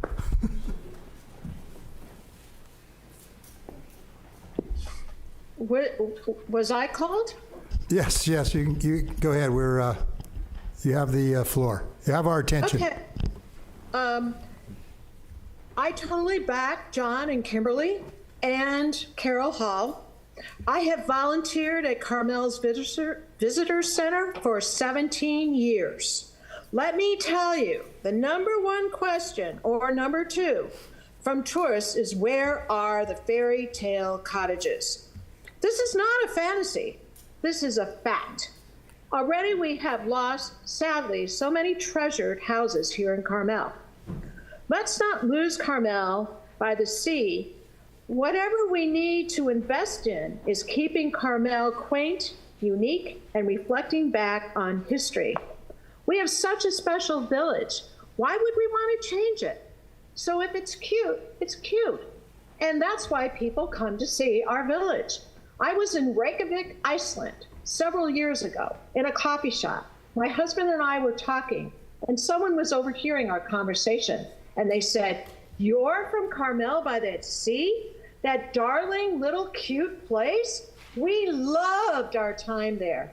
We spent a whole month renting a house. So that's my point, is that yes, we can either forget about our history, we can forget about our charm, we can forget about everything that Carmel stands for, or we can keep our charm, we can keep our uniqueness, we can keep being quaint and, yes, cute. And we can appreciate all these historic houses, including my house on Dolores that was built 100 years ago. I'm probably one of the few houses here on Dolores that still has the original redwood clear in our home. It has not been painted. It is truly redwood. And I appreciate all these wonderful residents that we have that have spent time and energy into keeping their home the way it was built several hundred, whatever, years ago. All I know is that we have these 3 properties, and why in the world would we want to put modern architecture into this land of ours, this beautiful, quaint, cute place that we have that we so treasure? What in the world are we doing even thinking about this? So I totally back John, Kimberly, Carol, and myself, and that's the story. Thank you for your comments. Okay, I don't see any other hands up. I'm gonna, come forward. We got another.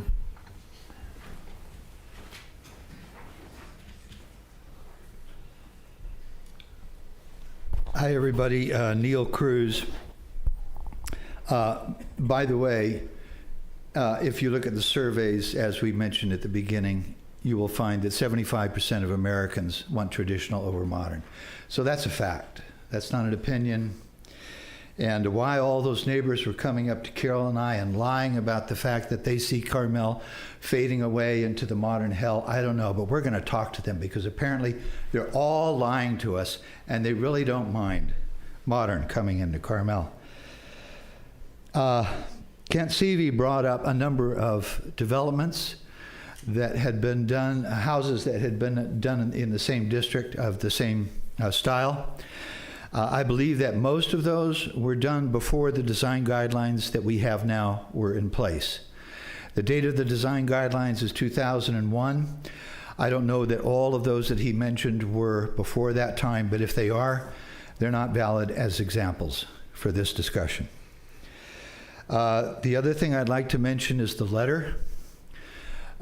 61 residents.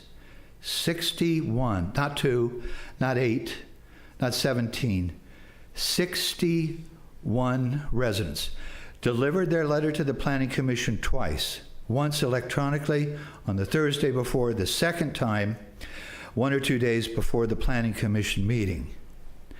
And the explanation that we got was that the email got missed by the people who were supposed to receive it. We were also told that this may be the most contentious residential project that has come before this Planning Commission in recent memory. There are not many residential projects that have stirred up this much attention, okay, at this time. So I ask you, how is it possible when you see a letter with 61 signatures, anybody seeing that document is going to go, oh my God. They are not going to forget it. They are not going to miss it. But I don't know what happened. It is possible that it was an accident. I don't know. But doesn't that just seem a little strange to you? A hypothetical. When we were at the meeting, Tom Morgic came up to me and said, Neil, is it possible for me to talk to a commissioner? And I said, yes. This was during the break. And I said, yes. And Tom went up and started talking to, I don't know if it was the chair or Commissioner Delves. And it was only at that point that the commission knew they hadn't received the letter at all. If Tom Morgic hadn't come up here and talked to one of the commissioners, somebody tell me why. What would have happened is you would have made your decision with no reference whatsoever to a letter containing 61 signatures. don't we at least have to have a little compassion about the way the residents have been treated, whether it was a mistake or not? Do we want to just tell them, go to hell, we passed those two concepts, that's legal, we don't care anymore? Are we really going to tell that to the residents, to 61 residents? And then on the issue of diversity, you can't have it both ways. You know, you need diversity, you need diversity. Neil, we need modern, we need modern. Well, we got 3 houses, they're all modern, they're right next to each other. Oh, that doesn't matter because they're modern. What the design guidelines say is a diversity of architectural styles is encouraged. A new building should be different in style from buildings on nearby and abutting properties. Why am I hearing over and over, we follow the design guidelines, it checks all the boxes. Does it check that box? And so, where I want to leave this with you guys is with a hypothetical. Supposing I had come before you and I had given you 3 Tudor-style designs in the location of each one of these homes. Are you going to tell me that you would have said to me, Neil, this is great, this is like the 3 sisters? I'm asking you tonight to do a little soul searching, to give these residents a chance to revisit this whole project and not give them a conclusion tonight. Because otherwise you may be starting a firestorm that you can't put out. Thank you. Okay, is there anyone else that would like to address the Planning Commission regarding this application? I think somebody's getting up. Did somebody raise their hand? I guess you can be next. Yeah. Come forward.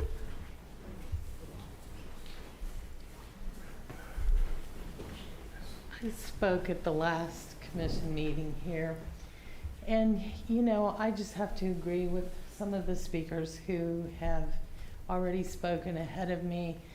I had a military family and we moved all over the world. And by the time I turned 16, my family moved to La Jolla.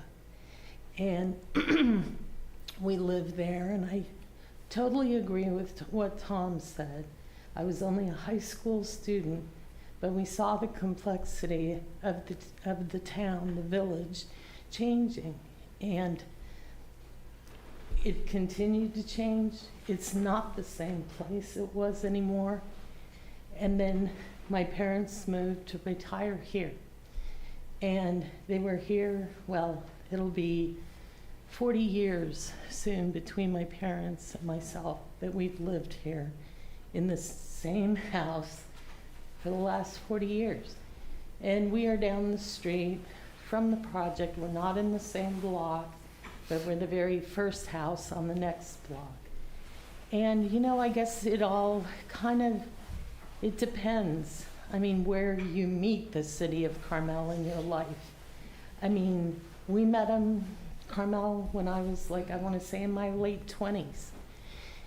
And at that time, it was the greatest thing in the world. Everybody wanted it to be a fairy tale town. Everybody wanted the quaint things like going to the post office. That was just Carmel and what it was. And, you know, if you come to it in your later years and maybe you could be a little more callous or jaded, or you've seen more or experienced more, maybe it doesn't matter quite so much to those people. But I just think that, you know, in the presentation on the houses, a lot of the houses that were shown looked like they needed some remodel.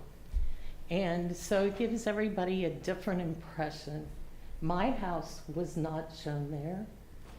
Tom's house was not shown on that presentation. And the other gentleman who spoke was not. All, you know, everybody, we all have almost historical houses at this point. We've loved this town. We've had retail businesses, restaurants here, catering to locals. You know, it's nice everybody came, but we wanted to do something for local people. And I kind of just feel it's being slanted tonight to make the neighborhood look like there's very little merit, and that we're so lucky to be having 3 houses that come in, these 3. And I just gotta say, to me, it's been here, I'm in my 60s, that's all. But we've been here since I was in my 20s. And I've just seen what's happening here, and I feel just horrendous about it. I know how much my family loved this place. I'm not talking about modern versus, fairy tale houses, but I just think there is a certain character in the building that's missing in so many houses that are being built right now in town. And I just, if people are going to have one style of house, that's fine, another style, but incorporating the charm and the essence of what this town has been, there's no substitution for that. And I just hope that you will all take more time, come to the neighborhood. There's some amazing houses in that neighborhood. Now, they may not be 5,000 square feet, but they have a place in this town, and they are historical. So that's what I had to say. Thank you. Thank you for your comments. Okay, please come forward. The speaker had their hand up.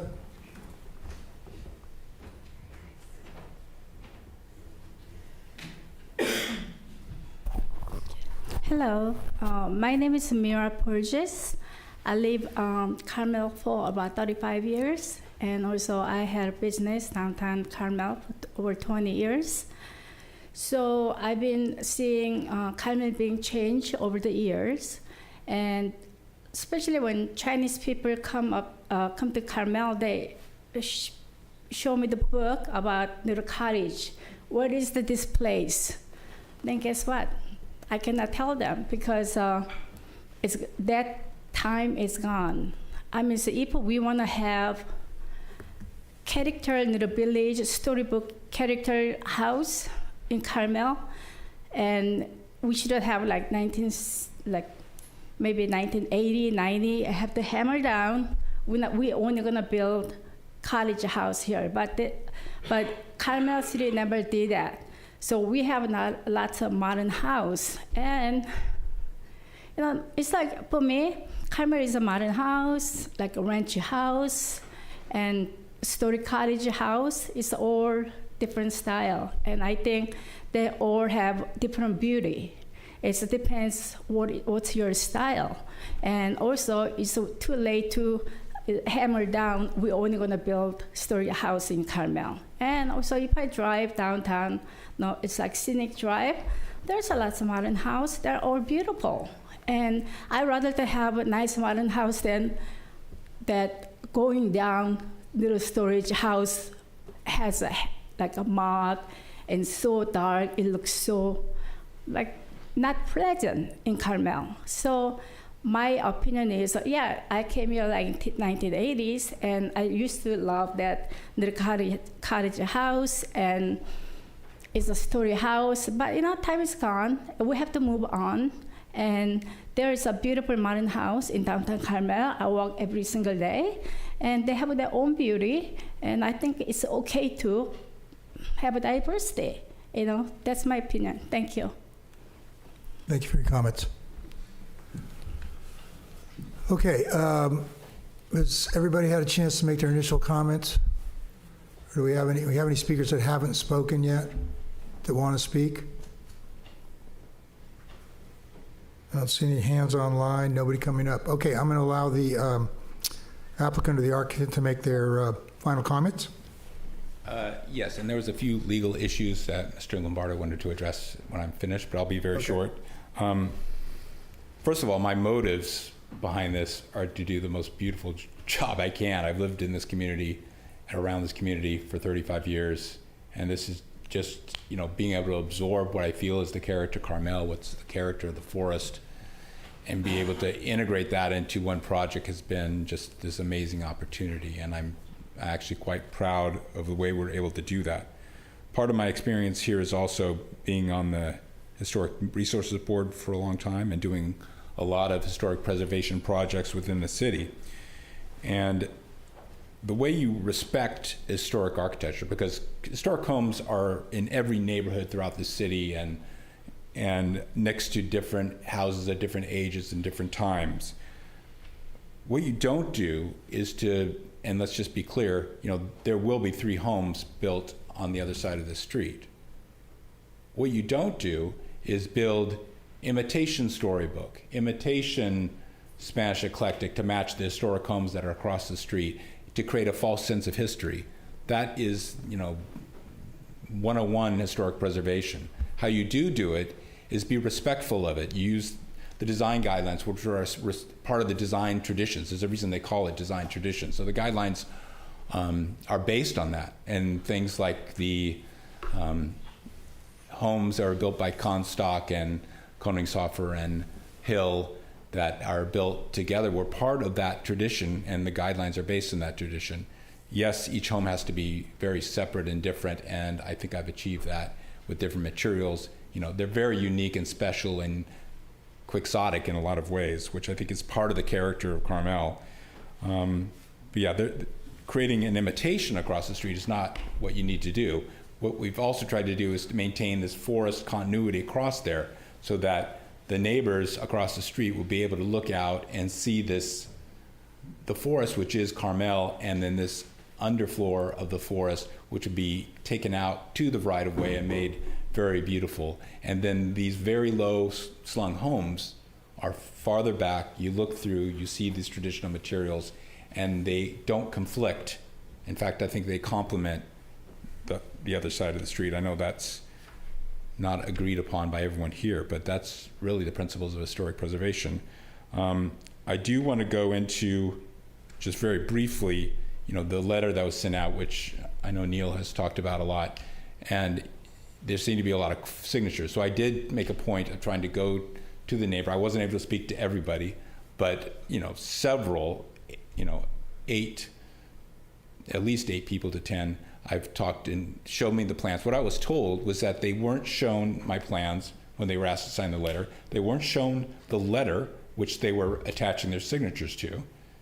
And they didn't have really good sense of the project. They were just given pejorative terms about, building these ugly modern flat roof spec houses. That's basically, and of course anyone hearing that would say, okay, I'll sign that. But that is really not the way these projects are. And when I was able to explain it to many of them, they seemed to say, oh, like that was a lot of the responses, or I don't have any opposition to that. That's the reactions I've had from a lot of the people. So with that, I will let Mr. Lombardo make a few comments. Thank you. Thank you. Evening, Mr. Chair, members of the commission, Tony Lombardo. Welcome, Anna. I'll address 2 technical issues. One arose today, which was a letter accusing the applicant of falsifying water fixtures in the homes. As you probably know, the applicant has never lived in these homes. And so they were inspected upon sale by the Water Management District, who identified the fact that there are non-compliant fixtures in the homes, because now we have requirements for low flow fixtures based on the age of these homes. They didn't comply. The Water Management District requires those to be replaced. However, it is the practice of the Water Management District, has been the practice, that where homes are to be demolished, they typically don't require property owners to spend money to retrofit plumbing fixtures that are only going to be ripped out when the homes are demolished and new homes are constructed.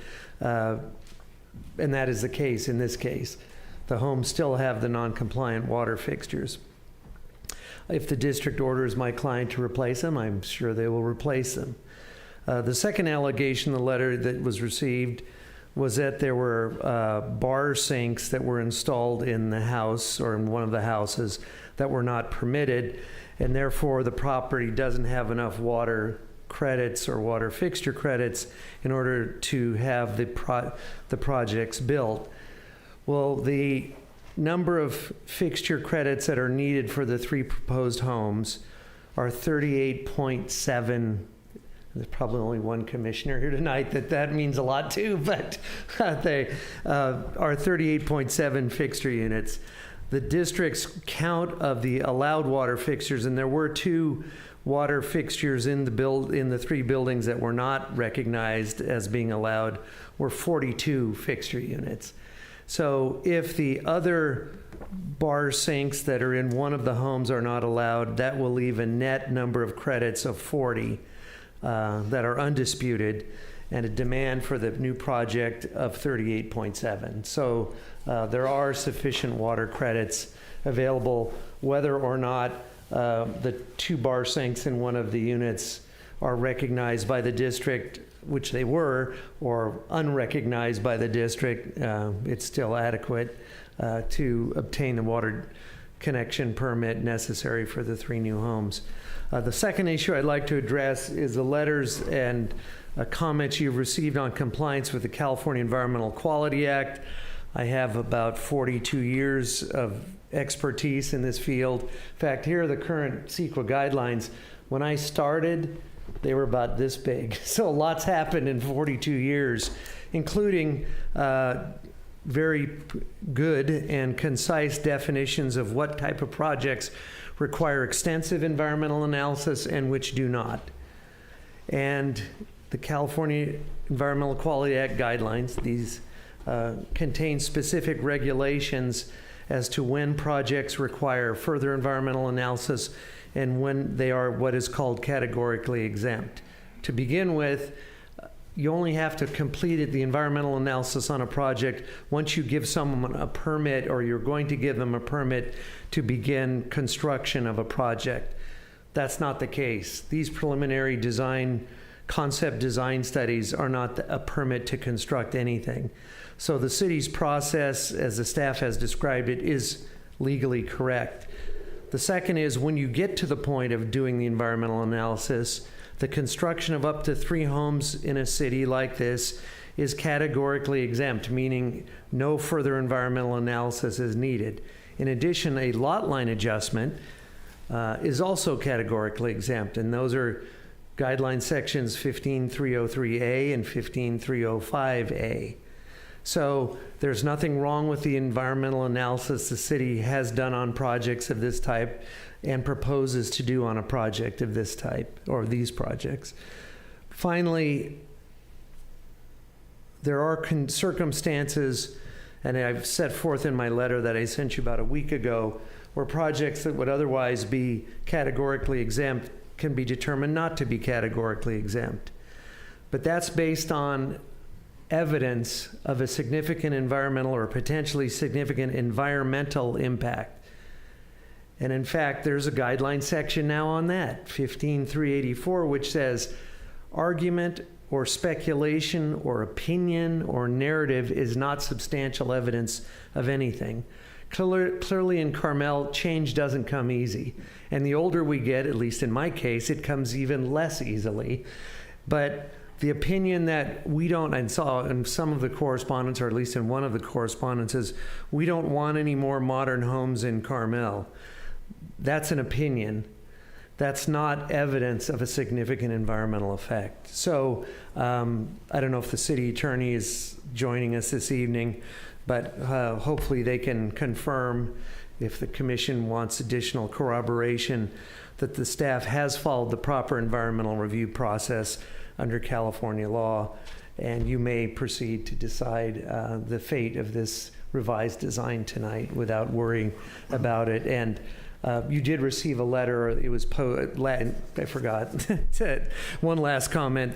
There was a lawyer from the Bay Area who sent a letter alleging noncompliance with the California Environmental Quality Act. I have to question that person's expertise in the field, because he said if you didn't do what he wanted, he was going to sue the city for damages. I don't know if you remember reading that.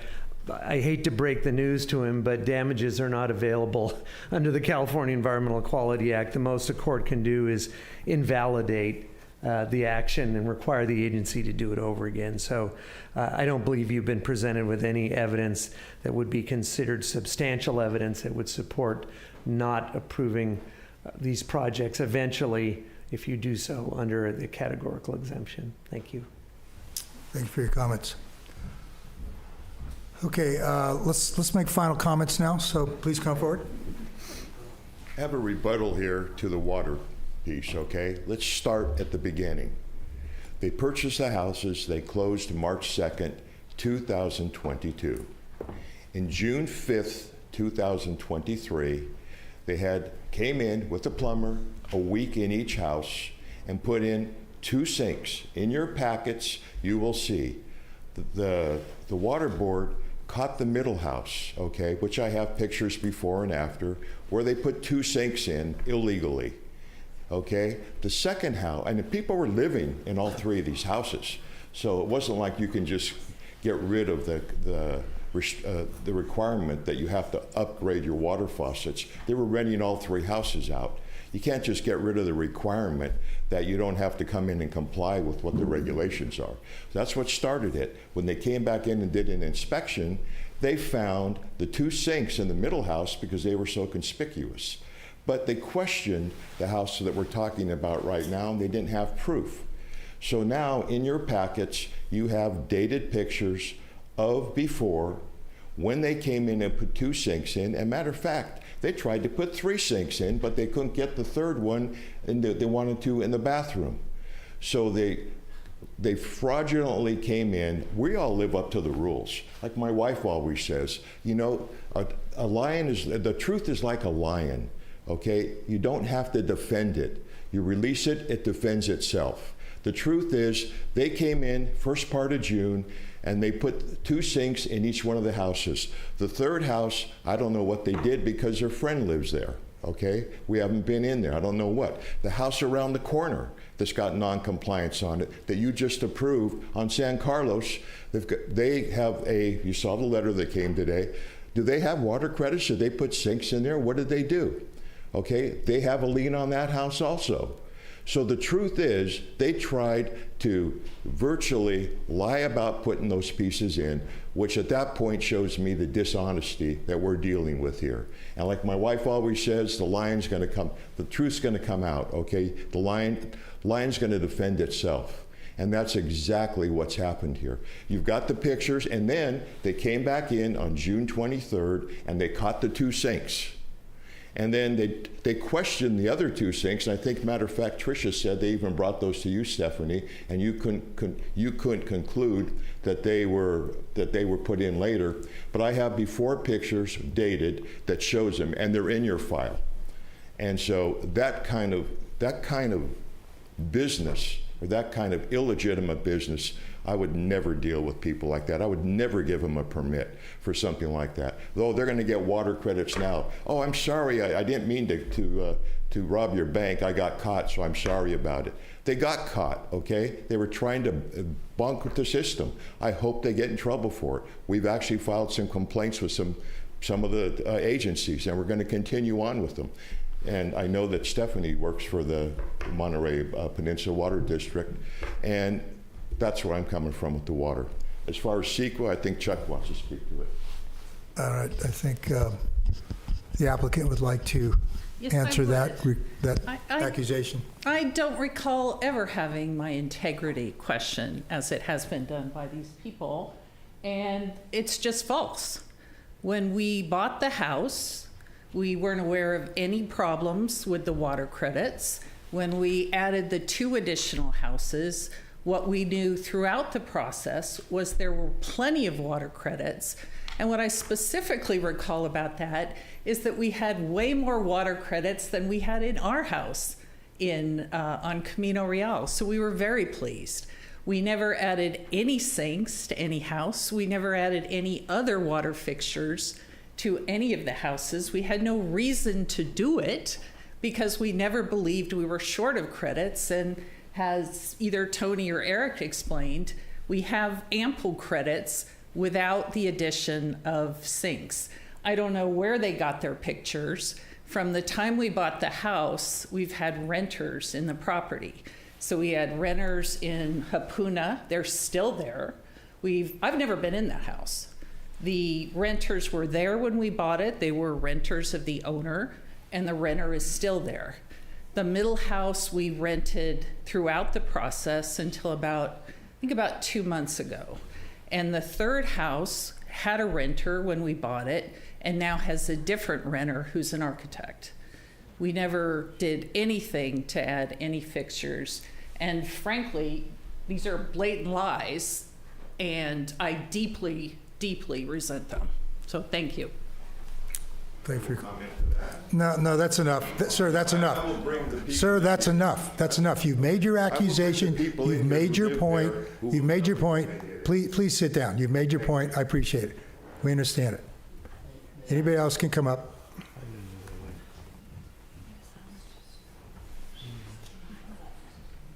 I think you commissioners can resolve this dispute, and that is the renters were there, and the renters, as I understand, witnessed the installation of these sinks. And that's all. And that's all we have to do is just talk to the people that they rented the stuff, and they will basically testify to the fact when the sinks were installed. Thank you for your comments. I'd just like to make it clear, the Planning Commission does not make decisions based upon water credits. We have nothing to do with that. That's all done at staff level and between the Monterey Peninsula Water Management District. So I'm not taking any sides on this. I've given you the opportunity to make your accusation. The applicant has made her defense statement about those accusations, but this has nothing to do with our decision tonight, nothing.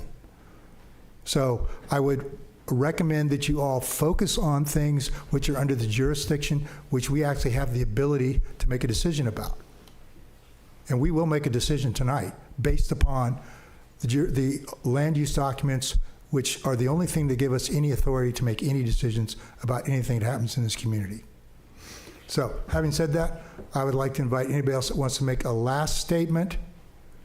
And I would encourage you to make those statements based upon things which this commission can actually adjudicate. And we also cannot make any decisions based on CEQA. That's not under the purview of what we do. At this time? At this time. Okay, thank you. I'll try to be short and sweet here. I just want to point out that Mr. Lombardo does not represent the best interests of the residents. He represents the developer. He's a hired gun for the developers. That's what he does. He comes in and he fixes things. He labeled the residents as project opponents for having the audacity of making comments on the project and pointing out things they did not agree with. Pointing out things, for example, construction issues with 3 houses and the extent of that construction activity that's going to be taking place. And with the design, as you've heard tonight. That's their right to do that. They are not project opponents. That you have not made a determination to approve the project yet, as you've just pointed out. They have not filed a lawsuit. They are participating in the permitting process. He claimed that simply listing projects in the area does not establish for cumulative impacts. Again, the residents are participating in the permitting process. What they've done is identified projects, and more than that, they've identified potential impacts associated with that. But the job of making the final determination on that is the lead agency or the city. It's not the residents. And the residents aren't the burden of proof is not on them. Not right now. If they post-certification, it might be, depending on what they want to do with it. But not at this time. And so he's distorting the process here. And he works for the developers. And it should be no surprise that they do not want to do CEQA because they have to pay for it. That's the requirement. So I just want to provide some balance here. I think he does a fantastic job working for developers. There's no question about that. But who works for the residents? And it's you and the staff and the staff's attorney. Thank you. Thank you for your comments. Okay, I don't want to have a continuing arguing about things which really are not under the jurisdiction of this commission and which we base our decisions upon. And so I'd like to, if you have any more follow-up comments, I'd like them to the specific impacts of the project, or what if you've made specific findings in the land use documents which you think support your argument. So having said that, I'm going to make one last call for anybody to come up and make additional comments. Through the chair. We have a hand up? Oh, I'm sorry. It's okay. I just wanted to mention that City Attorney Stephen Velibis is here if the commission had any questions relative to any of the statements that were made tonight. Does he want to make any comments? Good evening. Steve Believis, Land Use CEQA attorney, and Burke Williams Sorensen, and City Attorney Brian is my partner. I'm happy to answer any questions you have about the CEQA process. So my question at this time is, it's been stated that the project would not be ruled upon or determined to be a project until a permit is issued. Yeah, so what that question is really asking is at what point in the process does CEQA compliance have to be done and completed?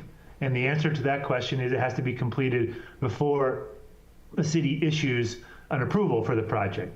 As you've heard tonight from staff, this is just a design concept study, at the conclusion of which there will be no permit entitlement issued. That will come at the final design stage at some point in the future. And so you can't do CEQA and you can't do an analysis until you know exactly what the project is. And so that is why staff indicated that, in their opinion, and I agree with them, CEQA compliance is best done between now and that final stage when you will be asked to issue an approval or entitlements, because once we get past tonight, if the design is approved or at least allowed to move forward, then we will know exactly what the proposed project is and how to analyze it under CEQA. And I'd also like to clarify with you that the Planning Commission does not make those determinations. I'm sorry? The Planning Commission does not make the determination as to requirements for CEQA. That's done at staff level.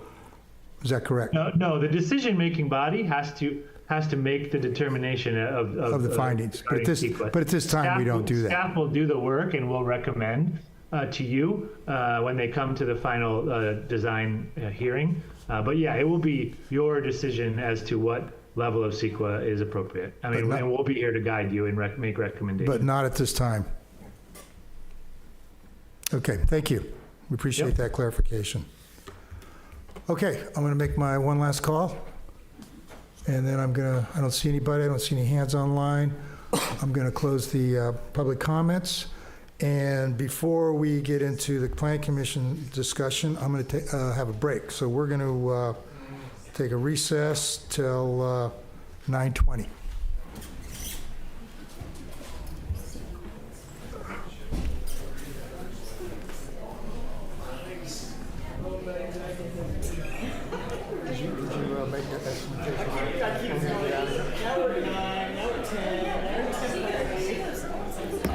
I told my wife to be home by 8. And you know, it's only 10.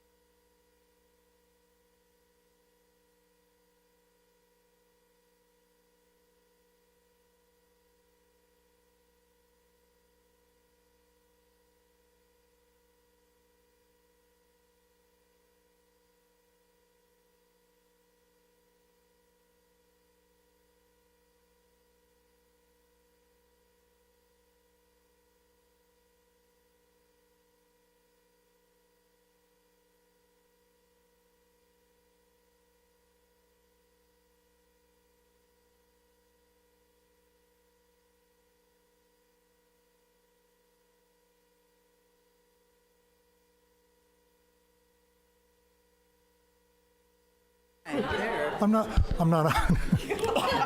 Okay, now I'm on.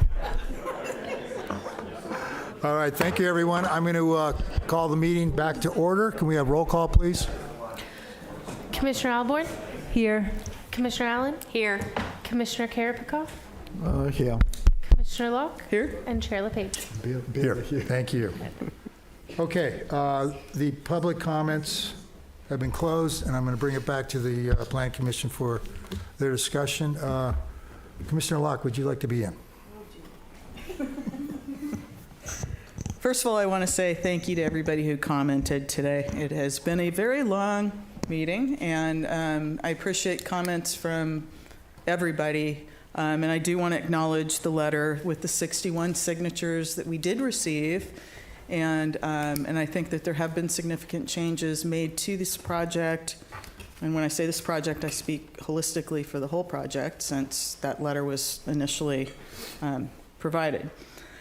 Today we're talking about the northern property. We're not talking about approving the whole project as a project, although the way this is designed, it is a holistic project in and of itself, which I know that Commissioner Allen and I kind of had just a little quick talk about guidelines and houses of similar styles being constructed next to each other.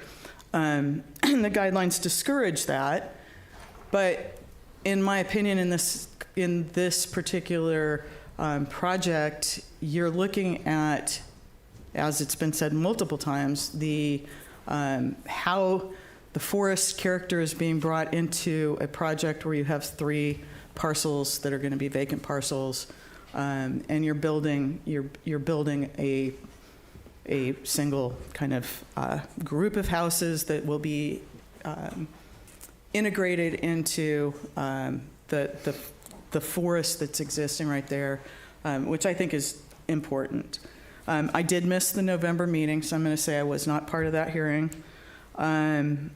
And I just want to say that I also, when I mentioned all the people who spoke earlier, I think we had some very, in my opinion, significant comments from some of the people like Thomas, Polly, Judy, Kent, Julian, Wilson, Ian, and Gail, former planning commissioners and people who've been up here and had to make determinations based on our guidelines and based on our municipal code. And they had a lot of experience, and there was a lot of respect that I heard in the comments that they made. So my comments, like I said, are to the northern property. I think that the project is a significant, it's had a significant evolution and improvement since I first saw it in October. I believe that the project does blend organically into the landscape. It fits the land and interacts with the forest character.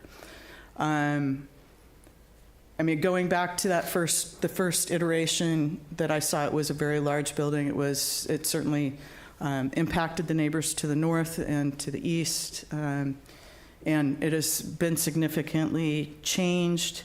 The use of the split level, I think, was really prudent because it does have a significant effect on the light that affects the northern neighbor. I think that, I think that one of the neighbors said that they were looking for harmony. And I see this project as a project with harmony. So I am supportive of the project. I am supportive of the proposed materials and the fact that these different homes have different looks.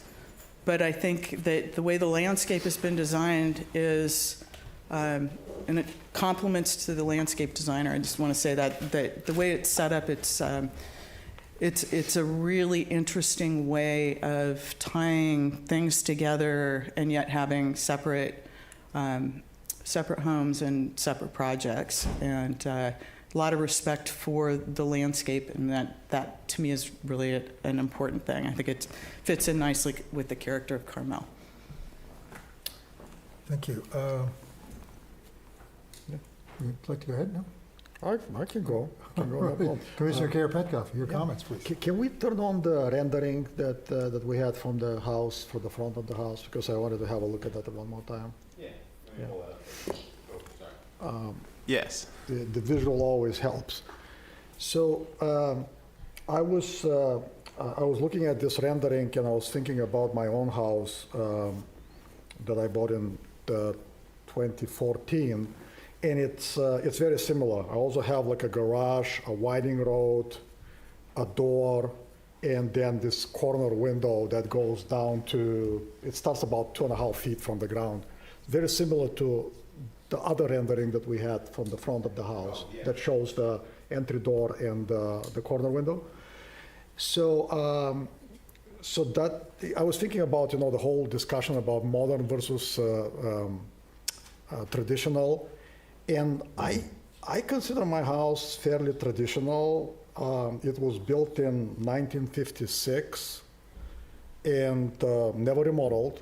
So that's I have the same kind of corner window. The biggest part is fixed. The small part is operable, so you can get air in.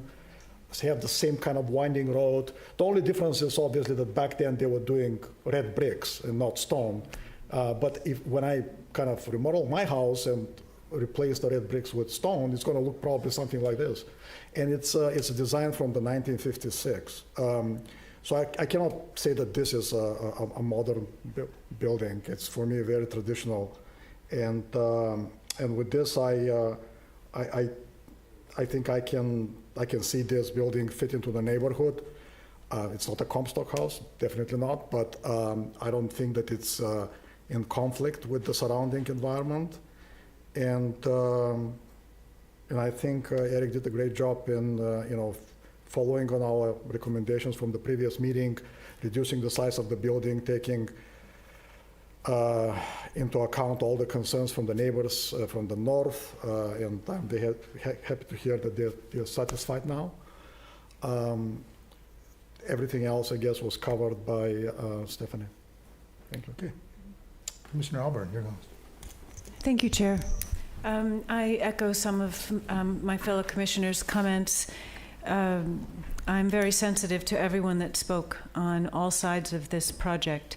It is encouraging to me to know that the city has a transparent and open process for projects like this.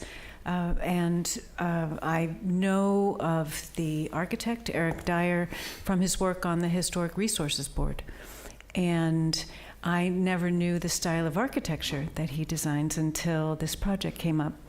And that is really my only comment, so thank you. Thank you. And Commissioner Allen, your comments? So this one's really hard for me because I think if I had been in Eric's shoes, I probably would have changed the third house. There are very few architects that come up in front of us that have a vision and a well thought out kind of excitement to their projects. And that has truly impressed me on this. I'm not sure if because of that, that there wasn't any sort of thought around potentially changing the third house. So I can go either way because of the fact that I understand the integration of the three and the coordinated open space is what is probably so exciting and appealing about this. And so I could see where you might not want to change that third one into something else. as I go through the design guidelines, it goes back and forth and back and forth. There are lots of guidelines that that pertain to this and that are appropriate to this. And then there are a few that, make me question, should we have 3 in a row? And so, like, for instance, when you go into, like, the final details aspect, there is specifically a call out to say that, a building should be different in style from buildings on nearby and abutting properties. There is a difference in each of these homes, and the one thing that I keep going back to is our first and foremost guideline, the one that I always try and ground myself in, is that preserving the forest character and being subordinate to the urban forest. And I think we've done that here. And I know we've had comments about, the shape and some of the different forms of these houses. But it specifically says in the building scale portion of our guidelines that low horizontal building forms that appear to hug the ground are encouraged. And so it's those types of things that sway me toward approval of this project. Couple things that I do want to address. Our guidelines say avoid grand entries, and I'm a stickler with that. I would like to see a smaller front door. We also, our guidelines state that we don't allow large expanses of glass. And so I would like the living room window changed. And so those are, for me, those are things that don't adhere to our guidelines, and those are things that I usually don't give on. I think that when a home fits the site, you can feel it, and I feel like these homes fit the site. And I know we've heard from so many people tonight about the design, and trust me, I wish that we could have come to a happy, solution. It doesn't seem like that's what's going to happen. But I would move to approve because I do feel like overwhelmingly when I look at the guidelines as compared to the project, that there are more guidelines that are in favor of this design than are not. And so that's how I judged it. Okay, thank you, Commissioner Allen. Okay, I want to emphasize this is a concept tonight. This is not the final approval. I was involved in 2 other meetings when the direction was given to the applicant, and the direction was focused on mitigating the impacts to the neighbors. Usually when a project comes to us, staff, by the time they present it to us, it meets the standards. And by that I mean it meets the municipal codes, and it meets in the determination of the staff that it meets the guidelines too. And typically what we have to deal with here is mitigating, impacts would have to do with views, light, privacy. And the thing that really stood out on this particular application was the view impacts to the neighbors to the north and to the east. And here we gave direction specifically to the applicant to mitigate those impacts. And we have a design before us today which did that, in my opinion. I mean, this has been lowered a total of 6'7", which is huge, really. I mean, most of the time we see applications come back with maybe at the most it's lowered 2 feet. So, and also there was studies done on where the views went through the properties and how they impacted all the associated or neighboring properties. And for the most part, you know, that as the northernmost applicant, they said that they felt that has been addressed. So I feel like in terms of mitigating the impacts, those types of impacts to the neighbors, that has been done. And so what has the other point that has come up, which is creating the opposition to this property, is the context. That's really kind of what it's getting down to. So for me to get some direction on that, I always look back to the land use documents, because as I've said before, the only authority we have exists in the land use documents. Now I understand we have to interpret that from time to time, but I went back, you know, recently we had the historic context statement, and there's a big portion of that which is starts on page 52, and it runs through I think page 56. Actually, it's longer than that. They have photo documentation of all the architectural styles. They talk about all the architectural periods that are represented in the history of the city. You know, in history, the most credible information you get in historic study is first accounts.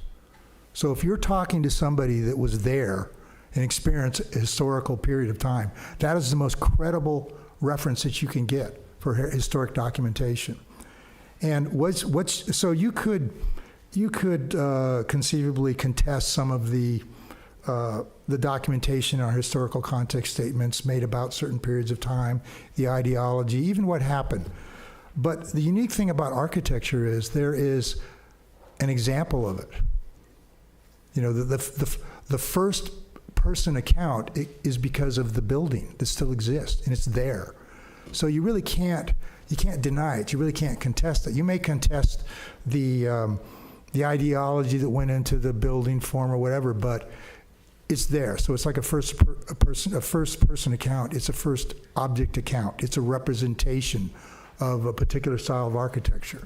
And how well that represents that style of architecture, you know, makes its authenticity. And, you know, what we have in this community, which is so unique, is that we have some very authentic representations of architecture. And, you know, the staff or the historic context statement identifies, you know, all these particular styles of architecture, which start with, you know, the prehistory and historic Hispanic settlement. You go through the Carmelo, you got your early Carmel vernacular, your Queen Anne styles, Seacoast, Bohemian, Carmel vernacular style of that, the Craftsman style, the Village in the Forest, which is your Spanish eclectic style, Tudor Revival style, the Storybook style, which we've heard so much about tonight, Monterey colonial style, minimalist traditional style, then the post-war development. And this is when the modern, you know, architecture starts to take place in our community. We have a post-war modern style. We've got a California ranch style, which is a modern style. We have the post-Adobe style, which Comstock, you know, created. We've got the organic style, which was a modern style where the form of the building represented its structure. There was less ornamentation or covering up the structure of the building. And then we have the Bay Region modern style. And I believe the architect has characterized this style of architecture that he's been working in as a type of Bay Region modern style. And I read a little bit about the Bay Region Monterey style, and one of the things that's kind of unique to it is it uses local materials. So in the Bay Region Monterey style, you see the use of redwood. You see a lot of these softwoods used. You see the regional stones, like in our area we have Carmel stone. We have this the granite, the kind of golden granite you see here. Those are the types of materials which have been applied to this Bay region Monterey style and which connect it to this area. So the point I'm making is that, we are really, what we have here in Carmel in the context of historical architectural styles, we have an architectural pluralism. So we have, and pluralism by its very essence suggests that we have diversity. And not only do we have diversity, but we celebrate this diversity because we realize that diversity brings interest and dynamicism to our community. And I think that there's been a lot of talk tonight about what brings people to Carmel, and there's been testimony that people just want to see this storybook style. But that's not it. If you walk through these neighborhoods of ours, you don't just see storybook, you see all of these periods of architectural history, there. And you see really beautiful examples of it. And we have some of the most famous architects of the 20th century that were represented here. We've talked about them tonight. Frank Lloyd Wright is probably the most famous, but we have, Bernard Baybeck. We have, amazing local architects, that have practiced this regional style, and we just really are lucky to have this quality of architecture in one square mile place. And I think that's really what makes this place so unique and draws everybody to this community that we have. So I do support this application, the concept, and I feel that it is representative of the architectural history of Carmel. It makes that connection. And I see our neighborhoods as not distinct, one style of house. I see that there are many styles. There's a pluralism in all of our neighborhoods. And it doesn't detract from the value. I've lived here long enough to experience 3 recessions. And yes, the price of real estate dips, but Carmel comes back faster and more dynamic whenever we have a recovery.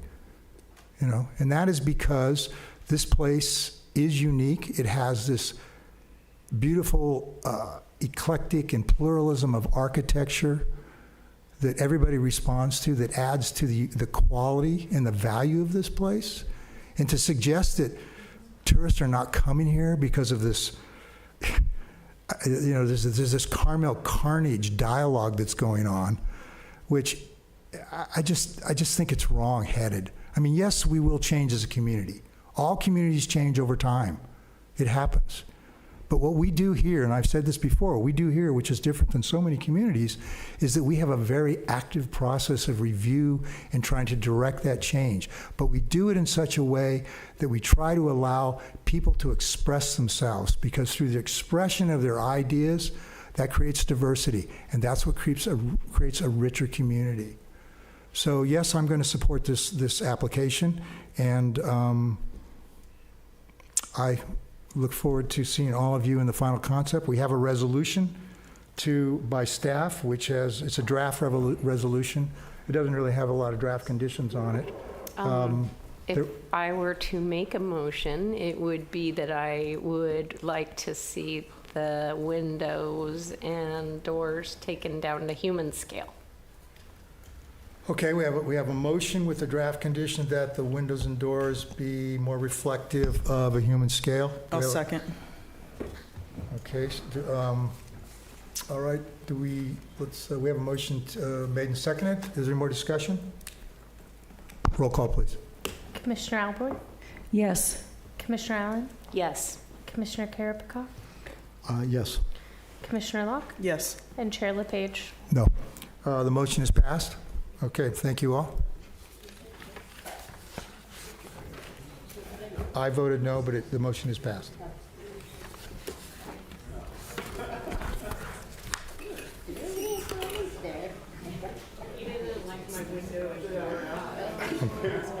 I just don't think the project needed to be redesigned by us in that way. Sorry.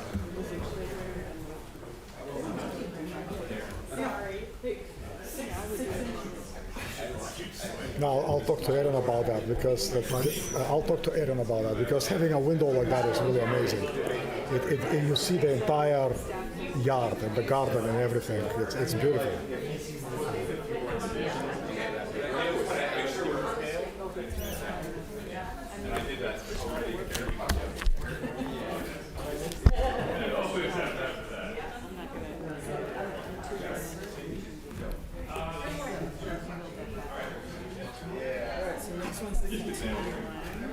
Yeah, I'm gonna let these people clear out here.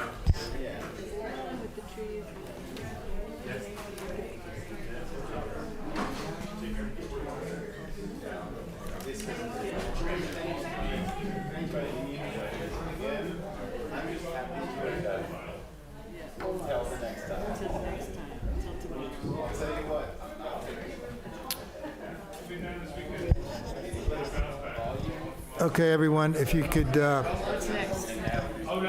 please clear the chamber so we can continue.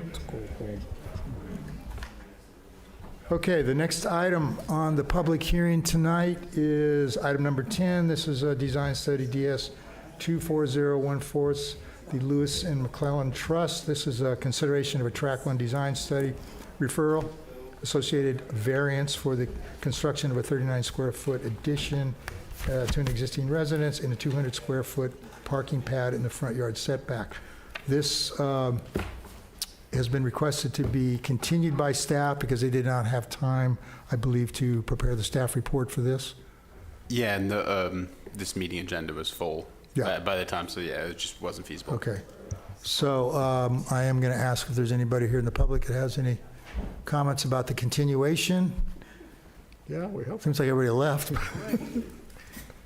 But not seeing anybody, I will make a motion that we continue this item. I believe staff requested until the April 9th Planning Commission meeting. A date certain. I have it tentatively scheduled there based off what you guys said today, so that would work great. And I'll Okay. second that motion. Okay, you second that? Oh, thank you. Okay, roll call, please. Commissioner Alboy? Yes. Commissioner Allen? Yes. Commissioner Carrot-Pico? Yes. Commissioner Locke? Yes. And Chair LePage? Yes, the motion is passed to continue the item. Okay, that brings us to item number 11 on the public hearings. This is DS 23147, the Rodriguez Projects, consideration of track 1 study referral for after the fact installation of a driveway gate and the addition of stucco and stone veneer to a brick chimney and site improvements located on Camino Real 4 northwest of 11th. Can I have staff report, please?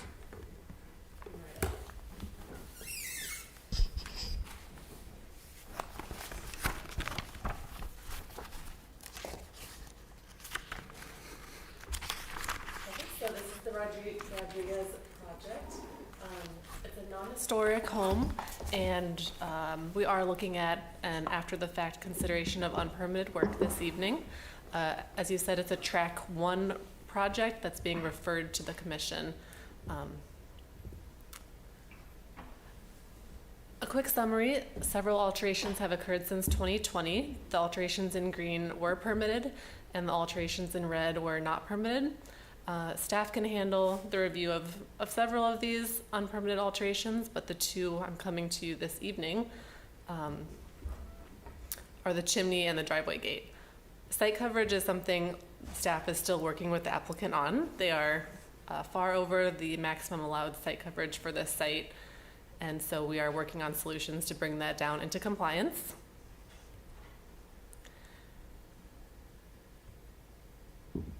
As you can see, there's a good amount of hardscape, a deck and back. That's why they are over on site coverage.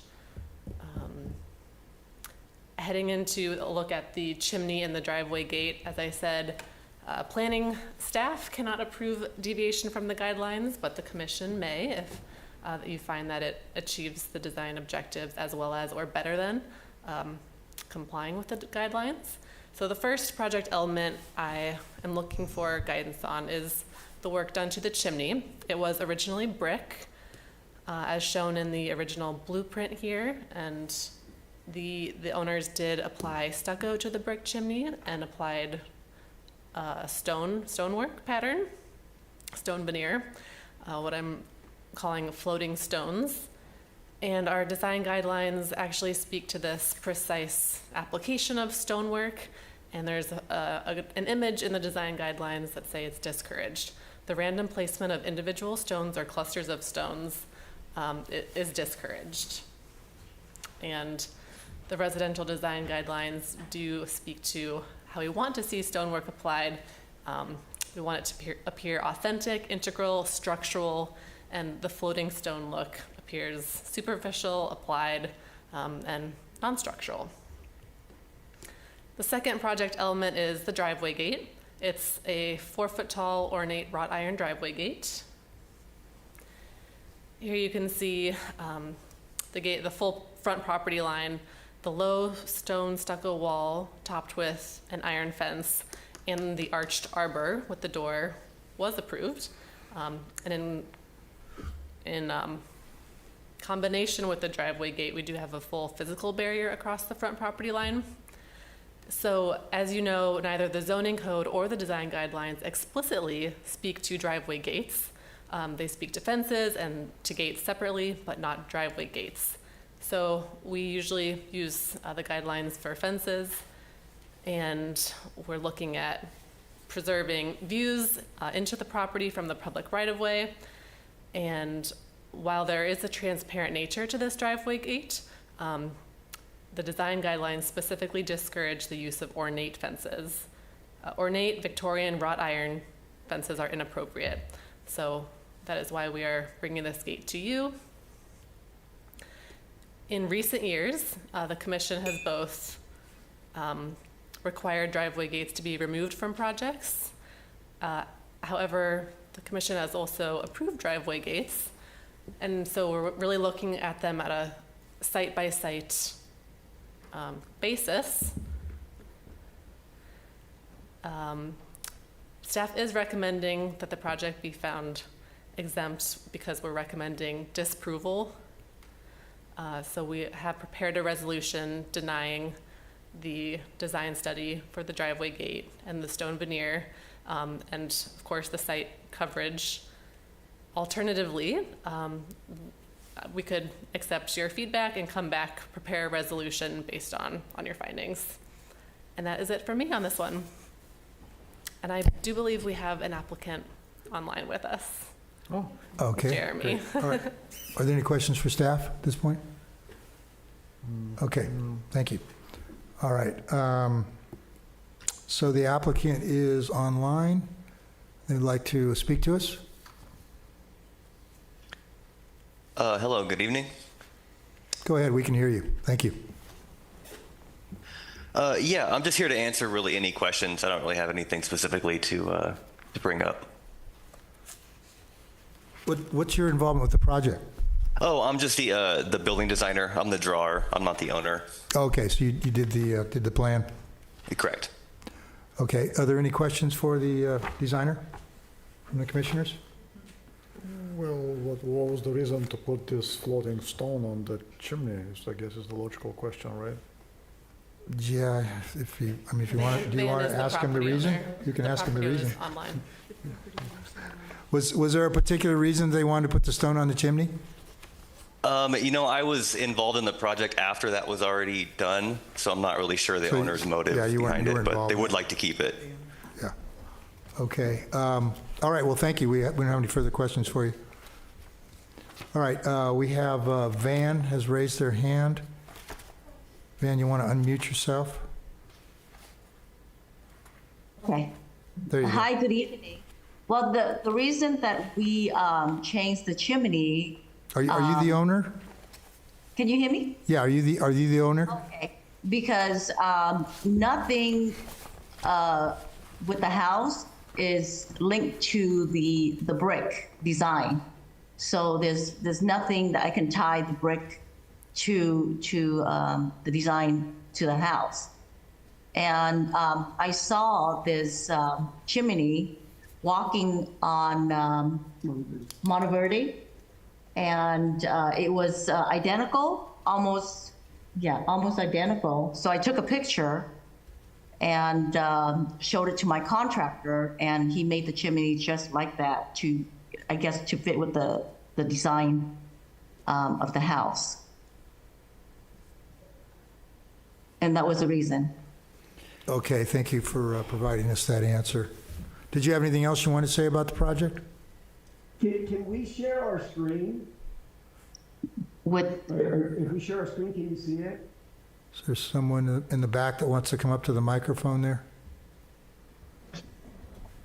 Yeah, are we allowed to share our screen? Sure, yeah, you can do that. So we're talking about the gate now? Yeah. Okay. How do we? We're not sure. I'm going Oh, to can we- make you we a panelist, and you'll have to Pardon? return. They have to return as a panelist. Okay, while Greg is uploading the pictures, so we have this garden, we get a lot of compliments with our neighbors and with visitors. They take pictures, and that's why we put the gate. Without the gate, we get the deer. We get the deer destroying the garden. So that's why we put in the gate. Okay. So the picture we want So to show. you see, is Greg working on, Go ahead. I was just going to say that the picture we want to show is now the full-blown garden. The picture that you guys have on the screen doesn't show the full garden. And we've met wonderful people that have been visiting from everywhere. That they stop, they take pictures. We've met a lot of great neighbors from Casanova and Monteverde and everybody from the rectangle, and they come by with their dogs and they tell us how much they enjoy looking at the garden and the amazing improvement that we did, from the acquisition that we did on the home. And the only way to safeguard that garden is to put a gate, because the deer would they eat everything. And that's been the only thing that's allowed us to have some kind of security at the property. okay, I believe it's Greg. Greg, I've been informed if you want to share the screen, you're going to have to switch to a panelist, which I think you can do that on your end. I'm sorry, what do you need me to do? Oh, you have to hang up. I have to leave? Just a minute, I'm not clear on this. I will promote you to panelist. When you accept it, you'll return to our meeting. You don't exit, you just return to the meeting, and you'll be able to share a screen with us. We will briefly be unable to hear you, though, while you transition to a panelist. Does that make sense? What do you mean? How about this? Can you guys see this? Is that clear for you guys, this phone? I didn't understand that. What did he say? This is what they see. Huh? Oh, they can't see it. No, we can't see anything you doubt. So we can promote I you. See. Okay, so walk me through it again. I have to leave and then come back. No, she will give you a promotion to panelist. You'll get a little note, and you need to accept that, and then you'll be on where we can actually maybe see your screen. So Shelby, have you gone ahead and? She's going to do that right now. So Okay, look for the So promotion. accept the invitation when you get it to be a panelist.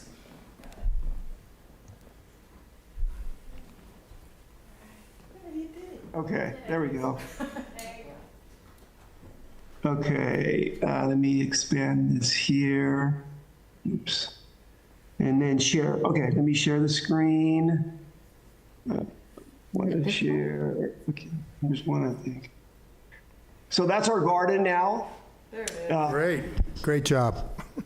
Yeah, so that's our garden. It's taken a lot of time, love, and effort. And the greatest thing is really the visitors that come by. They just love it. And again, the neighbors, not just from Camino Real, but from Casanova, Monteverde, they just come by and we talk over the gate.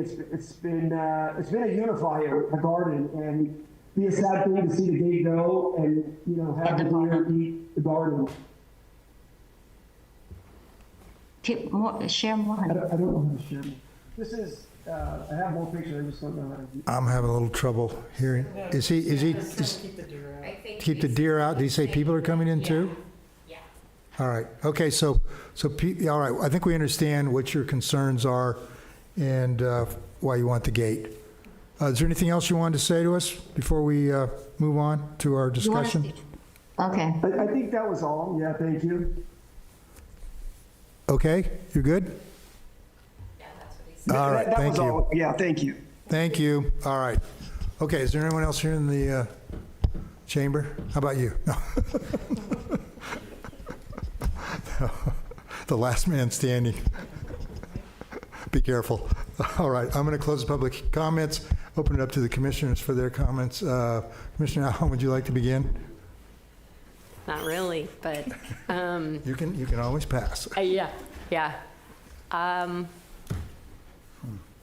In looking at this and hearing the explanation of the deer and looking at all of the plants, I may lean toward just allowing the gate to stay, but I would be, I think I'm pretty positive that the chimney should be redone. But I'm open to discussion. Commissioner Locke? I am not supportive of either. And a gate that is that short is easily hopped by many deer around here. I don't think that really is the purpose for the gate. It might help a little bit, but there are other ways that you could deter animals from coming in. And the chimney, definitely, I think it needs to just, if it's going to be stuccoed, it just needs to be stucco. Okay, Commissioner Karapetkoff? Yeah, I mean, the chimney, I don't think it's executed correctly. I mean, it doesn't look natural, you know. So there's a way to make it look natural, but the stone has to be embedded in the stucco so that it looks like, you know, you stucco the whole thing but left certain areas open. When you go to France, they do that a lot. But this way, it really looks very artificial. So on the other hand, it's in the back of the house. I don't think it's visible. You know, I don't think that it really impacts the kind of the curb appeal of the house. But since we have this regulation, we encourage people to, follow kind of the natural way of things where the stone is on the bottom. If they really want to break this mass, and I think that's the intention, is to break this whole mass of the chimney and have some kind of a separation, they can put stone on the bottom of the chimney, like the first couple of feet can be stone, and then go regular stucco on top. That is the way our guideline has it, right? Not really. No? Well, no, we encourage that a whole surface be covered, okay. And the stone would have to extend to the inside corner. That's typically how we do it, because we're trying to convey that it is a structural stone element, even though it just may be veneered. So, I mean, yeah, it's okay. Well, then, yeah, that'll be my recommendation too, is to do the whole chimney as stone if they want to have it that way. Because it was brick before. I understand it was brick before. The color didn't work. So what we do is, when you replace like for like, it has to be the whole element. You don't break it into pieces. I don't know about the gate. I agree with Stephanie that this gate is not going to stop the deer, so it's not going to be effective. As we see, we have a lot of requests for gates, and we reject most of them. No, I would agree with Stephanie that I'm against both. Okay, and Commissioner Elmer. Thank you, Chair. I agree with Ms. Wallace's analysis of this. I would encourage the applicant to use the permitting process. I mean, they're obviously aware of it because the property has several previous permits. So why this work was done without a permit, I find unfortunate. The design guidelines are very specific about this form of stone on the chimney, so that is easy. For the gate, the guidelines also are specific about denying ornate gates, and so that's clear for me. And one additional piece that I don't know that anyone has mentioned yet, and I am a freshman, so I can probably use some schooling in this, but my understanding was our encouragement for landscaping, especially in the right-of-way and near, is for native plants, drought-tolerant plants, and so on. And so I That's a long way of saying I support staff's analysis, and thank you. Okay, thank you. Yeah, the gate issue, we allow gates. We just have had this issue about driveway gates. And I appreciate, and for me, I think, the gates, because we don't have a specific ordinance or a guideline which addresses driveway gates, I think gates need to be reviewed in the context of our regular fence and gate ordinances and guidelines that we have. So on that front, this gate is an open design. It's not over 4 feet, and those are two of the requirements for fences in the front yard setback.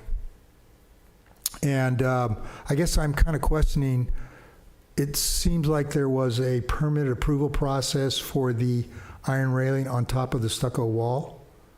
When do you know when that happened? I mean, if you have that. Sure, it happened under my watch. 2020? Was it 2020 or 2021? Yeah, that was 2020. I wasn't on the commission. I was on the DRB. So I didn't have a hand in that. Thank God. There's a theme here, I guess I'm seeing. So I think, in this case, I would approve the vote to approve the gate. Now I know I'm in the minority here, so that's just going to be what it is. But the reason why is I feel like if the community wants to have ordinances and guidelines specifically about driveway gates, then we need to do that. Otherwise, we don't have anything specifically against them. The only thing here, which is discouraged, is the iron, the ornate iron. So that's discouraged. It's discretionary. I see a theme here, so I don't have a problem. As far as the fireplace, that's clearly looks inauthentic, and that's the whole point of we have this specific drawing in the guidelines to demonstrate to applicants that it does look inauthentic, and is not supported. So I would definitely be in support of that. So having said that, do we have a motion? I would move that we... I have one question before. Sure. I'd be looking for guidance on whether you want to see or would be okay with either return to brick, return to only stucco with no stone, or full stone. Okay, you want the motion to include direction to staff with regards to that? Yes, please. Okay, so that's a request from staff, since you're making the motion. I move adoption of the recommendation in our packet to find, both the CEQA finding and, wait a second, I think I'm looking at the wrong one. I am looking at the wrong one. I'm sorry. No, yes, I guess I'll need to come back to you because the reso you have is a resolution for full denial. Okay. Yes, you need to make a new resolution. Okay, so will staff please move that we have a new resolution that denies the gate and the floating stones in the chimney area, but there is the option to go with either stucco, brick, or full stone in the chimney. Got it. Okay, the motion has been made. Do we have a second? I'll second. Okay, does everybody understand the motion? Yep. Okay, the motion is to deny the gate and the stone, but to allow for the option to apply either full stone, full stone, stucco, or full brick. Or full brick. Okay, all right, can we have roll call, please? Commissioner Alborn? Yes, right? Is that, yes, is that what Jay looked like? I just want to make sure I get it correct. Yes, please. Commissioner Allen? Yes. Commissioner Karapikov? Yes. Commissioner Locke? Yes. And Chair LePage? Yes, motion is carried. I Okay, thank you, everyone. I That do have the concludes the property public owner hearing. who wants No, to we make have a one more. comment. Oh, we Is do? that We have to okay? go back to the pulled item. Oh, I'm sorry. God, I thought I was getting out of here. I had a question. Do you have a question? I don't know if you wanted to answer it, but he's raising his hand. Just to make you aware. Okay, do you have a question? Go ahead, Van. Yes, so the question was, when we got the permits in for the fence, the stucco work, and the wrought iron, that's also ornate, and that was approved. So we just kind of went off of that. So I'm understanding that it's not being approved because it's not, it's got certain designs, but the council or the city, I guess, gave us permits when we did the other gate, if you will, the fence. I understand that, but we've made the motion, and you're continuing to argue your position, which is fine, but you always have the right to appeal to the next review body, which would be council. So if you're not in agreement with our motion tonight, you do have the right to appeal. Okay, and then just one final thing. All of the plants are native. As a matter of fact, most of the plants are seeds from our neighbors. Right, but we're not making any. We've made no ruling on the plants. I just want to say that there was a council member that said that the plants are not native. They're all from Carmel. They didn't come from another country. So I just want to be clear that these are native plants. Okay, thank you. All right, thank you. All right, we're going to move on to the next item. This was from the consent agenda. This was item number 5 on the consent agenda. This is DS 24346, P&T 224 LLC. This is consideration of final design study and associated coastal development permit for the demolition of an existing 946 square foot, one-story single-family residence and 200 square foot carport, and the construction of a 1,588 square foot, two-story single-family residence and 200 square foot detached garage, and it's located on Santa Rita Street. Staff report, please. IT, could you share my screen, please?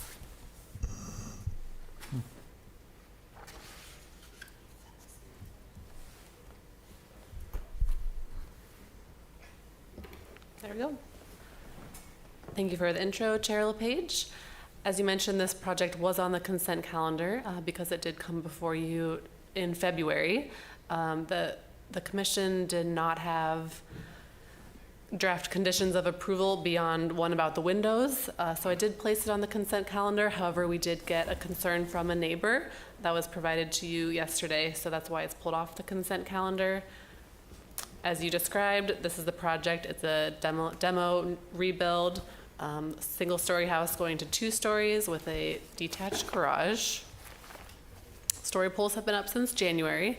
Unfortunately, the north neighbor, though, is just becoming aware of them. There's nothing to do about the trees. There's no additional tree planting required.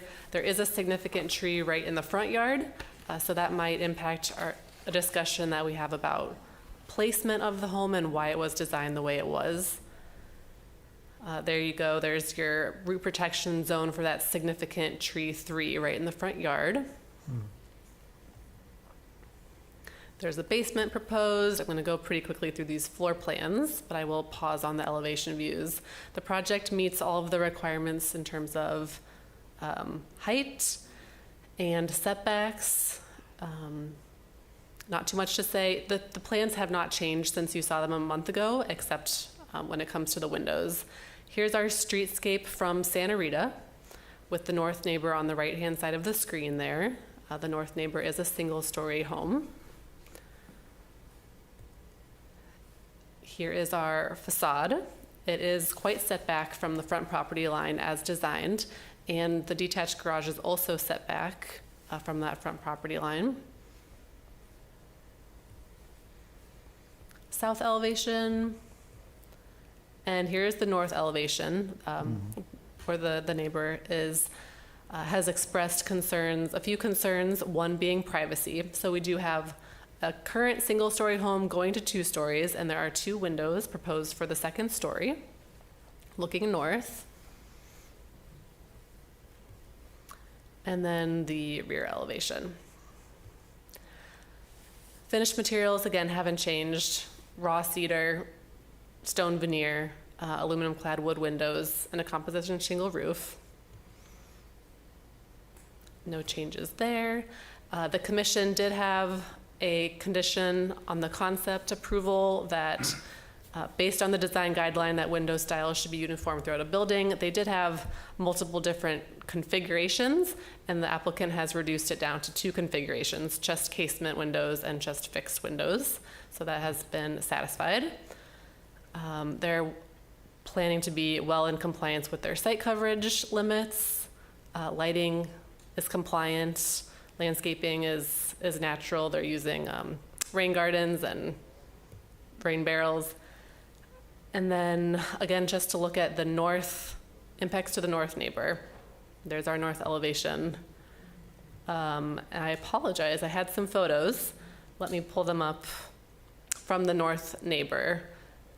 She is concerned about the loss of a ocean view and then just impacts to privacy and light.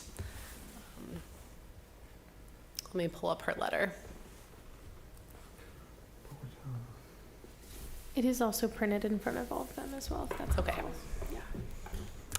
I'll pull it up, but go ahead and. Oh, okay. I'm All right. happy Are there to any answer questions for staff? While we're waiting for the pictures? Oh, you have some pictures. You got the pictures there? Oh, it was part of our pack. Sorry. So we have never seen the view from the northern neighbor, right? We haven't visited. Today we did. Okay.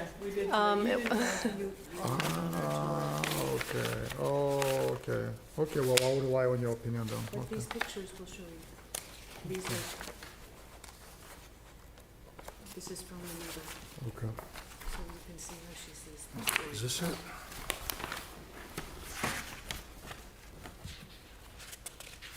No, that's something else. Let's all stick. No, that's We do also have the north neighbor online this evening.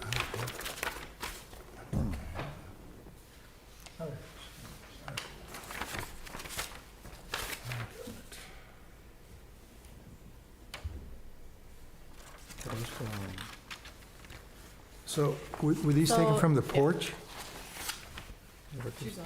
Oh, IT, if you could go back to sharing my screen again, please.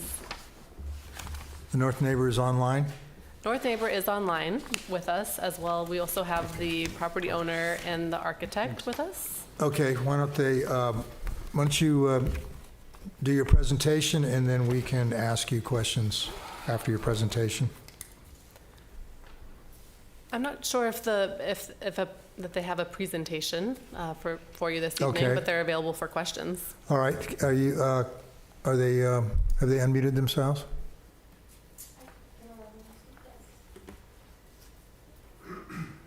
Can you hear us? All right. Hello? Hello, yeah, we can hear you. Is this the neighbor to the north? Can you hear me? Oh, this is the applicant's architect, okay. All right. Can you identify who you are? Yes, I am Casey Cullen. I'm the architect. Okay, you're the architect, great. All right. Did you want to make any presentation to us, say anything to us?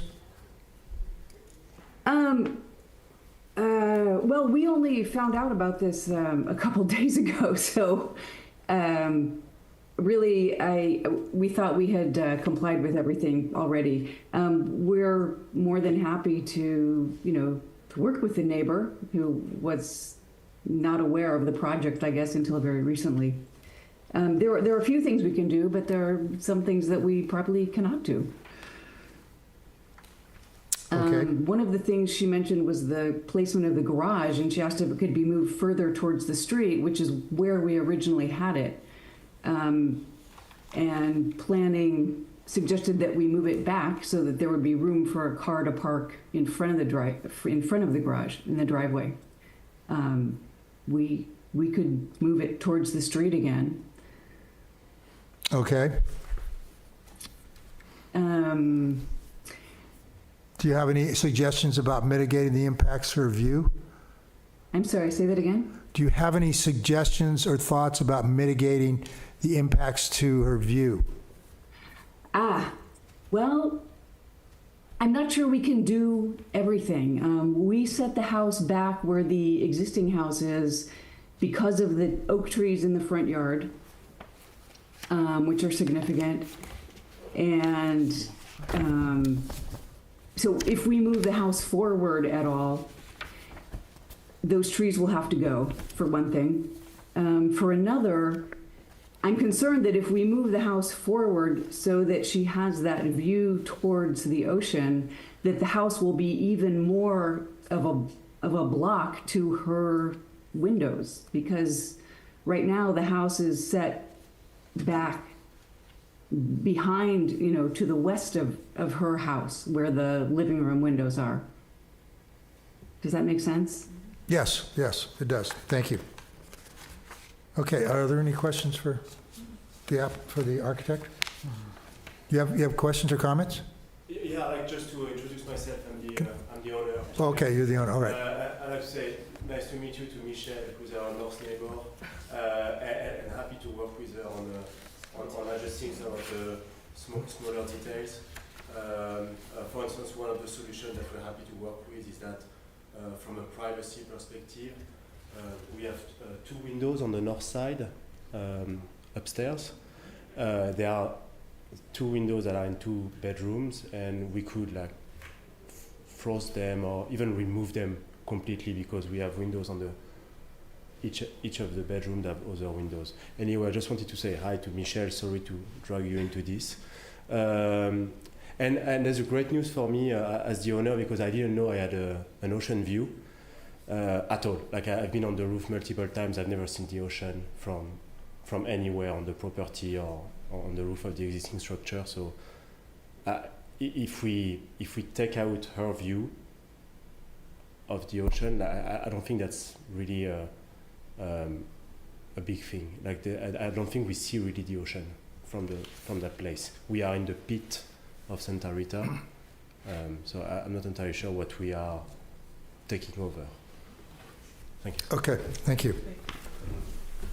All right, any questions for the applicant or the owner? Go ahead. Thank you, Chair. So if I understand, sir, what you're saying, you are willing to work with your neighbor, possibly make changes to the 2 second-story windows on the north side. Is that true? Yeah, Did I hear you correctly? Yes. Yeah. That is. I think that's a very reasonable thing to do for privacy purposes. Have you met with the neighbor before? Did you present the? Well, most of the neighbors, yes, but not with Michelle and her family. They were. They weren't available. Absent when I did the public notice. They weren't available. Okay.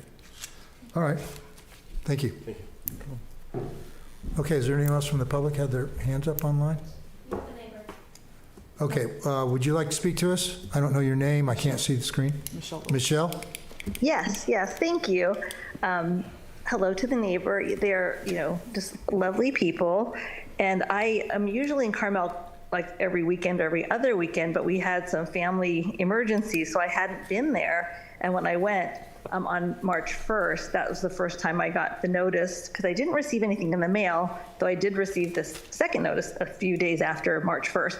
But I saw the orange netting up, and I was quite surprised. So again, they seem very nice neighbors, and the house I'm sure is going to look much nicer than what was there before. But even with the elevation, because we're kind of on the slope, so my neighbor to the north is higher up than me, and then this home, we're all trying to look towards the ocean. So we're all looking kind of north, southwest. And so right now, when I look out my living room window, I see their carport, so it's kind of an open tree space, and then I look over their roof, and this is a very limited ocean view, but you can see through the trees from 2 spots in my house. You could just see the little bit of the ocean, which is lovely.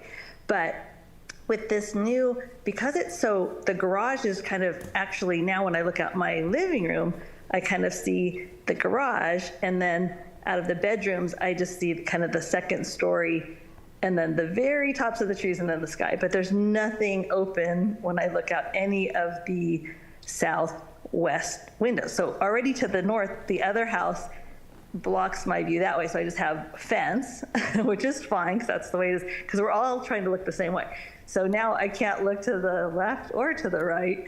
I just look straight out, which is also a 2-story house. So I'm kind of in this little kind of tunnel effect. And even from the yard, when I look over, I can see the house. So not knowing anything about design, when I was looking at the house, I thought, yes, if the garage was further forward, then at least from the living room, I'd have a little bit of an open view. Or even better, if the whole garage was moved to the other side, if it was on the, and I don't know if this is practical or anything, but if it was instead of on the north side of the property, if it was on the south side, it would open it up on that whole space, because again, that neighbor is not looking north, they're looking southwest as well, so they wouldn't mind that as much there. And I thought if the whole house was moved towards the street, then I'd at least have, even if it was blocking the house, the whole yard would feel really open. So right now as it is, it's almost like as much, everything kind of feels like it's blocking things. And I don't know what your impression was. I was only there for a day, so I was trying to take pictures and get an idea, but I know you went out to the site, some of you, and what was your impression? The window is such a kind compromise. I really appreciate that. Because I was thinking, even if you did like a fixed window with frosted or something, that would be fine. But just because otherwise I'll just be like looking up in your window. But yeah, what did you guys think of the site? We don't really take questions from the applicants this time about our opinions about it. We're going to have we'll discuss that. So thank you for your comments. All right, I think everybody's had a chance to make their comments, so I'm going to close the public discussion, open to the commissioners for theirs. Commissioner Locke, you want to begin? I would actually move that we continue this item and allow the applicant and the neighbor to have an opportunity to talk about it and see if there are any changes or if the windows are going to be sufficient or whatever, and then bring it back for final design at maybe the next meeting or the meeting after. I'll second that motion. But is there any more discussion? Okay, roll call, please. Commissioner Almore? Yes. Commissioner Karabakov? Yes. Commissioner Locke? Yes. And Chair LePage? Yes, motion is carried. Okay, that concludes the public hearings. Does the director have anything they want to report to us? Or? Okay, thank you. All right, we are adjourned. I want to thank you, everyone. Thank you, everyone.